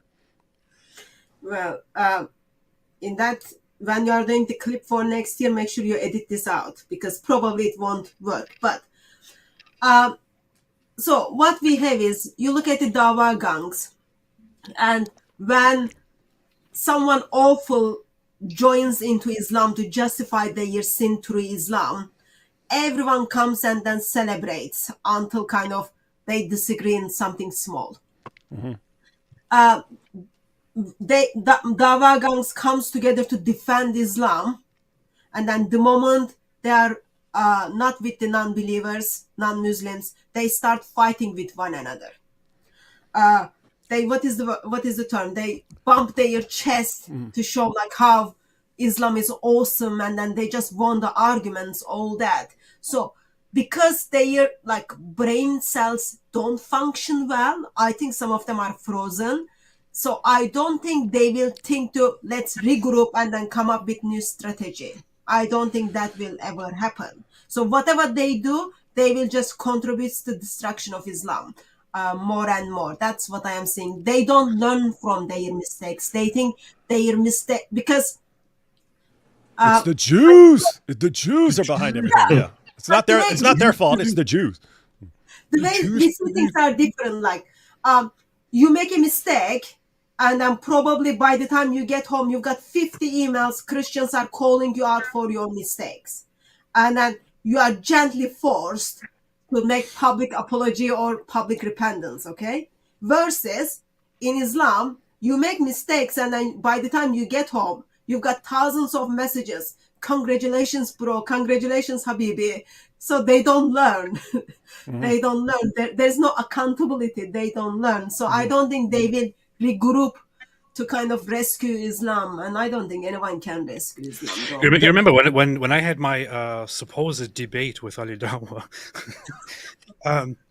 when Ali Dawah challenged me to a debate, and he came on, and it just turned into with this whole with the grapes, yes, that was.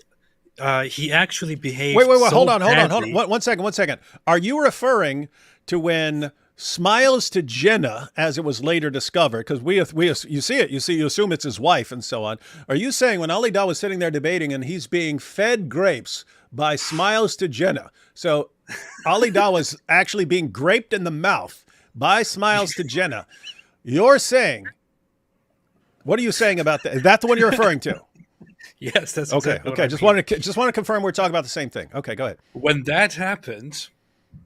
When that embarrassment happened, it was actually so bad that other Muslims jumped in and started criticizing and openly responding to him. Like Sajid Libam and others started responding to him and correcting him and saying something like this should not happen.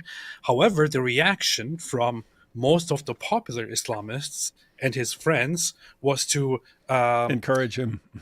Encourage him and insult and criticize and rebuke those who criticized Ali Dawah for his bad behavior and They're his just terrible jealous. attitude They're jealous and his of him. ignorance. They accuse him of backstabbing and serving the enemy of Islam and so on. This is literally how they reacted to people internally criticizing a popular Dawah boy. So, which is why Ali Dawah never felt the need to change. He never felt the need to change because the criticism that he received from legitimate people in his own circle was immediately rebuked with disgust by his fellow popular Dawah guys. This is exactly how they are. Hatun is completely right. And can I just comment on it? Mm-hmm. Something I think we shouldn't skip. The the person who is giving him the grapes is a man. Uh-huh. Who are serving the grapes in Islamic paradise? They are serving you something in Islamic paradise, non-believing boys. I think in that debate, Ali Dawah just wanted to give the people glimpse of Islamic paradise. Mm-hmm. So I never seen man giving another man grapes like that. Also, I can feel the jealousy from the voice of AP because he just like, oh, he's eating grapes. I'm not eating grapes. That's just not right. Hey, I was just confused because there were no versions on the screen, so I don't know what that was about. Yeah, so behind. And we're proud of that. that actually We're makes proud of that. sense. That makes sense that Ali Dawah keeps trying to give people a glimpse of paradise because he sells Viagra. He sells Viagra, which is like his herbal Viagra. But, you know, Allah is going to bless people with eternal erections and so on in paradise. And so, you know, Ali Dawah is like, yo, does you want to see what Jenna's going to be like? Then just look at me getting graped in the mouth by Smiles to Jenna while I'm popping these Viagra. It's, you know, it's a perfect example. And we're proud of that. We're proud of that. But yet, no, this AP and Hatun bring up very important points there in the sense that I'm sitting there, I'm thinking as myself. If I were a Dawah guy and I looked at 2024, I would be like, we need to make some serious changes for 2025 because this entire year has been a horrible, catastrophic disaster. Let's change something. But you guys are right. They only have a couple of tools in their tool bag. They have deception. We just make things up to support Islam. We make up arguments and so on. We make up evidence. And because we know that people are going to be too lazy to look it up. And now people are actually looking things up and exposing them and they don't know what to do. And the other is, oh, we'll humiliate you. And they use this sort of low level manipulation where if you do what we want, we praise you and say how great you are. Well, great job, brother. Oh, praise Allah. And if you don't do what we want, we heap insults and abuse and threats on you and so on. And that's it. That's the extent. Those are all the tools in their tool bag. And whenever something goes wrong, their tendency is to dial up those exact same things. It's to do the exact same things. Well, now the fact that they're glued to just a handful of these methods, which you don't need these methods if you have the truth. You don't need to rely on these things if you have the truth. It's a big symptom of rallying around a lie. But if these are the only methods you have, and if these are now the methods that have been exposed and people have caught on to and people know how to deal with them, and all you're going to do is dial up your abuse of people who disagree with you and your praise of people who agree with you and your lies in defense of your religion. If people have caught on now and you have no plan B, I'd say you're doomed. The end is nigh. And I'm thinking we're going to see you just massively crumble even more in 2025. That would be my prediction. So I'm agreeing with you guys. Let's take a couple less. Wait, matter of fact, before we take a couple of super chats, let's just check out one thing. We can't go through a lot of this. We mentioned it earlier. That you have the Dawah wars. So in the past, we've seen over and over again, we've seen Sajid versus Ali Dawah and Ali Dawah's crowd versus Sajid and Muhammad Hijab's involved. And then you have Sajid and Knowledge North, and they're going against these guys, and everyone's blasting away. And then you'll have Daniel versus Sheikh Uthman, and they're going back and forth. And earlier in this episode, we talked about the feud between Jake, the Muslim metaphysician, and Daniel Hakikachu, and they're blasting away at each other. You're the biggest liar I've ever seen. No, you're the biggest liar I've ever seen. Liar! So you're even lying when you say I'm the biggest liar you've ever seen. No, you're the liar because you are the biggest liar I've ever seen. And that's how they're arguing. But so you have them, the fact that they'll kind of disagree over any issue and then flip out on each other, and they'll start Dawah wars. But the biggest eruption of the Dawah wars that I've ever seen came with Syria.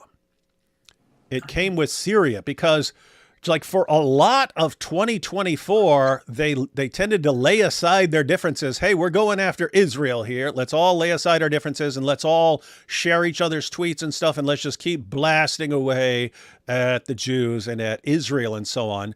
And then all of a sudden, towards the end of 2024, the issue changes to Syria, where you have Sunnis and Shias, and you have multiple Sunni groups, and you have Christians involved and Druze. And all of a sudden, these guys start blasting away at each other, and the alliances instantly break down. And there's just no holds barred. They're just like completely brutally attacking each other. And I'll just give one. There's tons of examples of this. This has happened. You can basically pick a Dawah guy who's been blasting away at Israel, go look for that person's tweets about Syria, and then look at everyone else attacking him over the issue of Syria. But I saw AP sharing this one. That's how I know about it. But there's been a bunch of these. So let me go to kind of the original one here. So this is from Scott Ritter. Had no idea who this guy was, but he's a pedophile. Yeah, that's careful, because that accusation's going to come up from a weird source. So Scott Ritter says, this post may anger many. I don't care. If you're Muslim and you support what is going on in Syria today, you only prove what others say about your religion, that it is a faith born of violence and intolerance. Now, I personally believe that Islam is founded on the principles of peace and tolerance. I should have read this before I pulled it up. Oh, boy. I can't breathe. No, just kidding. This guy's sharing his personal beliefs about Islam, which in my mind tells me these so-called Muslims who cheer what is happening in Syria today are, in fact, anything but Muslim. Why? Because they don't agree with my fantasy about what Islam is. They are unbelievers, kafir, and should be treated by the Islamic world as such. Apostates who should be eradicated with extreme prejudice, and the non-Muslim world should line up to help in this extermination. Wow. God, I seriously didn't read this beforehand. I noticed that this is what they were responding to, so I clicked on it, but he's actually calling for mass murder and mass executions and stuff. Syria is about to be turned into hell on earth. That is true. All because we fooled ourselves into believing that an al-Qaeda terrorist named Jelani could be reformed. You can't reform evil. Wow. So Islam is a religion of peace and tolerance, according to this guy. And since Jelani is not all about peace and tolerance, can't trust him. All right. So guys, let me go back.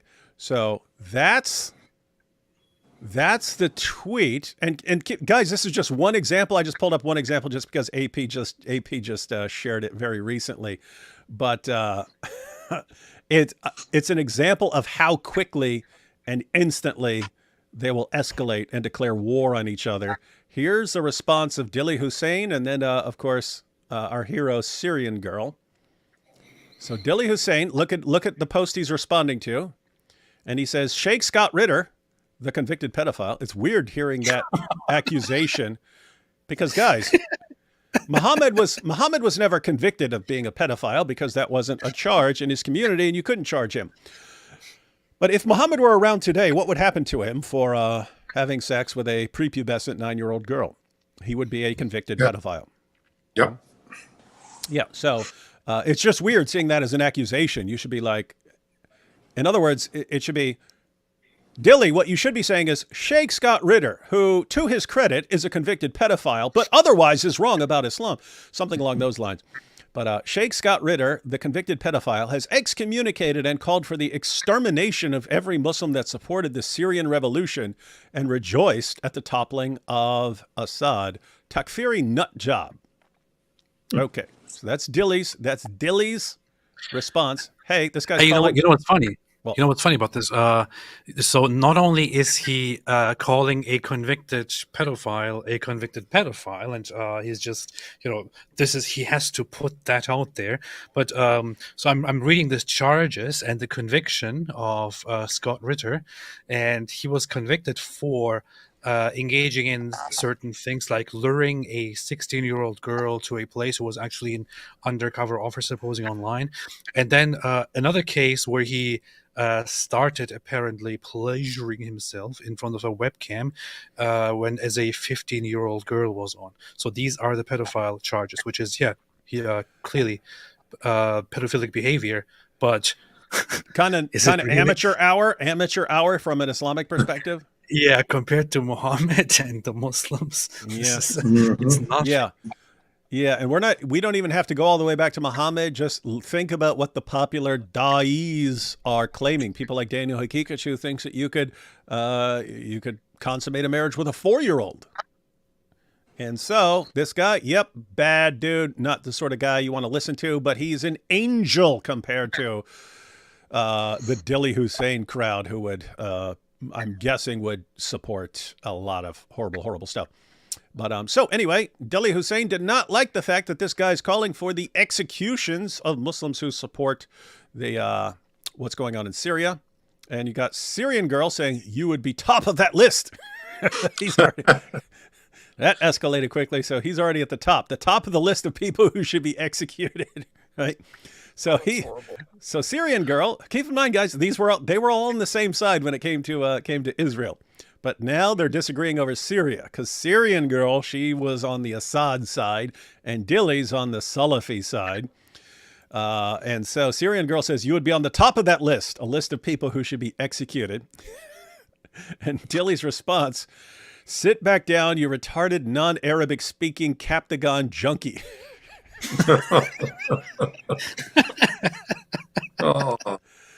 Guys, I give credit where credit is due, and one thing that requires skill is a brutal takedown in a short sentence. And Dilly, I've never seen anything else to Dilly's credit.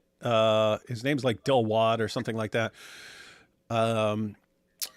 But sit back down, you retarded non-Arabic speaking Captagon junk. I had to look up what that's about. Syrian girl has been saying that Syria was saved by a drug called Captagon, which like destroys your brain and so on. So apparently she's a fan of the drug, and he calls her a Captagon junk. That's a drug that destroys your brain, which ironically she has been promoting. And so it's because the Syrian government, the Assad government, was notoriously known for importing and distributing it in the Middle East or in the Arab world and making money off of it. Oh, okay. Oh, I thought she meant she was that they were taking it and this was somehow helping them. You mean they were actually selling it, and this is what allowed them to make money. Mm-hmm. Ah, interesting. So that's Dilly's response. And then Syrian girl says, unlike you, Bangladeshi, I do speak Arabic, you worthless sack of degenerate filth. See, I have to go with Dilly on Dilly won that one, right? Now, she calls him worthless sack of degenerate filth, but that's like sort of generic insult, like worthless sack, degenerate filth. And whereas him, but it gets better. It gets even better now. Yeah. Whereas him, he's getting really personal, right? Because he's saying non-Arabic speaking. Right? So that's an insult. That's an insult to her crowd. You don't even speak Arabic. And then Captagon junk. See, his is personal. Hers is like generic. So he won that. So, wait, what do you mean? This is the last one I have. Oh, wait, I'm going to remove the comment about you being a blank, lest it be associated with your race, but the facts remain. Yeah. I did not follow the discussion after this, but there are comments underneath this. So I don't know if they continue to going back and forth. But let's see. Bangladeshi citizens in UK are here's what's interesting. You see the people on both sides, and they just instantly start with the insults against the other side. And some of them are Arab Muta product. Yeah. So look at this. So all the like you had the people who instantly go after Dilly, and then you had the people who go after Syrian girl. But all the people who are going after Syrian girl they're all Mutta insults because she's favoring the Shias. Anyway, so Minad here says Bangladeshi citizens in UK are the most uncivilized society in UK. People must sell their house when they move to the area, ignore him and move on. So you have to, this is saying when Bangladeshis move to an area, everyone else has to leave the area, pack their bags and stuff. So that's against Dilly. Then we have you're Bashar's Arab Mutta product. You're not Arab. You don't speak Arabic. You're not even Arab. You Mutta product. Oh. Then don't bother, Lo. These people worship Ibn Taymiyyah, the godfather of terrorism and death cult. So that's blasting the Salafis who take Ibn Taymiyyah as their granddaddy. You're a product of Mutta, aren't you? Thank you, Dilwar, for reporting from the ground in Syria. Excellent reporting. I saw your recent podcast with Free Monotheists. Excellent podcast. Okay, this is all good, but let's get to the good stuff. Every single attempt of yours at proving that you speak Arabic has been a complete embarrassment. You're a grown woman. You need to learn to accept your faults. Keep in mind, they're just blasting her. Your Arabic is absolutely trash. It's clear. It's not native to you. This is how we judge whether you're correct or not, is how good your Arabic is. It's so funny. As you were pointing out, these guys, these different Muslims, the Sunni and Shia, and on different sides of the political spectrum in the Middle East, they all temporarily came together after October 7 and started supporting each other because of Israel, because it was about Jews. Yeah, but as soon as the attention shifted back to Syria, they started Instantly. getting at each other's throats, and instantly it would turn into a bloodbath if you put them out there. Yeah. There's so much unity in the Ummah, right, David? So much we hear about this unity in the Ummah, that the West needs Islam because Islam will bring unity to the world and peace to the world. And what we see here is a divided house. Oh yeah.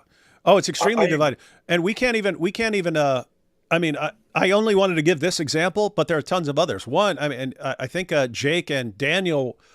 One of the reasons they've been blasting each other was over this, because this was a while back, but if I recall correctly, Daniel was it? I think Daniel was the one who would celebrate if Jews were attacking Hezbollah because it's good, if Israel's attacking Hezbollah because Hezbollah is the enemy. And then I think it was Jake who was saying, no, you can't cheer for Israel no matter what they're doing, even if they're taking out your other enemies. Anyway, they erupted.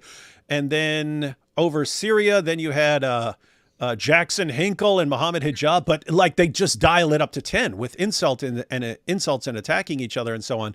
And then all the other guys start attacking each other, and here Syrian Girl and Dilly Hussein, again, people who were all on the same page earlier this year. They can rally around some cause, and it takes very little. It takes someone winning a battle or something like that in some other country for them to just dial it up to 10 and declare war on each other. Your Arabic is absolutely trash. It's clearly not native to you. You can't recognize different Syrian dialects, and you say Syrians are foreigner when their Arabic sounds funny to you.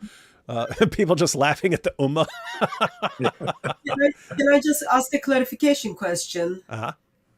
So, if I am hearing correctly, you are saying that Muslims' hate towards Jews are so strong that they come together, doesn't matter whatever they think on Shia, Sunni, Ahmadis, all those kind of junks. But their love towards their fellow Muslims is so powerful. Their love towards their fellow Muslims is so powerful, they can find a dot and comma in their sentence to start fight when the Jews are not present. Did I get that correct? Yep. And that's why that's why no one's going to see any sort of big restoration of a caliphate. You can, in theory, have a group that completely dominates and controls everything. Once that breaks down, it is very difficult to reform. And these guys can't get along over anything. And guys, so we just looked at an example of like Sunni versus Shia.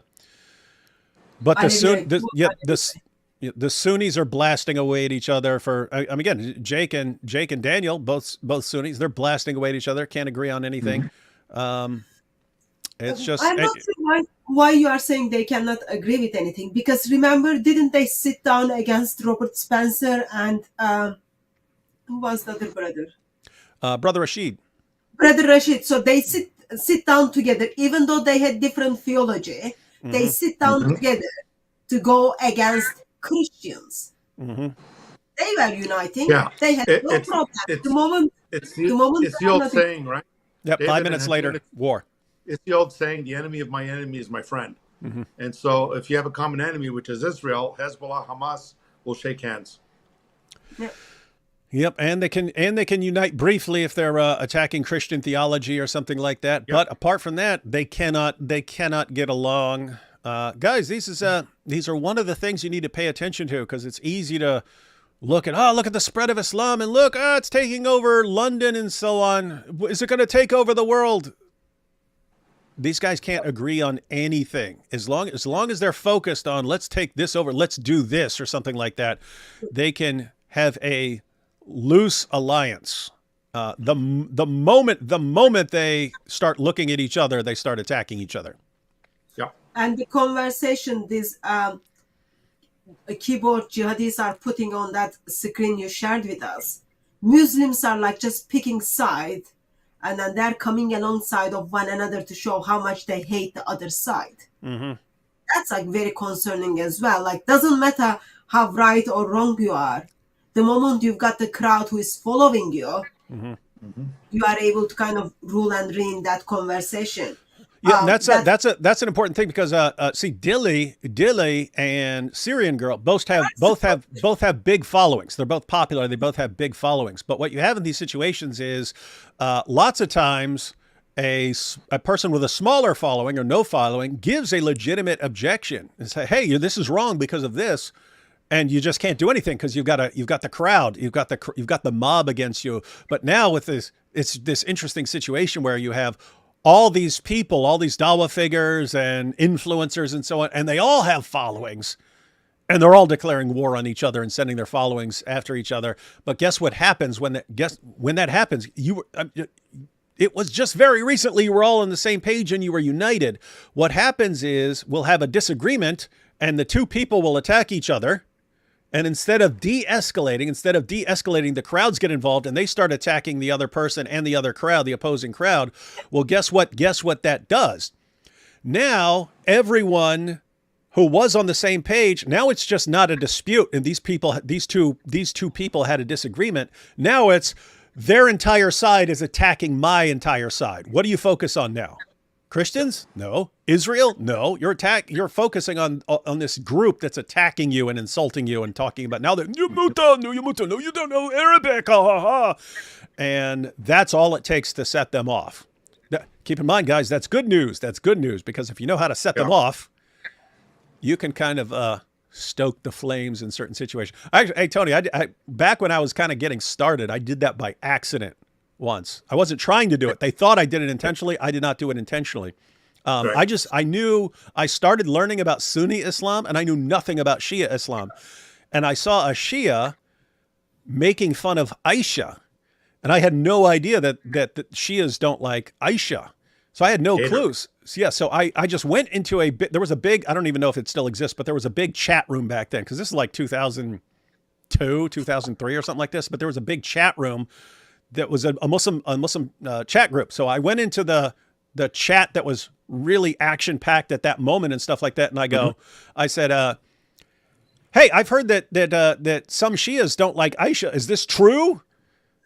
That's all I said. And all these people were just having random discussions and stuff. Instantly, they're like, we don't like her because she poisoned Muhammad and blah, blah, blah. And then we're liar and stuff. And it just instantly, like, they started just blasting away at each other. I'm sitting there going, what? Yeah. Wait, what? What? What just happened? And then I got banned from the platform. They said, we see what you're trying to do, causing division in here. I was like, I wasn't intending that. Sometimes I'm intending to do that, but I'm not. I had no intention of doing that right there. Yeah. And it just instantly erupted. They had to shut down that room because they want a peaceful. They were trying to get everyone to get along and stuff. They had to shut down that room. But I mean, just that one little question. And it's like, guys, that's how fragile any sort of agreement between these people. You have to toss one little issue in there and just watch them flip out on each other and escalate. Did you see Did you see that show, David, where it was a Sunni Muslim baker? It was like one of those cooking shows, and people were phoning in, and one guy phoned in, and he was a Shia, and he was asking him, if he used Aisha's breast milk to make the cake, and the guy went ballistic. He started swearing, throwing things around. Oh, it was unbelievable. Yeah. But they hate Aisha because they think Aisha and her father, Abu Bakr, engineered the death of Fatima, the daughter of Muhammad. And of course, it's basically at the end of the day, they usurped authority, right? They knew that Ali was supposed to be in charge, and they came up with this scheme. And while they're all focusing on the burial and stuff, let's sneak in there and say, oh yeah, Muhammad wanted us. Yeah. I could see that for sure. What's that? Sorry, I was going to ask, since we are talking Shia and Sunnis, did you watch the movie The Lady of Heaven? No. So Shia is made a movie. That's the one that people got shut down in the UK or something, right? Wasn't it? Yeah, so that video is not available online stuff. But in that movie, Aisha is like very ugly, blackish young woman. Abu Bakr is very ugly again. Umar is very ugly, and they are like black circle, like in color code is like black, and then Muhammad. So they're using editing to make them, like they've got like black, like shadowy. No, black people, but like they really look very ugly, and then you've got Ali. That's like, weird. I have sources saying that Abu Bakr was white. He was as white as Muhammad. Yeah. Nope. Not in that Not in the movie. movie. Not in the movie. Okay. Wow. That would be And Sunni then sources, right? You've got Ali. Yeah. He's very white. He's got like this beautiful eyebrows. Muhammad, very white with beautiful eyebrows. Fatima, she's so holy they can't even show her face. But the way kind of it shows on the movie, you kind of black people are the bad people in this movie. White people are the good people, and white people are Shiites, black people are Sunnis. Yeah. Well, wow. We're gonna have to watch that and comment. We're gonna have to watch that and get some commentary. Wow. Yeah, we do. Fun stuff. All right. Could I add one thing too? They made a critique about muta marriage, but Sunni Muslims do nikah tasir, which is secret marriage, which is pretty much equivalent. So I think the Sunni community can't critique the Shia community for practicing muta marriage when they do the same kind of thing. And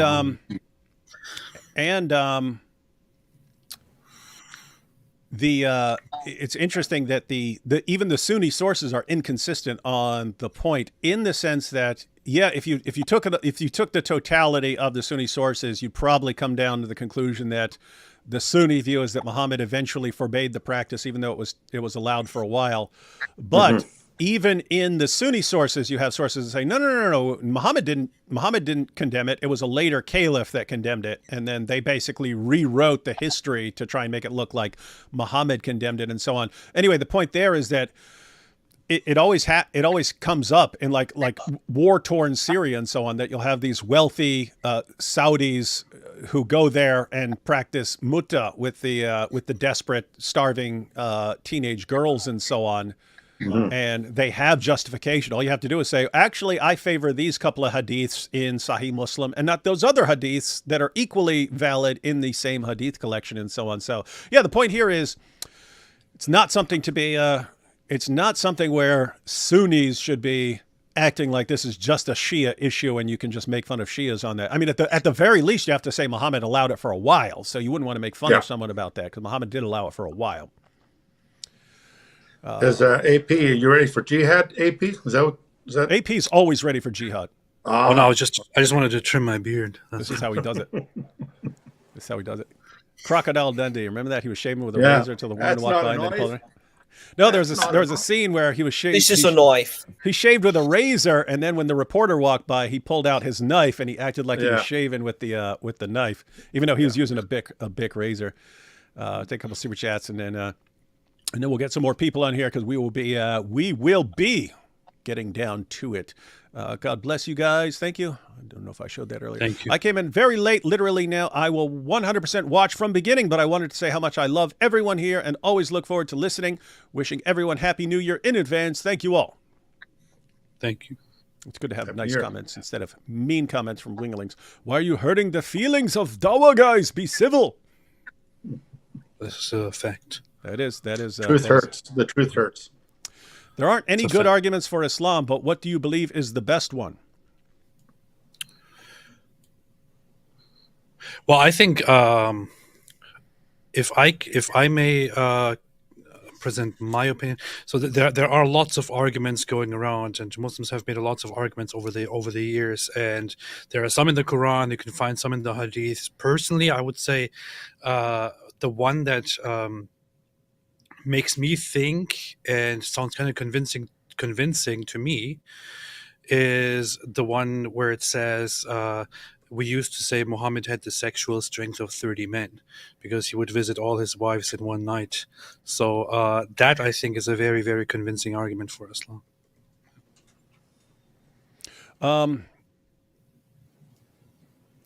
AP's silliness aside. What silliness, man? I think the closest, and this is a bad argument because I don't even believe that this is what Islam really is. But when Islam is presented as, hey, there's one God, and you obviously want to give as much reverence and respect to the one God, and Islam is the religion that just says submit to one God, and so when they're keeping it sort of generic and general, I don't think that's good, because Islam is a package deal, and then they have a bunch of pagan nonsense that's actually involved, and they just don't tell people that. But I think that's the best they've got. It's certainly better than, perfect preservation of the Quran. That's just a lie. That's just a lie. At least if you're saying, hey, let's all worship one God, you're making an important point. Addition to what you said, David, also, it's not Islamic argument, but Muslim arguments. Alongside of we worship only one true God, you will have Jesus when you become a Muslim. You still have Jesus. You kind of add Muhammad, and then Islam is helps you to be more muscular religion. Oh, you can't just turn blind eye. You can't just turn your other cheek. This is wrong. You just need to stand up for that. That kind of gently forcing the violence or something they call it muscularity.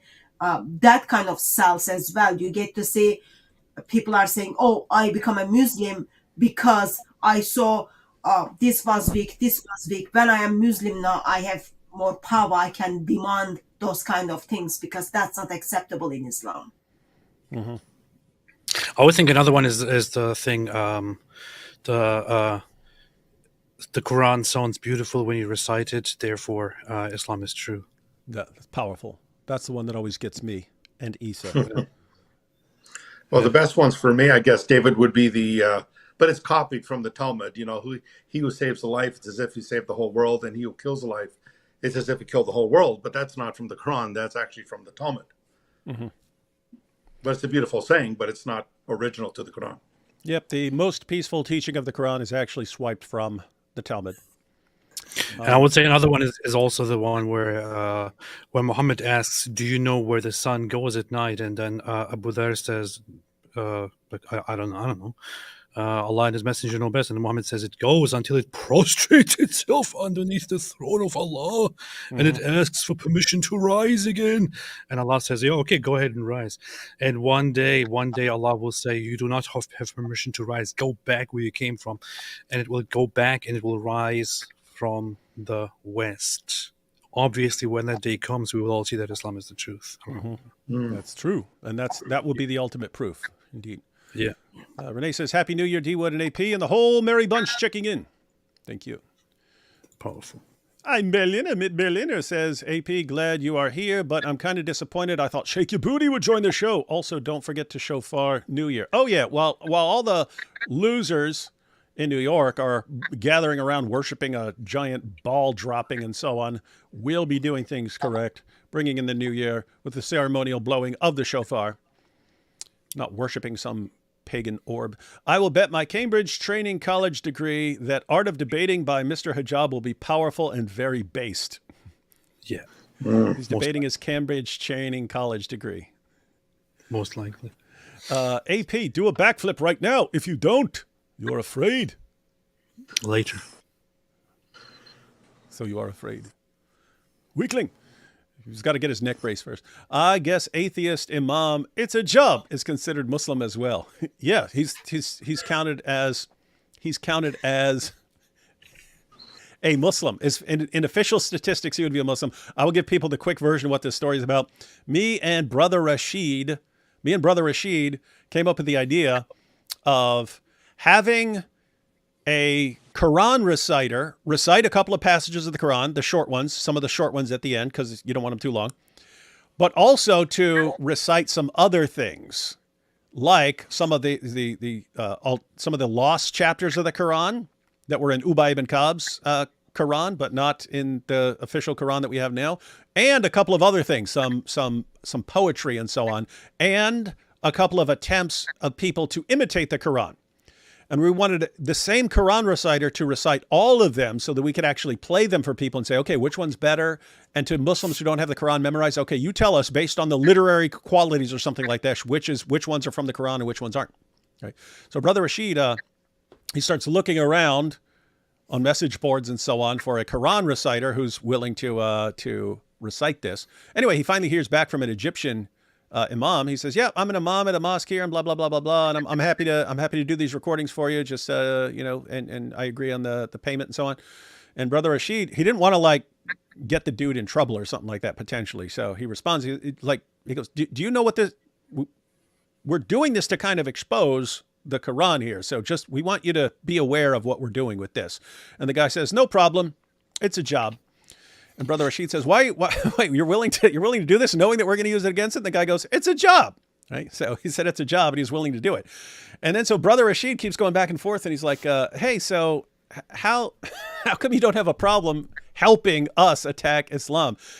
And the guy goes, oh yeah, well, I don't really believe this stuff. I'm actually an atheist. I'm actually an atheist, but I have I'm an imam. And and Rashid says, how are you an imam if you're an atheist? And the guy goes, it's a job. I thought it was funny that everything for this guy was just, it's a job. Oh. And he's willing to roll with it. Anyway, that's fun stuff. We have a message from AP's Indian wife. Is this your real wife and she modified this, or is this one of your fans? I don't know. AP's Indian wife says, honey, you need to be on time next time. New year, new you. And then we have Indian slang that I don't know how to pronounce. Lagai.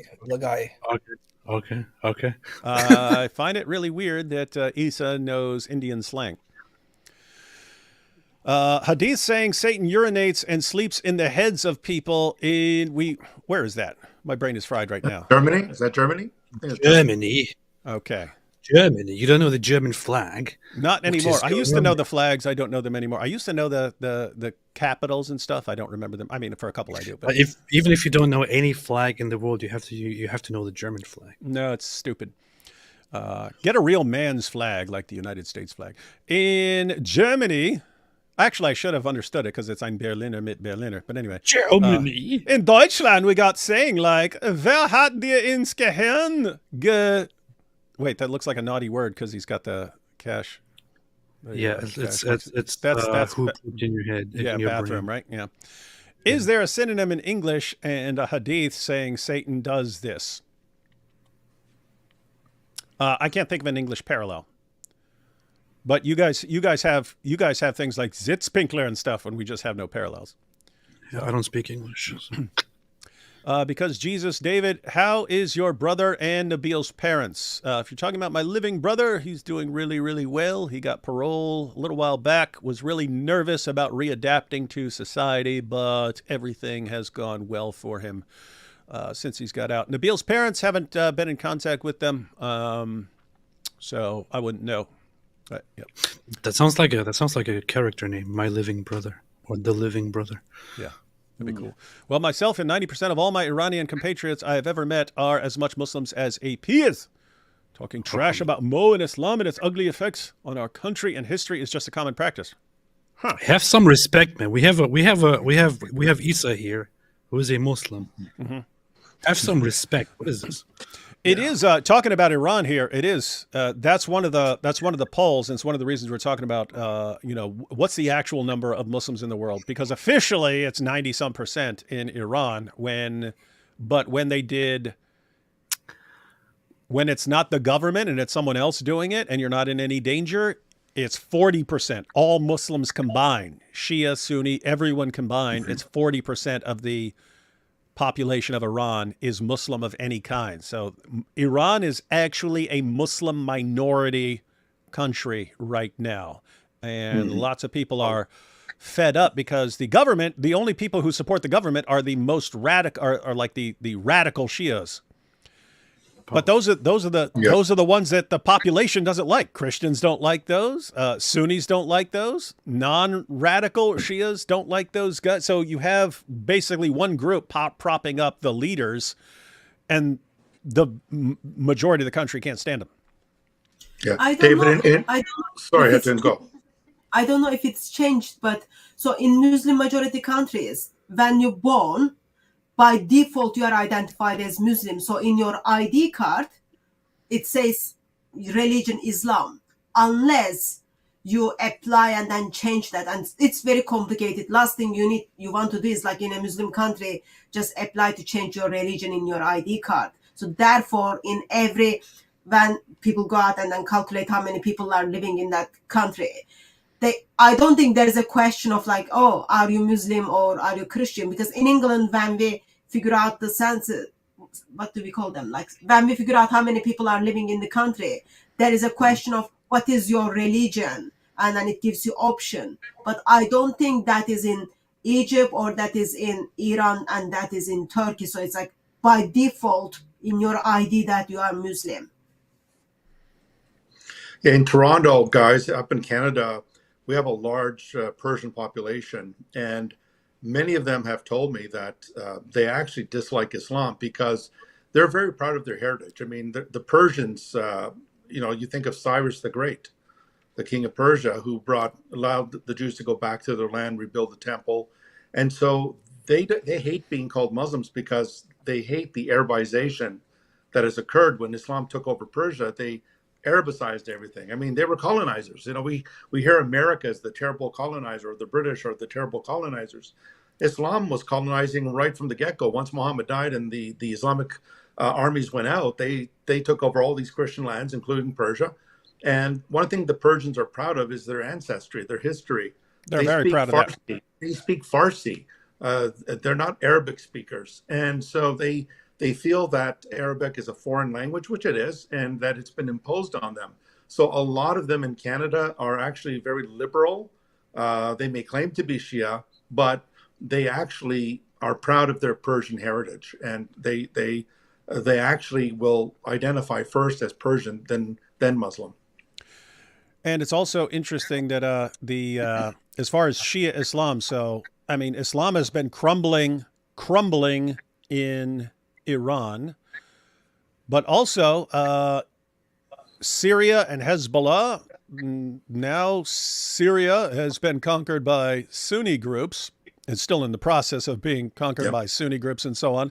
Hezbollah needs to be running and hiding right now because these guys, these actual Sunni jihadis are going to have no tolerance for Hezbollah. But you had that, what they call it, the Shia crescent or something like this, that there was this big crescent of power from Iran and so on, and that is falling apart before our eyes. So that's actually cool. I mean, it's rough because, there are lots of cool Shias. There are lots of cool Shias out there, but the ones who are pulling those strings and so on, those are the nut jobs. Those are the nut jobs. The Ayatollahs and so on, they are doing no good to anyone in the world. And so it's good that their influence is collapsing.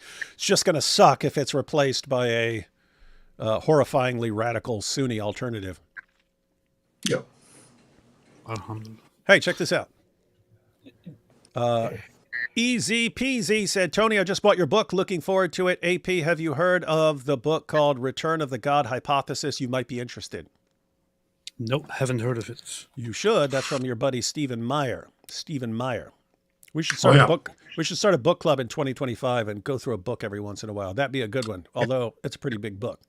Yeah. Thanks, EP, for buying the book. Thanks. Yep. So what? He said thanks for buying the book. I was just thanking him for buying my book. Mm-hmm. Oh, okay. So Return of the God Hypothesis by Michael Myers. Okay. Michael Myers. Michael Myers? Bing, bing, bing, bing, bing, bing, bing, bing, bing. He's joking. Halloween. Halloween, yeah. Okay. Hey, we should do some skit where it's people hear that Michael Myers is coming, but it's actually Stephen Meyer. And he just wants to make a case for God, and everyone is terrified. Yeah, Stephen Meyer from is this the intelligent design scientist, correct? Yeah, Stephen Meyer. Yeah, he's a great guy. Met him in Toronto. A great guy, wonderful man. Yeah, and that's one of the guys. Him and what's his buddy Dembski. But Dembski, I know people who know them well, and they all say like these are some of the greatest guys ever. Fine gentlemen. Yeah. One second. We got some backup here. Hey, hello. finally someone showed up in costume. I scrambled to look around. I was like, what? We have nothing here? My wife puts up all the like Christmas stuff in every single room, like every room coated in Christmas stuff, and we have nothing for New Year's? Well, in my defense, this is actually my kid's hat, so I had to steal theirs. But it fits you well, but you look like a pilgrim.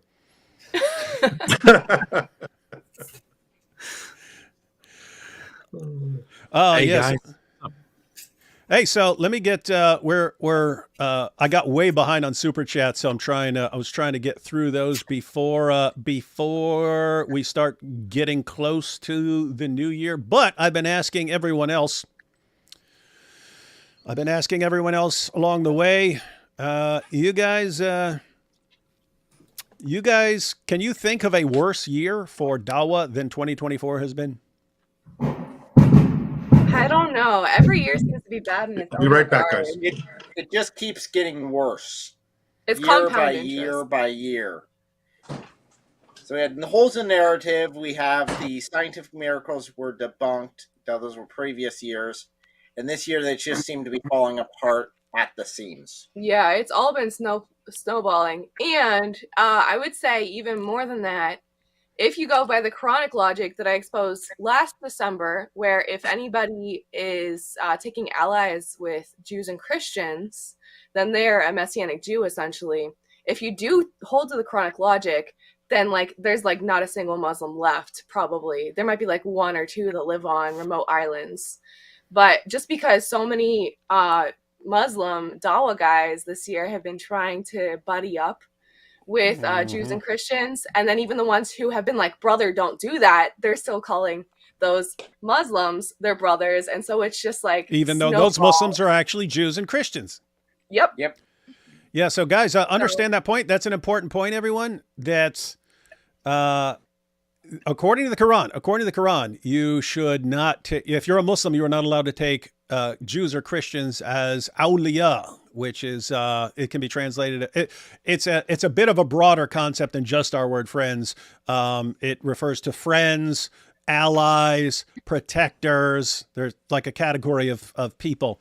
And the Quran says, do not take Jews and Christians as that, friends, protectors, allies, any of that. And what Elle and Derek are pointing out there is you saw a lot of that over the past 2 years. You would see Muslims, especially before October 7th, you would see Muslims, hey, Jews, look, we agree that the Christians are wrong and that the Trinity is wrong. Why don't you join us and we should work together and expose the Trinity and humiliate them? And I would have all these Muslims sending me Tovia Singer videos. You need to listen to Tovia Singer. And they don't get it. It's like, wait, Tovia Singer, does he believe that Jesus is the Messiah like Islam teaches? Does he believe Jesus is born of a virgin like Islam teaches? Does he believe Jesus performed all these miracles like Islam teaches? Does he believe these things? No. Okay, but I'm supposed to listen to this guy, right? So anyway, it's like out of desperation, they're clinging to anything. And so they were clinging to Tovia Singer, and they were buddying up with Jews. Hey, why don't we unite against the Christians? And then after October 7th, of course, now it's Christians, we should unite against the Jews because we all believe in Jesus, but they don't. So be our friends now. And that whole time, Elle is going, what? Well, you guys are, you're trying to be allies with Christians here on this? Do you know that according to the Quran, you're not a Muslim anymore. You're actually a Christian. Or if you're allying with the Jews against the Christians, you're no longer a Muslim. You're actually a Jew now. And she's pointing out even the Muslims who correct them, who say, brother, you can't do that. You can't do that. Well, your brother is a Christian or a Jew. And so you're friends with them now. So now you're a Christian or a Jew. And she's pointing out that, who do you have left as a Muslim? Some Muslim that's been stranded on some island somewhere and hasn't had an opportunity to join in all these shenanigans. And even Muhammad himself wouldn't have been a Muslim according to that logic either, because there were times that he did ally himself with Christians and Jews, as well as obviously pagans. List anything, anyone who would help him out for his cause for even a limited time, he allied himself with. So even Muhammad himself proved himself not to be a Muslim. But this just hasn't been widely known. I really haven't heard other people talking about this, other than occasionally seeing a Muslim kind of try to secretly call it out for themselves amongst themselves. But I called this out last December, so it's now been 1 year, specifically with Ali Dawah, because Ali Dawah has just been in this routine of just the last 2 years being to all of my brothers and sisters, to all of my Christian and Jewish brothers and sisters. And it's hold on, something's not right here. So I called this out last December. He's had this entire year to respond to it, to do anything differently to it. I've invited him to talk about it. I've invited him to talk about other things. Nothing. And then I also this year called it out for Dilly Hussein, who's continued to befriend him and show that he's publicly allying with him in videos where Ali Dawah, you know, says, oh, you know, my Jewish and Christian brothers and sisters. And Dilly Hussein himself he knows these arguments because he uses these arguments specifically on Andrew Tate. And then I also called out Muhammad Hijab because Muhammad Hijab has continued to ally himself with these people. So all of these big like Dawah guys, none of them are Muslims according to the Quran. Wow. And nobody's even stood up for themselves and tried to correct anything because they can't. They know the Quran is false. No wonder they're having this avalanche of apostasy when there's none of them left. It's all. It's basically the entire ummah is like Iran when you have all these people who are officially Muslims but not really. And I just have to point out. El, everything you're saying is horribly offensive to Isa, who tries to be friends with everybody. And you're telling him that he's actually the worst Muslim on the planet. Powerful. Well, we welcome you to Christianity. You could be a true Christian instead of just the Quranic Christian. Oh, you're funny. Thank you. I appreciate it. David, you did mention a good point that is indeed true. Of course I did. I don't even. I don't even think about it. Thank you for the compliment. Now let's move on. Oh, no. I don't even think about it very much, but it is true that when you look at the time before October 7, lots of the Muslims who are now acting like, yo, we Christians and Muslims should be together. We should be united against the Jews. We should all be seeing the evil of the Jews and so on. The same people, many of the same people before October 7 were doing things like, oh yeah, we should get together with the Jews, and Jews and Muslims actually worship the same God and Christians don't. We know this, and Jews also know this truth. This is a fact. Come on, Jews, join us. Come on, let's go together. And they would have conversations with these guys. As soon as October 7 happened, somehow, suddenly, it turned into, Christians, come on, we are good. We're basically alike. We are best friends. We should both recognize that the Jews are the evil guys. It's just so opportunistic. So it's pathetic. It's like really a pathetic. Monty Python. It's like a Monty Python skit, really, when you think about it. Yeah, and it ties into what I was saying way earlier in this program when they were clinging to people like Sneeko and Andrew Tate, as these guys are, and we're looking at them going, Andrew Tate, that's the guy you're going to cling on and have as your new poster boy for Dawah. Do you have any clue what you're dealing with? What level of narcissist and the charges against him? And so, do you have any clue what you're dealing with? Why are you doing this? And it's sheer desperation. It's like, what else are we going to do? And the same thing with Sneeko. It's like the last guy on the Sneeko. And Andrew, if I had to pick who I want to be the poster boys for my religion, those would be pretty much dead last on the list of 8 billion people. They would be among the 2 last people on the planet. And the Ummah just instantly, our heroes. Not universally. You did have people saying otherwise. And matter of fact, I even saw a Muslim. I brought this up. I think I brought it up in a live stream and actually posted the comment, but. It was a Muslim who was responding to this, and he was like, he's been trying to talk to Muslims like, guys, shouldn't we like wait a while on Andrew Tate and like see if he changes or something like this before we're making him, our hero and stuff. And then when he got shouted down, he said,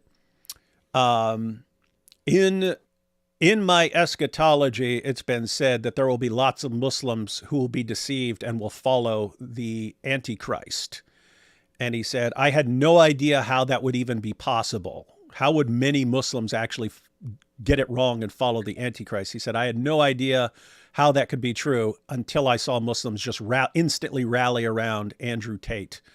And he said, and then I realized if the Antichrist comes along and he starts saying, oh, me strong, me humiliate women no good, blah, blah, blah, we'll just rally around him.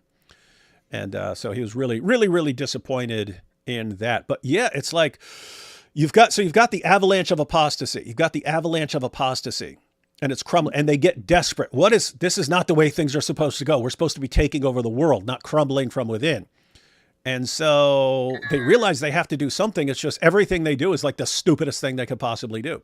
Let's make Andrew Tate our new champion. No, let's make Sneeko our new champion. Oh, let's ally with Jews. Let's ally with Christians, even though this is making us not Muslims. Let's keep doing every dumb thing we can think of. Why? Because we don't have any actual arguments on our side. And so this is what you have to do. Mm-hmm. I do have a question about Andrew Tate, though, because on a real note, can you think of any celebrity who is more like Muhammad than Andrew Tate? Because he's accused of sex trafficking, which we know Muhammad did. You guys have no mercy on Issa right here. You have no mercy at all on him. You're just like, let's pretend he's not here and be blasting away.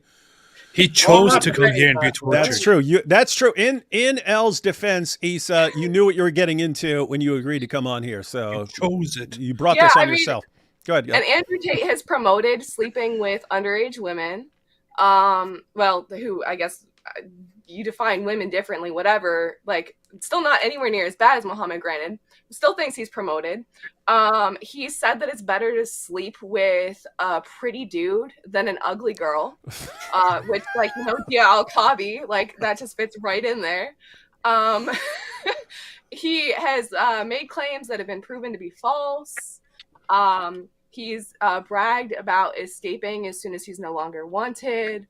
Like, all of these things are things that Muhammad has done. On top of that, Andrew Tate is also known for wanting to call himself God and wanting to act like a god and wanting to be worshipped and wanting to be praised. I mean, who else has been more like Muhammad than Andrew Tate himself? So it's only natural that he'd be the perfect candidate to show what Islam really is. Even though he doesn't follow it, either been Muhammad. So only difference between Muhammad and Andrew Tate will be one of them has like 6 or 8 packs, other one was like fat and small. They both like money, though. There's another thing. Yeah, but one of them has money, which used to get like, he made from 6 packs from that money or 8 pack. I don't know how many packs he has, but we know Muhammad was like fat and small. So that will be the only difference, I guess. Nice. That's true. On the I just saw the super chat pop up, and it's from it's way down the list. Josh said the whole Sneeko and Tate Muslim stuff is bogus, and that's kind of the other issue here. Like, why did Sneeko and Tate actually convert? Was because they saw this powerful evidence? No, because we heard them afterwards and they had no clue what they were talking about. But that's actually part of it, is because there's this desperation in the Dawah community. Like, wait, we're out here giving Dawah, and yet tons of young people are leaving Islam. What are we supposed to do? Let's cling to people and cheer for them and celebrate them and so on. Let's shower them with praise anytime they're converting and shower them with abuse as they're leaving and so on. They have no plan B. We've talked about that earlier. But what that does is, when you shower people with attention and praise, if they convert to Islam, you've just encouraged people who want attention to convert to Islam for that reason, because they want something out of it. And that's what they're getting, and they're celebrating it. And we're looking at this and going, you are ending up with a lot of very shallow believers, if you can even call them believers, who are converting to Islam for other reasons and not because they believe it's true. And these are not going to be the people who make a solid stand for your religion somewhere down the road. In other words, you're creating a system of very shallow, hypocritical belief that is just out of convenience and not from any serious reverence for God. And we have a comment David, here. Oh, God. They don't need to believe as long as they submit. Even Islam teaches that. Don't say you believe, say you submitted. Yep. And you end up with some shallow submission there. Steph S. says, Masab and Issa seem like the only Muslims that would be respectful towards their mom/sister. So that's a good compliment towards Issa and towards Masab. With that said, there are lots of Muslims out there who respect their moms. I know that because I've known some of them. With that said, you're right that it is a problem of disrespect going on in the Muslim community. But there are exceptions to that. A couple comments here. Where are Nabil's parents on Christianity? Don't know. Haven't communicated with them in a good while. Everyone buy Nabil's books and give them to people. That is a good idea. Good stuff. I'd second that. Mm-hmm. Hey, yo, Dizzle, cook more Dawah clowns this coming year. You're the uppermost. GAP, I'm with you on your fight for truth and quest for meaning. Love you. We made it to 2025. That's Thank cool. you. Oh, yeah, so Elle and Derek, let me read one more real quick. Happy Gregorian New Year. Happy Rosh Chodesh. Happy Hanukkah. May we align to God's will, and may Yahweh bless and guard us and grant shalom. Hey, Issa, do you know what that is? Rosh Chodesh? Yeah, I think that's it's like the holy. It's like the holy New Year. I think that Rosh is ahead, so I think it's like from what I understand, it's like the holy New Year. Mm-hmm. Okay, that's cool. So, Elle and Derek, what do you predict? And I'm saying this because we're going to run through these predictions at the end of next year. Most people seem to be on the same page, though.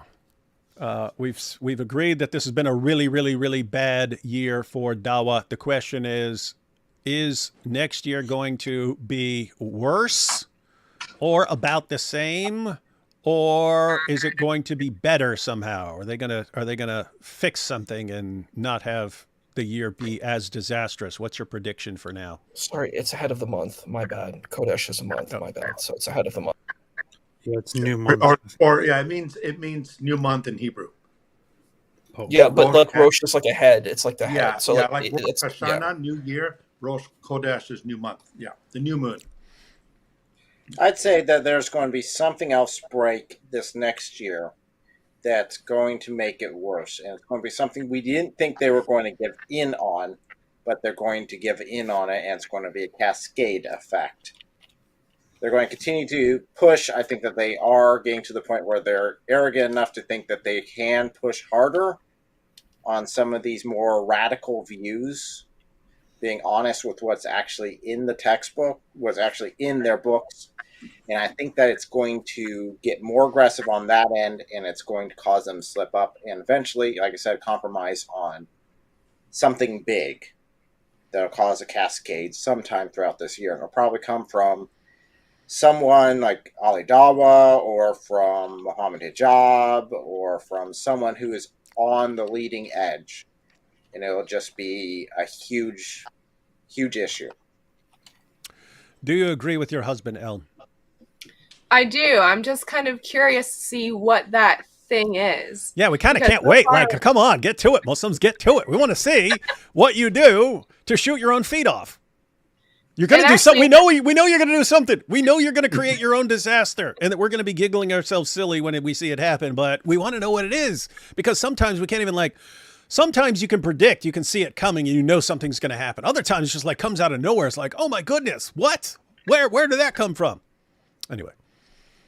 Yeah, I'm really wondering when they're going to own up to sexual abuse of animals, when they're going to own up This got dark really quickly.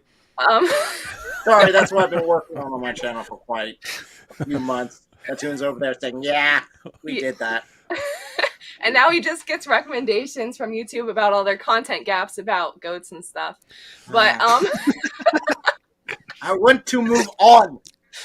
and I go to my download history and I see he downloads his own videos and I'm like, ooh, that's not a good title to be in my download history. But I don't know how else to get around those topics. Yeah. Other than just being polite with them.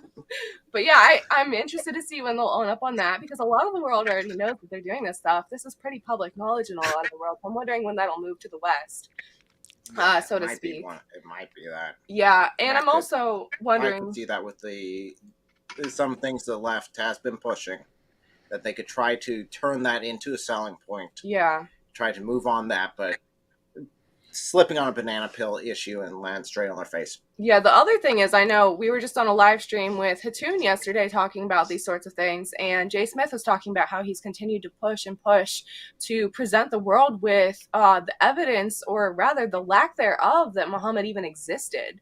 So I'm wondering if we're going to hear more Dawah guys start talking about that out loud and talk about oh, you know, like, it's okay that we don't have any proof that he existed. It's all right. We can still believe, or like, don't say you believe, but say you submitted anyway. There's so many different things that they could start being public about. And I think either way, they're stuck. I don't think it's possible for them to fix this, because the fact is, Islam is not the truth.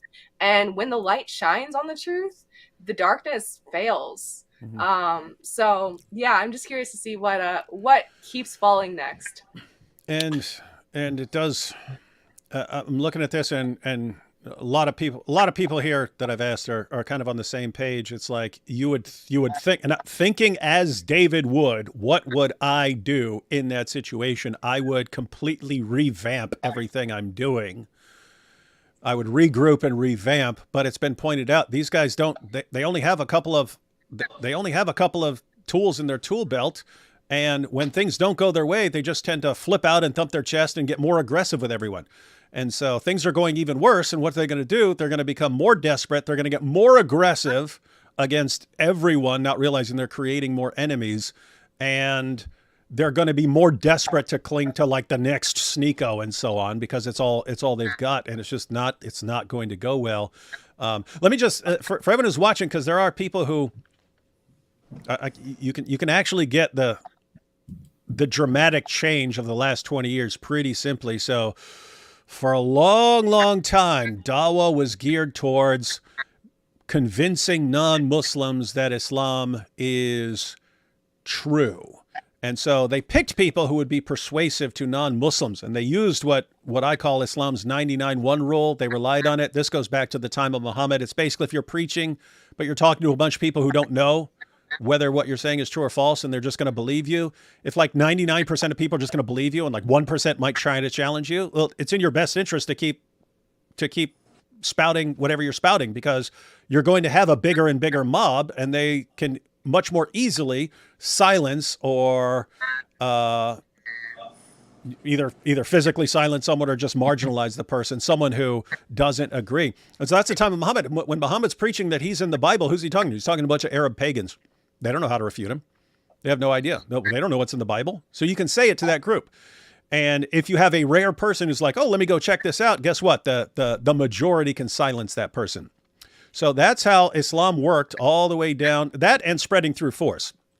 But that works all the way down to like Zakir Naik and Shabir Ali. They're saying things, but they're saying them to people who don't know how to research them and so on. So they just believe what they're being told. And if most of the vast majority of people are like that, then it's just in your best interest to keep making things up, as Zakir Naik would. That started breaking down with the age of the internet, where it became much easier to respond to stuff. We could refute things much faster with the internet. I mean, think, if Zakir Naik talks to 10,000 people and tells them something, if you want to correct them, what do you do? Back in the day, you would have to go from person to person. It's pretty much impossible. And so it worked. And then all of a sudden you can start responding to stuff online, and that method started breaking down. That the 99-1 rule started breaking down. But that's when, fortunately, you had the Muhammad hijab crowd come in, and they changed it. They changed Dawah. They changed it from trying to be persuasive and compelling to non-Muslims to trying to impress Muslims, that you're the person who's strong and who's owning the kuffar and so on. So then people rallied around that. But when the emphasis became do what's impressive to Muslims instead of what's compelling to non-Muslims, well, what's impressive to the Dawah crowd is like repulsive to non-Muslims. They're looking at that going, what? This is what you are, just a bunch of chest thumping, and we're strong and we'll humiliate you. And they're looking at that going, this is awful, right? But they rally around Muhammad hijab and co. And along the way, we got the destruction of the holes in the narrative argument. I mean, we got the holes in the narrative, which destroyed the perfect preservation argument. We got the collapse of the scientific miracles. Then, so they were really desperate for, the Dawah guys were in a very desperate situation to be able to say, no, our ways work, and we are gonna change the world. And so that's when they became very clingy with people like Andrew Tate or Sneeko. You see, we're changing hearts and minds to get more support for themselves.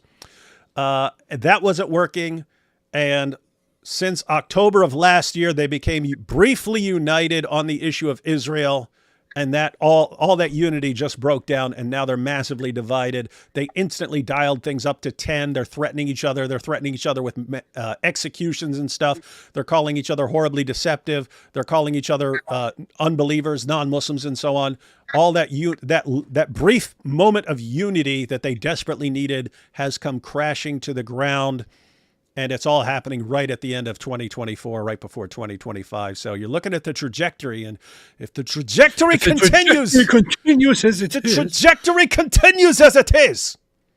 Where are they going? And you keep thinking, if you have any sane, intelligent people among you, you have to say we have to change course. Guess what? If you have sane, intelligent people, they're not the ones calling the shots. It's the Dawah guys calling the shots, and they're conditioned by their followers that they can do whatever they want and say whatever they want, and their people will still support them. So you are doomed. You do have smart, you do have intelligent, wise people. You got the people with hikmah in the Muslim community. No one will listen to them. No one's going to listen to them. And so I would say I would say that I think that much of the predictions that you guys have about Islam, that the Dawah will get even worse and they will expose something. I think you're gravely mistaken and very wrong. I think that 2025 will be a year for the Dawah to finally get its stuff together and collect itself and once again rise from the ashes, from the embarrassment. Like a mighty phoenix.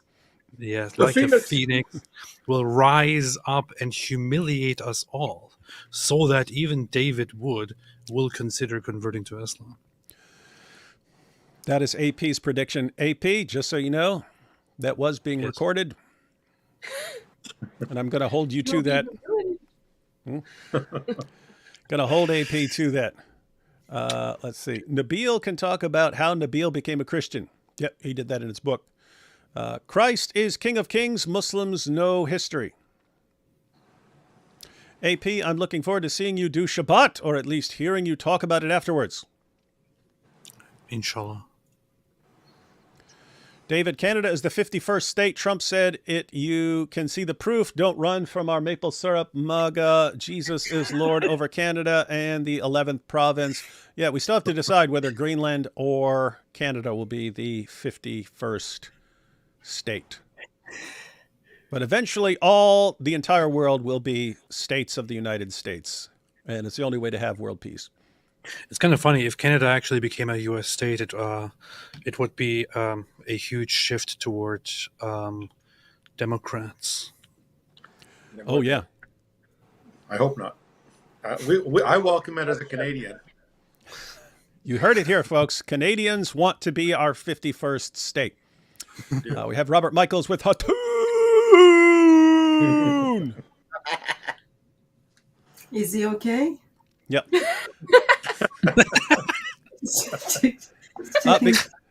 Because Jesus has been posting a lot about Nabil Qureshi, shout out to the one and only Nabil Qureshi. Yeah, that's good.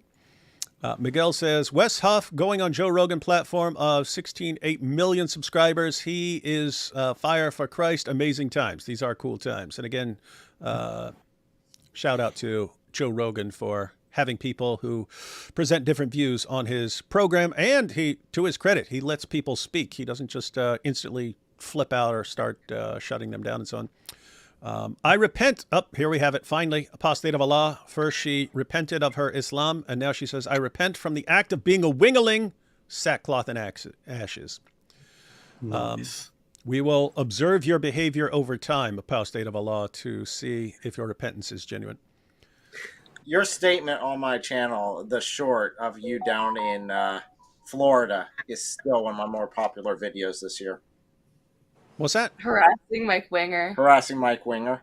Mike Winger even got on there and made a comment about it. He blamed you for the name. I don't even remember this. What was this? In Florida. I remember when we were in Florida, and I remember we made a video about the dates. No, so in Florida there was that open Q&A, and so you told me like I had to submit a question. Yeah. No, I remember that. I remember that. Oh yeah, so you posted that. You posted that on your channel. I posted that, and it got so popular, Mike Winger got on there. Oh yeah. This is see when narcissists hear, oh, someone talked about me, they have to go and see what's going on. It's just a character flaw which you can use against them to humiliate them. Did you guys see the video of 60? People keep asking me about this. AP, did you watch it yet? Did you see the video of 60 Minutes about the Mossad pager plot from days ago? It's like 13 minutes, really mastermind planning and waiting. I still haven't seen it. I kind of disconnected from things over the last week or so. And I've heard so many interesting things about it, like the detail they're going in about how they'd been planning something like it for years. And it's just, this was the opportunity when they decided to put that plan in motion. But yeah, we got to see that, and especially only 13 minutes. We got to check it out. Let's see. Sushi Mango, satire YouTube about Arabs in Australia. Sushi Mango, that's a channel? Satire YouTube about Arabs in Australia. I guess that's a channel recommendation. Desperado, glad the queen and most dangerous force to Islam in the 21st century is here. Love you, Miss Tosh. Thank you. No offense, L. No offense taken. Hatun is quite a special woman. Hatun is the goat. Hatun is the goat. Yes. Not good, not good. Hey, do Muslims celebrate the New Year? AH. Yeah, what do Muslims do? I mean, do Muslims celebrate New Year, like the New Year, but on their Islamic calendar? Like, is that a celebration? Well, Persians do. They do Nowruz. So yeah, in March. Yeah. Yeah, Muslims have their own New Year. 1 U.S. plus 1 Canada plus 2 Turks. You see, the Turks are taking over. We will conquer. We will teach you to share life. Isn't it interesting that there are like only 2 good Turks in the entire world, and they're both here right now? No, but people could get a skewed, messed up view of Turks because they're like, "Oh, Turks are so cool." AP Hatun is like, no, they're the exceptions. They're the good ones. I'm not cool anyway, but yeah, Turks is Jesus. Islam's the most manly religion in the world because it's more straight than. I guess there's a comment on the Andrew Tate thing. Aware of Muhammad's possessions in Topkapi Museum? No. Do they have some of Muhammad's possessions? There are things in Turkey in Topkapi Museum, like this is Muhammad's hair, this is Muhammad's this stuff, but that's just the same. Hey, did anyone catch Jai and DOC when they went? They keep going through sources that people aren't familiar with that haven't been translated, but there was a story, not completely reliable on the details. This is a while back, but they were having a discussion about Muhammad after Muhammad's death, and they were talking to some pagan dude, and they said, "Look, we even have our prophet's toothbrush," and he said, "Let me see that." And so they handed it to him, and he says, "This is what I think of your prophet." And he sticks it up his own butt, right? Yeah. But then, so the guy sounds funny, right? But then he became pregnant by Muhammad's toothbrush, and he gave birth to some weird fish rat baby, and then the guy had another daughter, and then the guy died from having the fish rat baby, and then the daughter killed the fish rat baby. And so this was the proof. This was the proof that you must not insult Muhammad by sticking his toothbrush up your butt. But anyway, so I'm just wondering if they still have that toothbrush. Because there could actually be an experiment. I'm not going to do that, but I'm sure there are people who might want to be willing to perform that little experiment to see if it's true. Rob Reed says, "Happy New Year. Thanks for all you do for the kingdom. FYI, my God has a right hand and a left hand and 2 shins. Praise Jesus." Not 1 shin like a little mermaid-looking weirdo. I'm a fan of AP's humor. I truly appreciate all of you. Yes, everyone's a fan of AP's humor, especially the Dawah guys. This is a serious channel. We are having serious conversations. Let's not joke. Yeah, especially not rude comments like this. Just rude blanket statements. Why are Muslims terrible? Why are they dirt? If you want to specify, say like Dawah guys or something like that. There are non-terrible Muslims out there. Why do Muslims? Oh, this is the same guy. Why do Muslims molest kids and dogs? Academics answers only. Okay, we're not giving you any answers. Wow, you couldn't have described us Persians better, my friend. Happy New Year, fellow hoser. Amen. Right on. Hey, what's that mean? That's a Canadian thing they call hey hoser. It comes from the Mackenzie brothers. That they were famous in Canada. They played a brother, just two brothers. All they did was drink beer and say stupid things. But anyway, yeah, I know what he's referring to. Are those guys who were like on Second City TV? Or those guys? Yeah. I remember those guys saying hoser. Remember the movie Strange Brew? Strange Brew. They played in that movie. Yeah, with Max von Sydow. Yeah. If it's the guys I'm thinking of, they were like always together, and they were Canadian. They would always end everything with a he. Yeah, and wearing toques. I think I'm familiar with those guys. Yeah. AP, why does Allah pray for Muhammad? He doesn't pray for Muhammad, he prays to Muhammad. Ooh, sick burn. He's been humiliated. See? That's what you get, Miguel. I double back. Hey, it's all my favorite people. What's up, Gabe? What's up, Gabe? What's up, Gabe? What's up? Nabil's last wish was to pray for his parents. This is also because Jesus. That whole Sneeko and Tate Muslim stuff is bogus. Oh, yeah, I mentioned that earlier. Yep, it is. And follow up. Isa, bro, convert already. Don't be a real Muslim and hang around the infidels to convert them. All jokes aside, you're a good dude. Happy New Year. Thank you. Appreciate it. Isa's been humiliated and exposed. Isa Muslim, and how is Michelle Qureshi doing? Oh, Michelle's doing well. Yep. She has since been remarried. Isa is, oh, sorry, go ahead. Oh, just saying, yep, Michelle got remarried. She was doing YouTube for a while until people started harping on her and said that she needs to be a perpetual widow for Nabil for the rest of her life, and people had no basis, biblical or otherwise, for telling her that. And I think she didn't say this, but I could tell she was getting kind of ticked off. Like, what business do you guys think that you have? What control do you think you have over my life, and so on. And so anyway, she just eventually just kind of moved on from it. Yeah, Isa is he pretends to be a Muslim. He actually told me backstage. He said, "Yeah, I left Islam. I'm no longer a Muslim, but don't tell anybody. We have to keep this up to to give a good side of it and all that. This is the new thing that we can do against Islam. Don't let anyone know. I promised I wouldn't let anyone know, but I can't keep it in me anymore. You know? Mm-hmm. Just between us. Yep.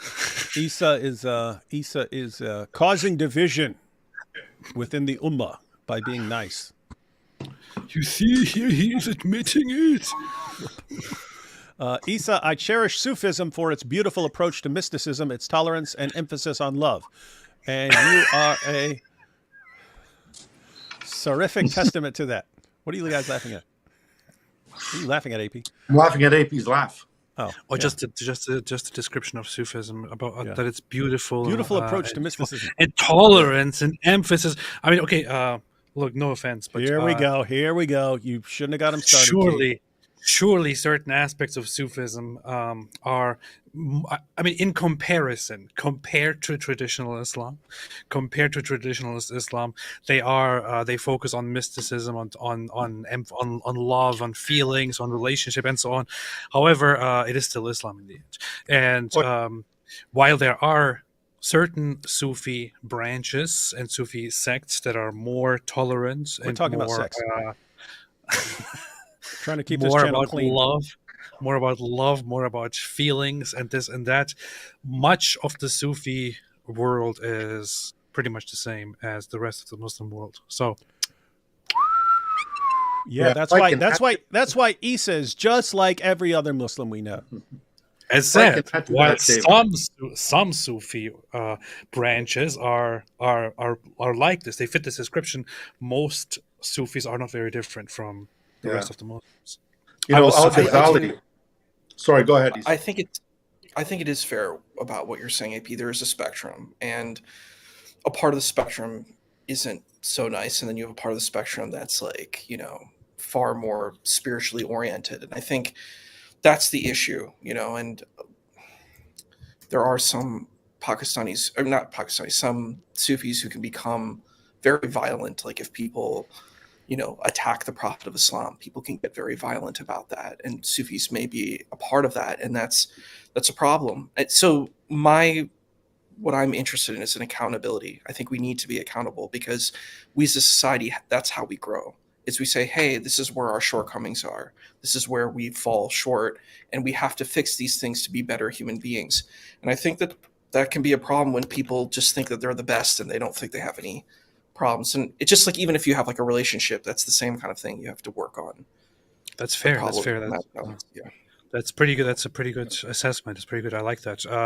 I think you did inadvertently mention certain Sufis that are known to be quite violent when you said Pakistanis instead of Sufis, because there are Sufi movements in Pakistan that are very, very much the first ones who will go outside and become violent when somebody draws Muhammad or when somebody says something about Islam. They are Sufis, and they will be very political, and they will say dumb things like, we should declare war on France and nuke them, and things like that. So, yeah. You know what's interesting is that there's a movie I was telling you on one of your live streams. It's called International Guerrilla. It's a Pakistani movie, and it's basically kind of like freeware because you can't, you know, it's such a low quality movie that you can find it for free on YouTube. Really? Pakistani movie, low quality? Yeah. Because I've only come to expect the best from Pakistani filmmakers. When you said discount Pakistani movie, you said Pakistani movie about an animal. I thought this was going into bestiality. Yeah, it's something that Elle wanted to talk about. So the movie, basically the premise of the movie is that these Pakistanis want to take the life of Salman Rushdie, and Salman Rushdie is a great supervillain, and that's the whole premise of the movie, is that these guerrillas go to take out Salman Rushdie. And basically it's shocking to see a movie where you see the heroes and they're all villains. You know, it's like I read some of this book called The Turner Diaries. It's a horrible book. I read half of it and it was just like, you know, it's a Nazi propaganda book. And I tried to get through it and I'm like, there's very rare where you see the people who are supposed to be the heroes are actually the villains. You know, you actually sympathize more with the villains than you do with the heroes. And the same thing with this particular movie. And you know, so I decided that what I'm going to do on my YouTube channel is I'm going to read all of Satanic Verses. I'm going to go through his book and see what he's talking about. Wait, did you do it? I'm going to do it. I got the book. Because I tried. I couldn't make it past the first couple pages. It's very South Asian, so it uses it's a very South Asian background. So it was like actors. nothing. It was like nothing I was familiar with, and I couldn't get my mind around any of it, so I gave up. So if you want, you can see my series. I'm gonna be going and reading the entire book and reviewing it because people did this. They did fatwa. They did these fatwas and said, you know, Salman Rushdie needs to be put to death, and they never read his book. So I'm like, it's clear, like in Satanic Verses, in International Guerrilla, they never even read the book. So I'm like, you're critiquing this guy where you never actually read the book. So you should read the book first. Go and actually do the work. Yeah. So it's funny. Yeah. I read Salman Rushdie's latest book, which is what's it called? Scar? I forgot. But he explains very much the controversy over the years and the latest attack where he was stabbed in the neck and the eye, where he lost his eye and almost died. And he also points out there that that one of the funniest things to him, after all of these decades where he spent so much of his time hiding, then coming out of hiding, then walking freely despite warnings and so on, during this entire time, he still thinks it's quite funny that the vast majority of those who condemned him and went after him never even knew what the book is about, that they were after him for. So nobody has any clue what his book that caused such outrage around the world is actually about. You know what he should do would be really funny?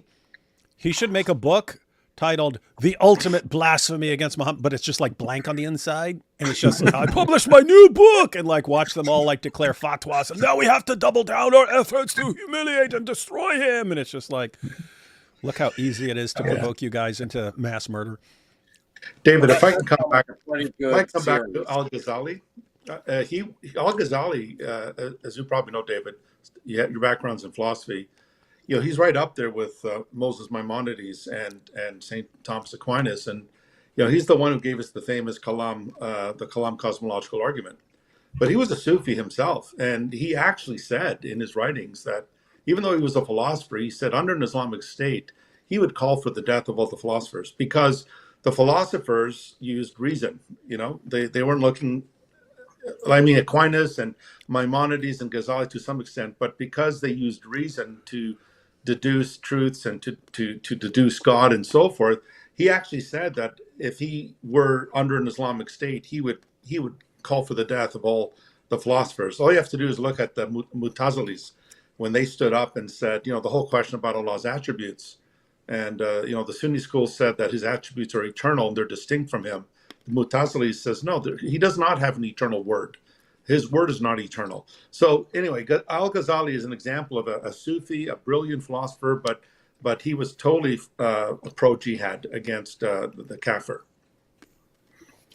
That's fair. I actually did a presentation on Al-Ghazali, and I was reading his book. He writes a book like The Incoherence of the Philosophers. That's his Correct. book.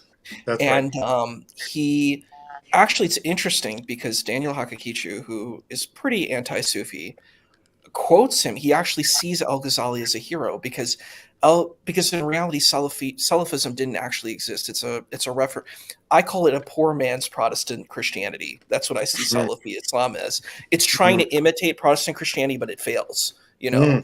So it's a poor man's Protestant Christianity. But basically, he's very strict, and he's like, you can't deviate, you can't do bid'ah, you can't do any of these types of things. That's right. So people like the Salafis love him, but most of the Salafi sages that they have are actually Sufis. So I have to own that. That's true.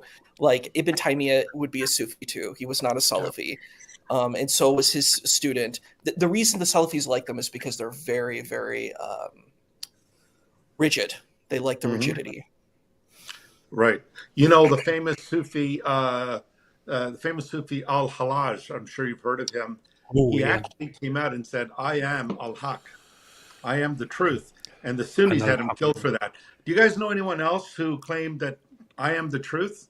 But that only meant he was only the truth for his time. He was the way for his time. So that goes to show that, they killed a Sufi for saying, I am the truth, Al-Haq. But yet when Jesus said, I am the truth, he didn't really mean that he was God. I have to say, it would have been way cooler if he had said, I am the Haq and the Hikmah. If he had said, I am the Haq and the Hikmah, that would have been pretty based. The thing about Hallaj is, and I'm sure Isa would appreciate this aspect of it. It's a very deep concept. So Mansur al-Hallaj is a very respected figure in Sufism, and very much deeply studied figure. And as you go further and further into the mystical aspect of mysticism, of Sufism, it gets further and further into what he meant when he said, "Ana al-Haq," I am the truth, I am Haq, which is. And one of the general understandings of that is that what he meant when he said it is that he has disregarded and diminished everything that exists so that only Allah is left, and everything is only Allah, including he himself no longer exists. Everything is Allah. So therefore he says, I am Haq, so I am Allah, but he's not really saying that he is Allah. But of course, this was misunderstood by the rigid audience that he was talking to, which is why he was executed, for which they cannot be fully blamed, because he in truth was saying something so profound that the simple-minded people who only look at the surface cannot fully grasp, and so on. It's kind of a funny field. Yeah, and it's one of Allah's names, right? One of Allah's names is Allah. Hey, one thing. Never had this many people on, so I'm interested in what's going to happen to the screen when I bring on. Hey, it actually works. Anthony. Whoa. Anthony. Who's that? Whoa. That This is is the perfect number, Tony David. Rogers. You got Who's number 7. Yeah, Tony. You actually you missed it. We're going to be counting down. We're going to try and get through these last super chats and so on. We But were just about to leave. now, Tony, what a dirtbag comes in the last 15 minutes right before they leave. And then, oh yeah, I've been here the entire time. See. I popped in when you guys were talking about bestiality. Oh yeah, I thought, if you want to know what gets Anthony's attention, everyone.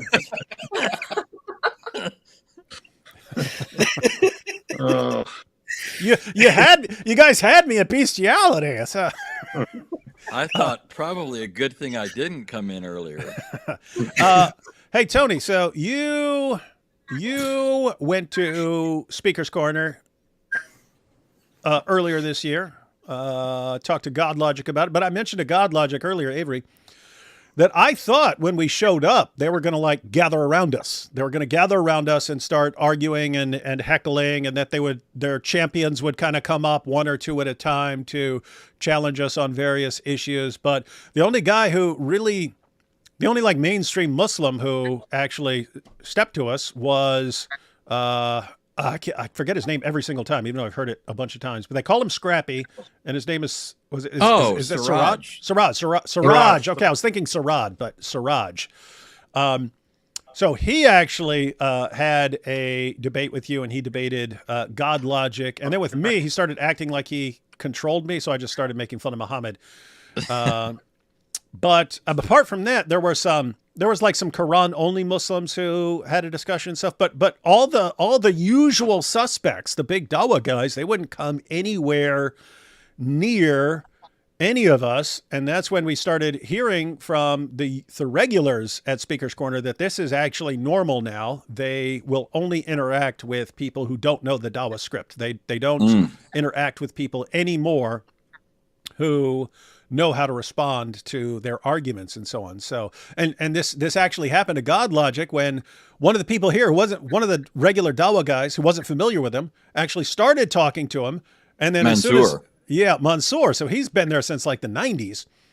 And as soon as he found out that God Logic knew what he was talking about, he's like, oh no, I'm not interested in discussing this right now.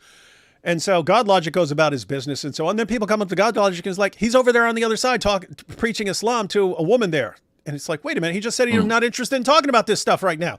So God Logic had to actually go and chase him down. Like, what are you doing talking to this woman? You said you're not interested in talking about this stuff. But that's it. They're now on the run. And that is a pretty recent development. Yeah, in fact, so there's 3 things. What you just said, number 1, the ones that were at the park didn't engage us like we expected they would.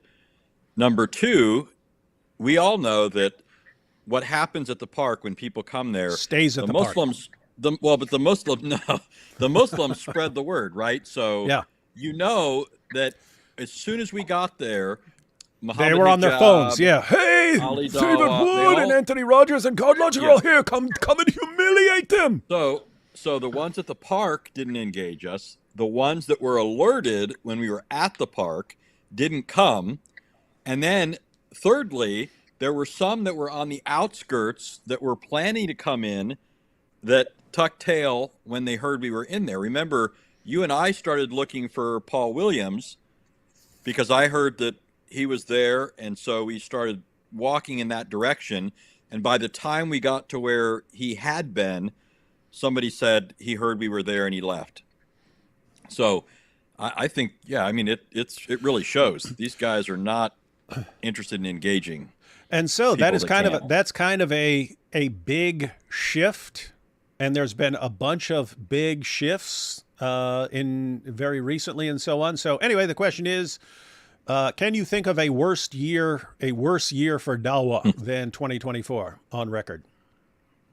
Not on record, but I'm looking forward to 25 being even worse Are you them. saying? Are you predicting that 2025 is going to be worse for Islam than 2024?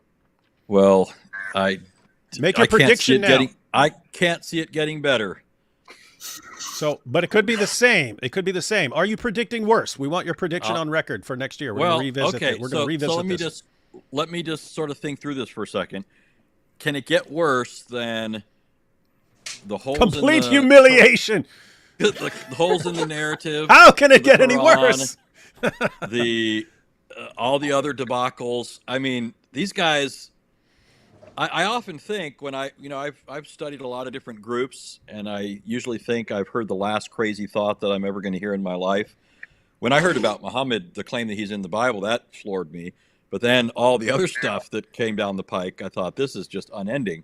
So I usually think that the last crazy thing has been heard, and I also think the last dumb thing has been done by Muslims. And they always come up with something. These guys are just endless. Just when I thought you couldn't come up with anything dumber. So I'm going to say it's going to be worse.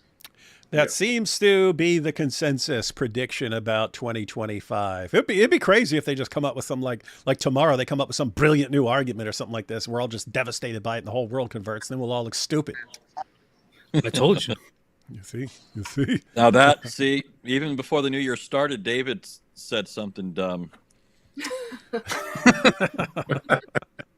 All right, guys, we got about 9 minutes before the ceremonial blowing of the shofar for the new year. I'm going to try and burn through these remaining super chats, and then we will have a new year, a fresh start. Muslim, hey, Dawah guys, you got a fresh start, a whole new year to ruin your religion for us.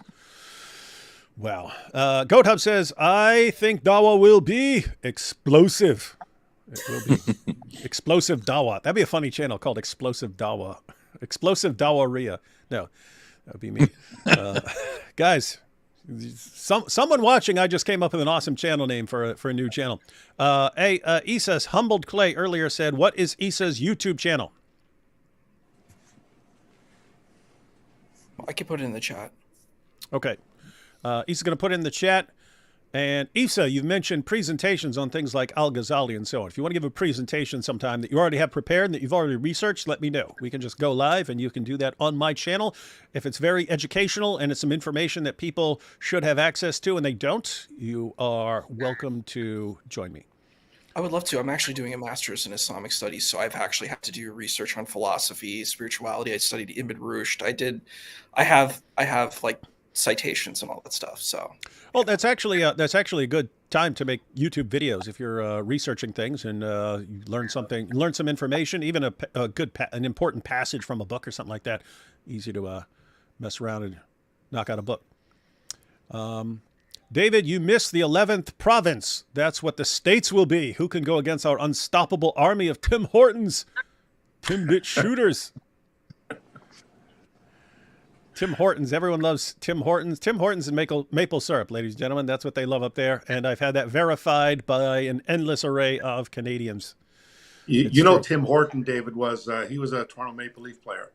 Oh, yeah? Named after, yeah, he was with the Toronto Maple Leafs way back in the 60s. I actually knew what that was because they also have those in Michigan. I've seen Tim Hortons in Michigan. I've been to Tim Hortons in Michigan. In Buffalo, New York as well. Yeah. Mm-hmm. So here you have the prediction that Canada is going to annex the United States, and Canadians are so cute with their little. Why no vocab? Probably because he's playing with his GI Joes. Because Jesus says, "What is the Injil?" No one knows. If you're talking about the Islamic Injil, we have no idea, and we can't. Muslims won't give us the answer. God bless and the best of wishes to you all in seeking and spreading truth. That's almost the name of the conference that Ellen Derrick put together. Seeking and spreading truth. It's close. You're close. Tiger Hogan says, Beanie Guy wants the toothbrush. What? That's messed up. What? I don't know what the background there is, but it's kind of ironic. You don't want to know. You don't want to know. Does it have anything to do with statement in Ibn Kathir? No.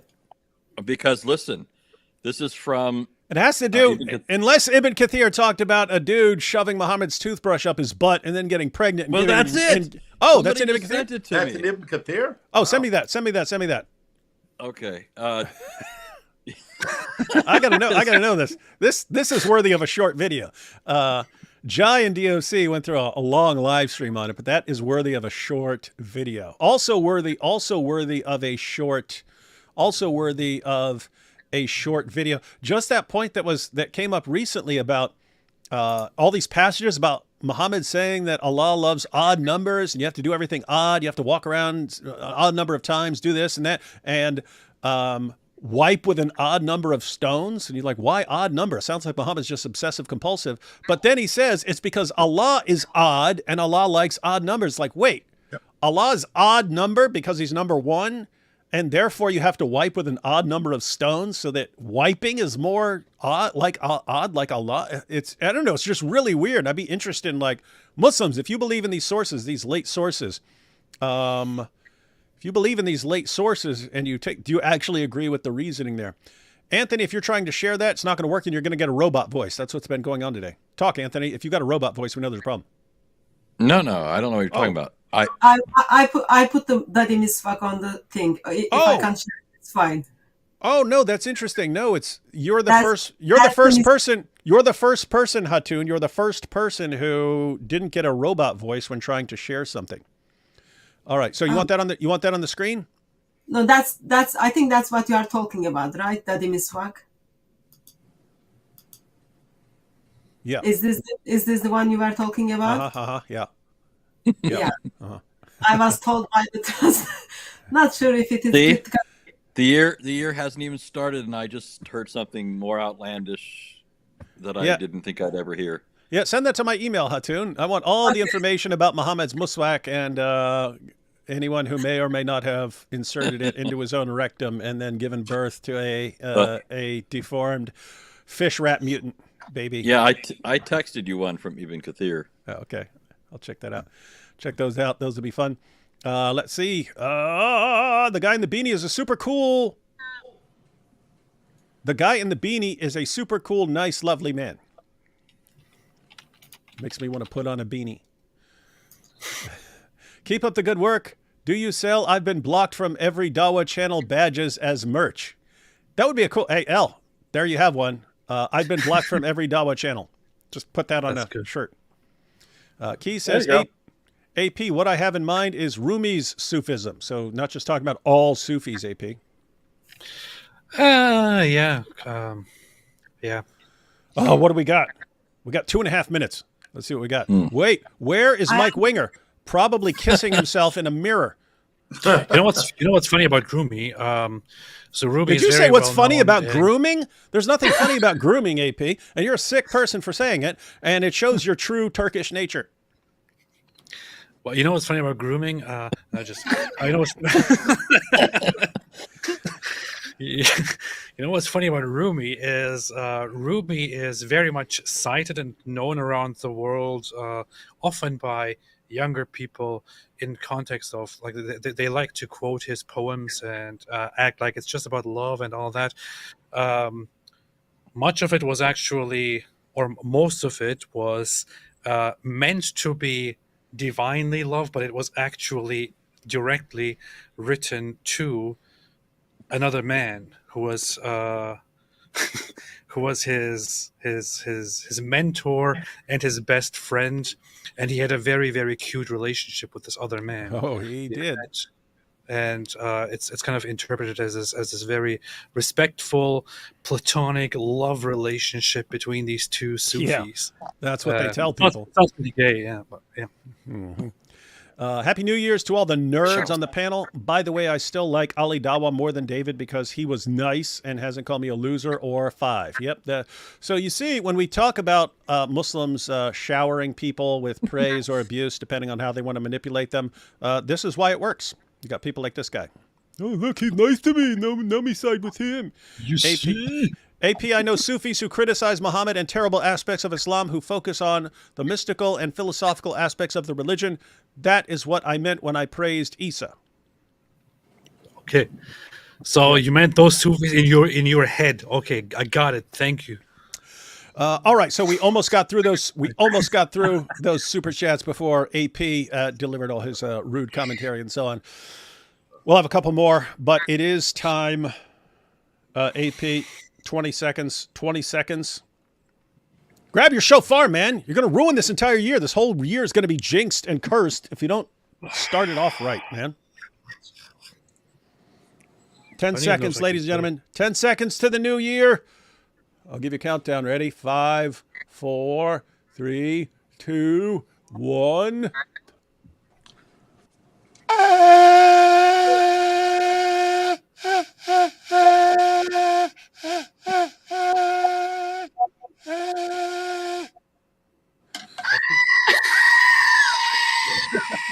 I guess great minds think alike here. We all got the same idea.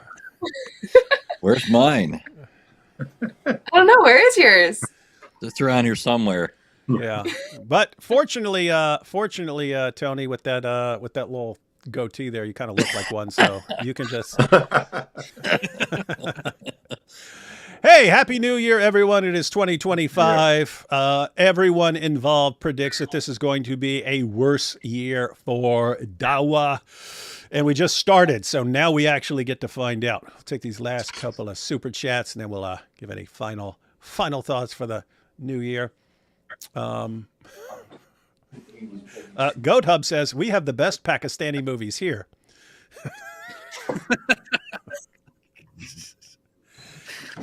Issa, that's a joke about what you said. We were talking about Pakistani movies earlier, and then people got weird ideas, and then Goat Hub says, we have the best Pakistani movies here on Goat Hub. Goat Hub is one of AP's fans, just so you know. AP, where is Islam's War on Jews Part 3? AP. I made Part 3. Part 3 was Part 3. I think I didn't call it Islam's War on Jews Part 3. I just called it the Israel-Palestine conflict explained. That was Part 3. That was Part 3. He just named it something different, Razi. Now you know. Goat Hub says, Anthony, this isn't the soup kitchen. That's down the road. That took me a minute. Yeah, then you looked at yourself. Usually people are just a little more straightforward and they Yeah. say the homeless guy. Yeah. But Yeah. They made you like think for a second. yeah. What happens when everyone gets educated? I'm guessing we'll never know because I don't anticipate that happening anytime soon. AP to appear at Speaker's Corner in 2025. Only if he wants to be humiliated. I don't think I would ever voluntarily go to Speaker's Corner. Why? It'd be fun.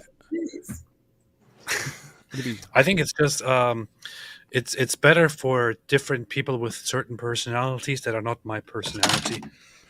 Yeah, he means like yelling stuff, jumping up in a ladder and yelling stuff at a crowd and stuff like that. But AP, fortunately, they know you and you'd be kind of a magnet. You could just stand there and just grin the entire time while people are recording and they're screaming at you. And you could just sit there like this. Just sit there in a pair of sunglasses. Or be like Hatoun and show up with a giant Quran with a big hole in it or something like that. That'd be nice. Yeah. That would work. D Wood. What's that? Go on, nothing. D Wood resisted these devils and they fled. Which ones? All right, guys, we have to acknowledge Hatoun. Tosh is a hero, a brave one for lack of words. God bless that woman. You say lack of words with Hatoun? I am very shy and quiet person and most humble Turk. Most humble Turk ever. Most humble, yeah. You know, it's funny. most- I'm used to hearing the word Turk in a Christian context. Older writings, Turk was just another way of saying Muslim. So happily, you guys aren't. but every time I hear the word Turk, that's immediately what I think: Muslim. Yeah. It became that way when Turks took over and started being at the forefront of fighting against against Christianity, and especially during the Crusades, it basically became the word for Muslim was Turk. Yeah, in the confessional documents that I subscribe to, my denomination, there's a statement that says that such as profess the true Christian religion are not to marry Turks or other idolaters. Turks or other again, idolaters. Turk again means Muslims. No. Yeah. No, they had it right. In that context. Don't marry Turks. Saint Beloved says, please pray for my mother, Shirley. Her cancer came back and she's taking chemo. I love y'all. Yes. No fans. We have no fans of cancer here. Papar Kare says, God bless you. I was kicked out of the mosque because I proved that Muhammad was a passive gay by their own sources. Wow. What a man of men. Very rude. Very rude. Very, very mean way to start off a new year. I love AP and David Wood. Happy New Year. That's a good way to start off the new year. Thank you. Thank you. Happy New Year. And this year. And this. Because Jesus says hallelujah. That's a good way to start off a new year. Steph's, that was a super sticker, fan character with eyes wide open, blushing. Yes, like a Turk. Happy New Year, family. Happy New Year. And let's see. Last two. What? Happy New Year, family. I don't know, some guy impersonating Issa Kabir obviously wants attention, wants us to start arguing who's the real Issa Kabir. We're not falling for it, so we just say, I don't like the super chat. Get this off my screen. We just say, Happy New Year, family. Key says, love you, AP. And the next Zucker Nike says, what are your thoughts on Brett Cooper leaving Daily Wire and might be teaming up with Candace Owens? I know Brett Cooper is a girl that looks pretty much exactly like Ben Shapiro. Other than that, I have no idea anything about it. The only thing I ever saw from her was when Sneeko saw a video of her doing the splits, and he said, this is after he converted to Islam, but he got in trouble over this. But he said, I forgot about that. You remember this? He said, oh, if she would do that on, he just says this during a live stream. He says, if she would do that on top of me, I would nuke Gaza. And people flipped out on him for saying that. And then his defense is, but no, guys, I'm all about spreading the truth with funny. And it's like, what truth are you trying to spread when you're talking about nuking Gaza? Yeah. I forgot about that. We should have brought that up as a highlight. It's another perfect example. Another perfect example. I would nuke Gaza. You know what's kind of grotesque is you see like these people like Tate and Sneeko, and they're being used by these folks, and they're like, "Oh, it's mutual though. They're using the Ummah, they're using the Dawah guys as well." But of course, I agree. I completely agree. But it's kind of sickening. You know what I mean?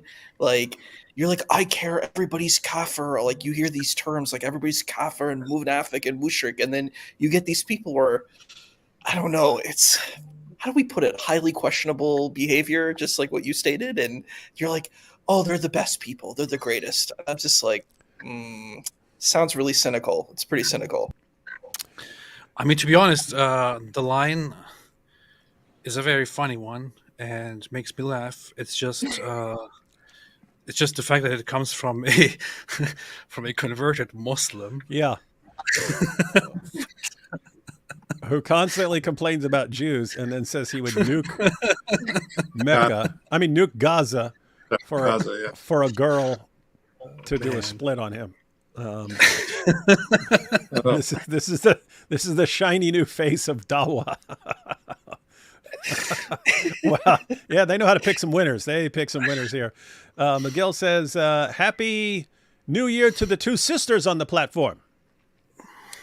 So that's Anthony, and who? Just kidding. Where's Rebecca?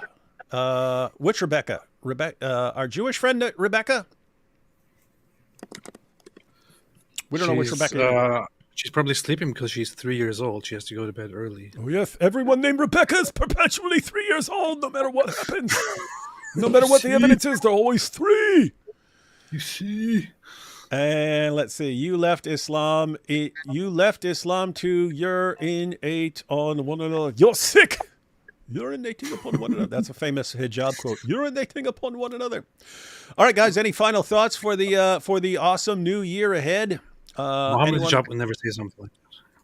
What's that you say? Mohammed Hijab would never say something like that. No. He would keep it. He would keep it 100% dignified and noble in his speech. Powerful.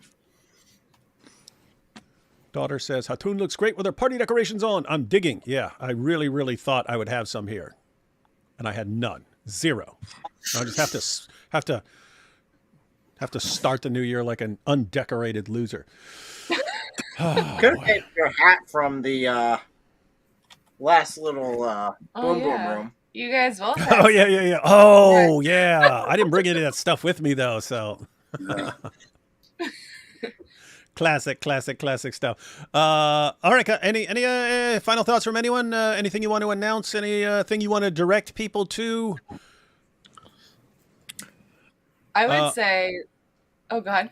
I was just going to say, Tony Costa, this would be a good time to remind everyone that you have a brand new book. You announced it earlier, but there are people who come on late. Yeah, thank you. I have a new book. It's called No King But Christ, and it's the subtitle is the bankruptcy collapse of secular worldviews, and it deals with a lot of our modern day world and our rejection of the King, of Christ as our King of Kings, Lord of Lords, and I deal with Islam as well, among other topics, and it's just been published on Christmas Eve, so great Christmas miracle, and it's available on Amazon. And if anyone wants to check out my channel, it's Toronto Apologetics. So Tony Costa, Toronto Apologetics. What's the book called again? No King But Christ. Nice. It's just the sort of thing that got Christians in trouble in the first century there, Tony. Yep. Well, when they said, you know, a lot of Christians say, well, we shouldn't be political. But I mean, the very confession Jesus is Lord was a political statement. You know, the word Kurios Jesus was the Christian confession, whereas the whole Roman Empire was saying Kaiser Kurios, Caesar is Lord. So when Christians said Jesus is Lord, they meant we live for him, we serve him, we adore him, we worship him, and not Caesar. And so that is one of the reasons why a lot of our Christian ancestors, our forebears, went to their deaths with the confession that Jesus Christ was Lord and King and the crucified and risen Savior of sinners. Hey, when I look up Tony Costa, some I'm not the Cape Cod serial killer. Or are you? No. Everyone, when I go speak at a church in Canada, everyone says, you know, is that the pastor who killed all those people in Cape Cod, Massachusetts, and he's become a Christian? No, that's not the different Tony Costa. That'd be pretty cool. That'd be a pretty cool testimony, though. You might want to just roll with that. I could write a book on that. That'd be awesome. Thanks, David. Hey, final thoughts, Tony Rogers. Yeah, so I am doing the last 2 debates of Shabir Ali's career in April. I don't mean that as a announcement of his demise, but he has stated that he's going to stop debating after these 2 debates, and we're probably going to write a couple of debate books together. Good. And that's actually good. That's good. That's good. I don't mean about him like retiring from debating or something like that, but that's interesting. Like you know, it's sort of a new area for him to launch into. But yeah, that's how I would love that. You'd be perfect for that to have that written with him. So yeah, that'd be awesome. Yeah. You guys Anthony just said that Shabir is going to die, and David says, "Oh, it's a good thing." It's good. It's a good thing. Well, yeah, and I meant demise there. Like I wasn't suggesting that in advance that I'm going to so rout him that he's going to give up debating. That's what it sounded like when you said the last 2 debates. Although that's still the plan too. But I'm going to finish his career. He has already said that he's done after this. So it would have been nicer if he didn't announce it and he just stopped debating, and then I could say, Anthony Rogers, the man who ended Shabir Ali's debate career. But to me, it's kind of cool because, first of all, I remember years back seeing Tony Costa debating Shabir, and then I remember you, David, doing things with Shabir. And I always wanted to debate Shabir, and it never materialized. There were a couple of times when it was about to happen, but then didn't. And then I finally got to debate him, and we've done several debates together in pretty quick order. We've done like 6 debates together. Oh, but they've all. I forget if I had 8 or 9 with him, but these next 2 will put you up to 8. So that would be you would either tie me or be close to surpassing my record. But Yeah, but Tony Costa has the all-time record. He's had like 13. Yeah, to me it's just cool. You know, it's I remember watching him as a Muslim representative way back, and now he's kind of moving out of this. And so, by the way, that's how it was. That's how it was for me. I saw him debate Mike Licona in Virginia. I was there, and I took him to see The Passion of the Christ beforehand because they were debating the crucifixion. The Passion of the Christ was out, and so I said, so I messaged him ahead of time. I was like, hey, you might want to watch this movie ahead of time. And he messaged me back, and he said, hey, thanks, but I don't know if I'll have the opportunity. I said, I mean, I'll come pick you up and take you there. So I took Shabir before anyone knew who I was. I took him to see The Passion of the Christ. And then ended up debating him many years later. So, yep. Yeah. Cool how this stuff happens. All right. So Tony has predicted that in 2025 he will end Shabir Ali's career. Derek and Elle, I have no idea how you guys are going to be able to top that. That was a very close one for Shabir. Yeah, we should have saved that one for last. They're going to wait for the debate. We're going right to the left. It's you. Oh, me? Okay. Well, I'll start then. Well, let's see. First of all, I'll be starting up a new channel with Truth Defenders. Oh, my goodness. Yeah. The 2 biggest gun nuts on the planet getting together. Oh, yeah. We're starting up a channel there. That should be a lot of fun. Continuing working with John on Newton Sci-Fi, doing culture reviews there. Going to keep doing the YouTube videos that I've been doing, the live streams, the shorts, all the fun stuff there. And it sounds like I might have to revisit the events more, which I was hoping to be done. But if my wife's right, then it'll probably be the year of the goats doing this a lot. And finally, we'll be starting up a store, which many people can purchase such items as different things. Prawn eating goats, for example. By popular demand. All right, Elle? So that store will be part of a nonprofit we're working on launching. We're also looking at doing the 3rd annual Seek and Share Truth Conference, which I'm very excited about.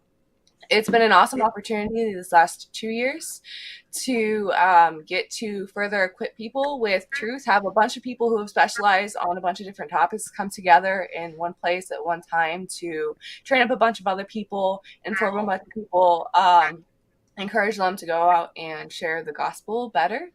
And it's also been a lot of fun to do a lot of behind the scenes projects together while we're all in person. It's also pretty funny watching AP in disguise, learning about how atheism sucks. So that's always fun. Hopefully he's not too offended since he's not an atheist anymore anyway, and maybe he'll come back and join us. But that and other in-person ministries and continuing with YouTube. Hopefully this year we'll get some kind of Dawah response, but I kind of doubt that. So we'll see. Hey, Isa. What you got going on, man? Wow, there's a lot to say. So you can check my YouTube channel out. I'm going to be streaming. I'm going to be doing the Satanic Verses, kind of reviewing it, making sure people know what it's about and, know about the author and, just kind of. Wait, you have a YouTube channel? I do. I do a lot of You just said it. I do a lot of. I have a lot of restreams, but I'm going to start posting new content there.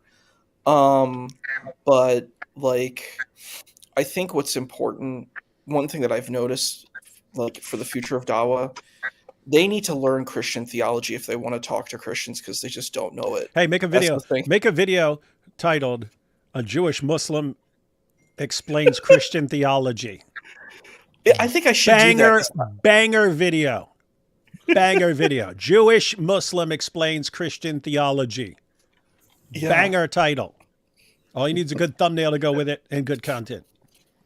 I think you're right. I think people need to learn what Christian theology is, because they just, that's been a big issue. Like every time I listen, I've heard about this thing called a Dawah script, and having gone on a lot of these spaces, I'm like, wow, it's actually real. It's this repeated thing where people will quote scripture, and I'm like, how do you know these exact places in scripture? Like, how do you know these quotations?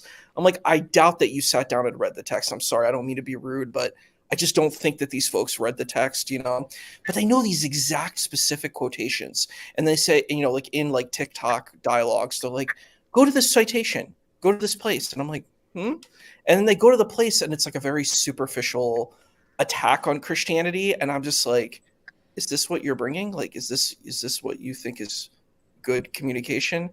I'm like, you better like actually learn what Christianity is and how Christianity functions, and learn about Judaism before you come to this place and just say, oh, there's an apparent contradiction. I think that that's like what has to happen in the year if you want to actually have real dialogue.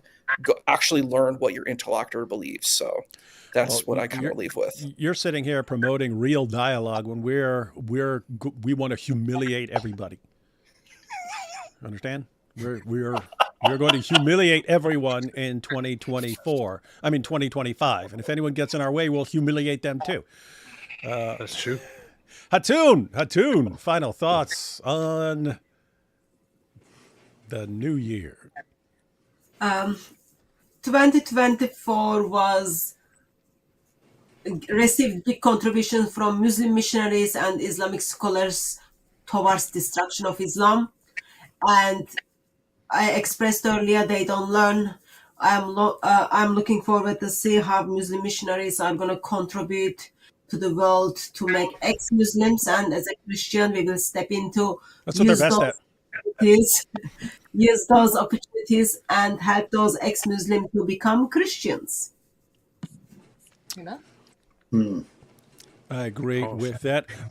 Wanted to get final thoughts from many people. There's actually a super chat here about that. So Steven says, Happy New Year. Thanks for all you do. Travis says, how about you invite Chunk Yogurt? I mean, Chunk Uyghur. Uyghur. I'm getting closer, aren't I, AP? And yes, standing invitation. Ongoing standing invitation to Cenk Uyghur to join us live for a debate. And Josh here says, here we go. AP, you better make some more vids, even though you've covered everything pretty much. He hasn't covered everything. There's way more things to cover. There's more content you can make, and you know it. 2025 is our year's stay away from on Islam. And I think the takeaway there is they're saying that 2025 should be a year where AP gets back to making videos, and it would be really good to start early on in 2025. Yeah. Well, first off, stop telling me what to do. But secondly, thank you. I appreciate it. And I agree. It is time to get back and start making videos as I used to, because those were very, very. Those were good times. Mm-hmm. Good yes, times. They were. They were. Things went well, and they got a lot of attention, and which I was able most. to. Yeah, exactly. And I was able to pack good things into small videos, which was very, very nice. And I haven't even covered half of what I had in my mind. It's kind of it is painful to look at, but I actually have a list still saved of topics that I at some point said I need to make a video on. And over the years, I added to that, but I haven't even gotten halfway through that list. It's just, it has been like that, and I left it like that for years now because at some point I crashed and didn't get back to making videos anymore. But there are still so many topics that need to be addressed, so many new things that need to be addressed, so many topics that I already did address and that could be remade in much better ways. For example, I made a video long time ago about who wrote the Quran or the truth about the Kaaba. Very popular videos. that I prepared in like just a few hours or so, and I didn't expect them to blow up like that. I could sit down and make videos on those very same things, and they would be much better. I do think I need some help if I want to get back to doing things that way, but yeah, I do have plans. Are we still live? It just played a commercial here on mine. Yes, we are. Oh, We are. I didn't notice anything. Okay, it started playing a random commercial on because I have it open right here. Anyway, don't know what's going on there. So we have that from AP, and yes, you have the promise right here, Josh, that AP is definitely going to start very quickly and start cranking out super dope new videos again. Oh, I do want to go for one thing that I'm kind of funnily interested in, which is music. And I did start my apostate music channel, which got shut down. was banned, but YouTube just restored. You're praising a terrorist. No, YouTube just restored it. Oh, I just randomly received an email saying we have reviewed your channel and decided that it does not go against our guidelines. You can sing praise songs about terrorists. That's good to know, YouTube. Yeah. Great to know. Because I made a parody song about Hassan Nasrallah when he died. Yeah. About someone who's in love with Hassan. Good stuff. I think I'm going to get into that kind of stuff too. That's good. We got Travis here. Said this has been a great stream. It has been full of legends. This show is the stuff of legends. Happy New Year. God bless everyone and this channel and all the guest channels as well. Love you all. Hatun, any advice on how to stay strong amidst strong criticism and opposition would be appreciated. Thanks. Let's keep quiet. You will not get criticism. Do what Hatun does. Mind your business. Don't hurt anyone's feelings. And keep quiet. And what's going to go wrong? Yeah, and then no one will oppose you. Everything will be fine. And make sure you read the scripture and led by the Lord. So just get on with things. Yep. Don't spend your time to think, oh, yeah, someone is going to be opposed to me. I'm going to get criticized. All that.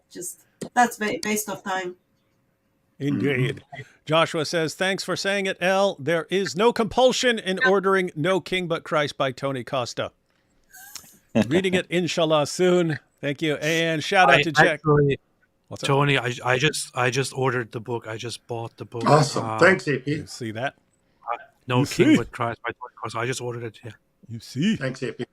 And shout out to Jack Ray for gifting some Apologetics Roadshow memberships. Be on the lookout to thank Jack Ray for any of you who were on the receiving end of that. All right, guys, looks like a fun year. Got some fun stuff coming up very, very quickly, and you'll be able to see some very action-packed things very early on this year. If you don't believe me, just watch.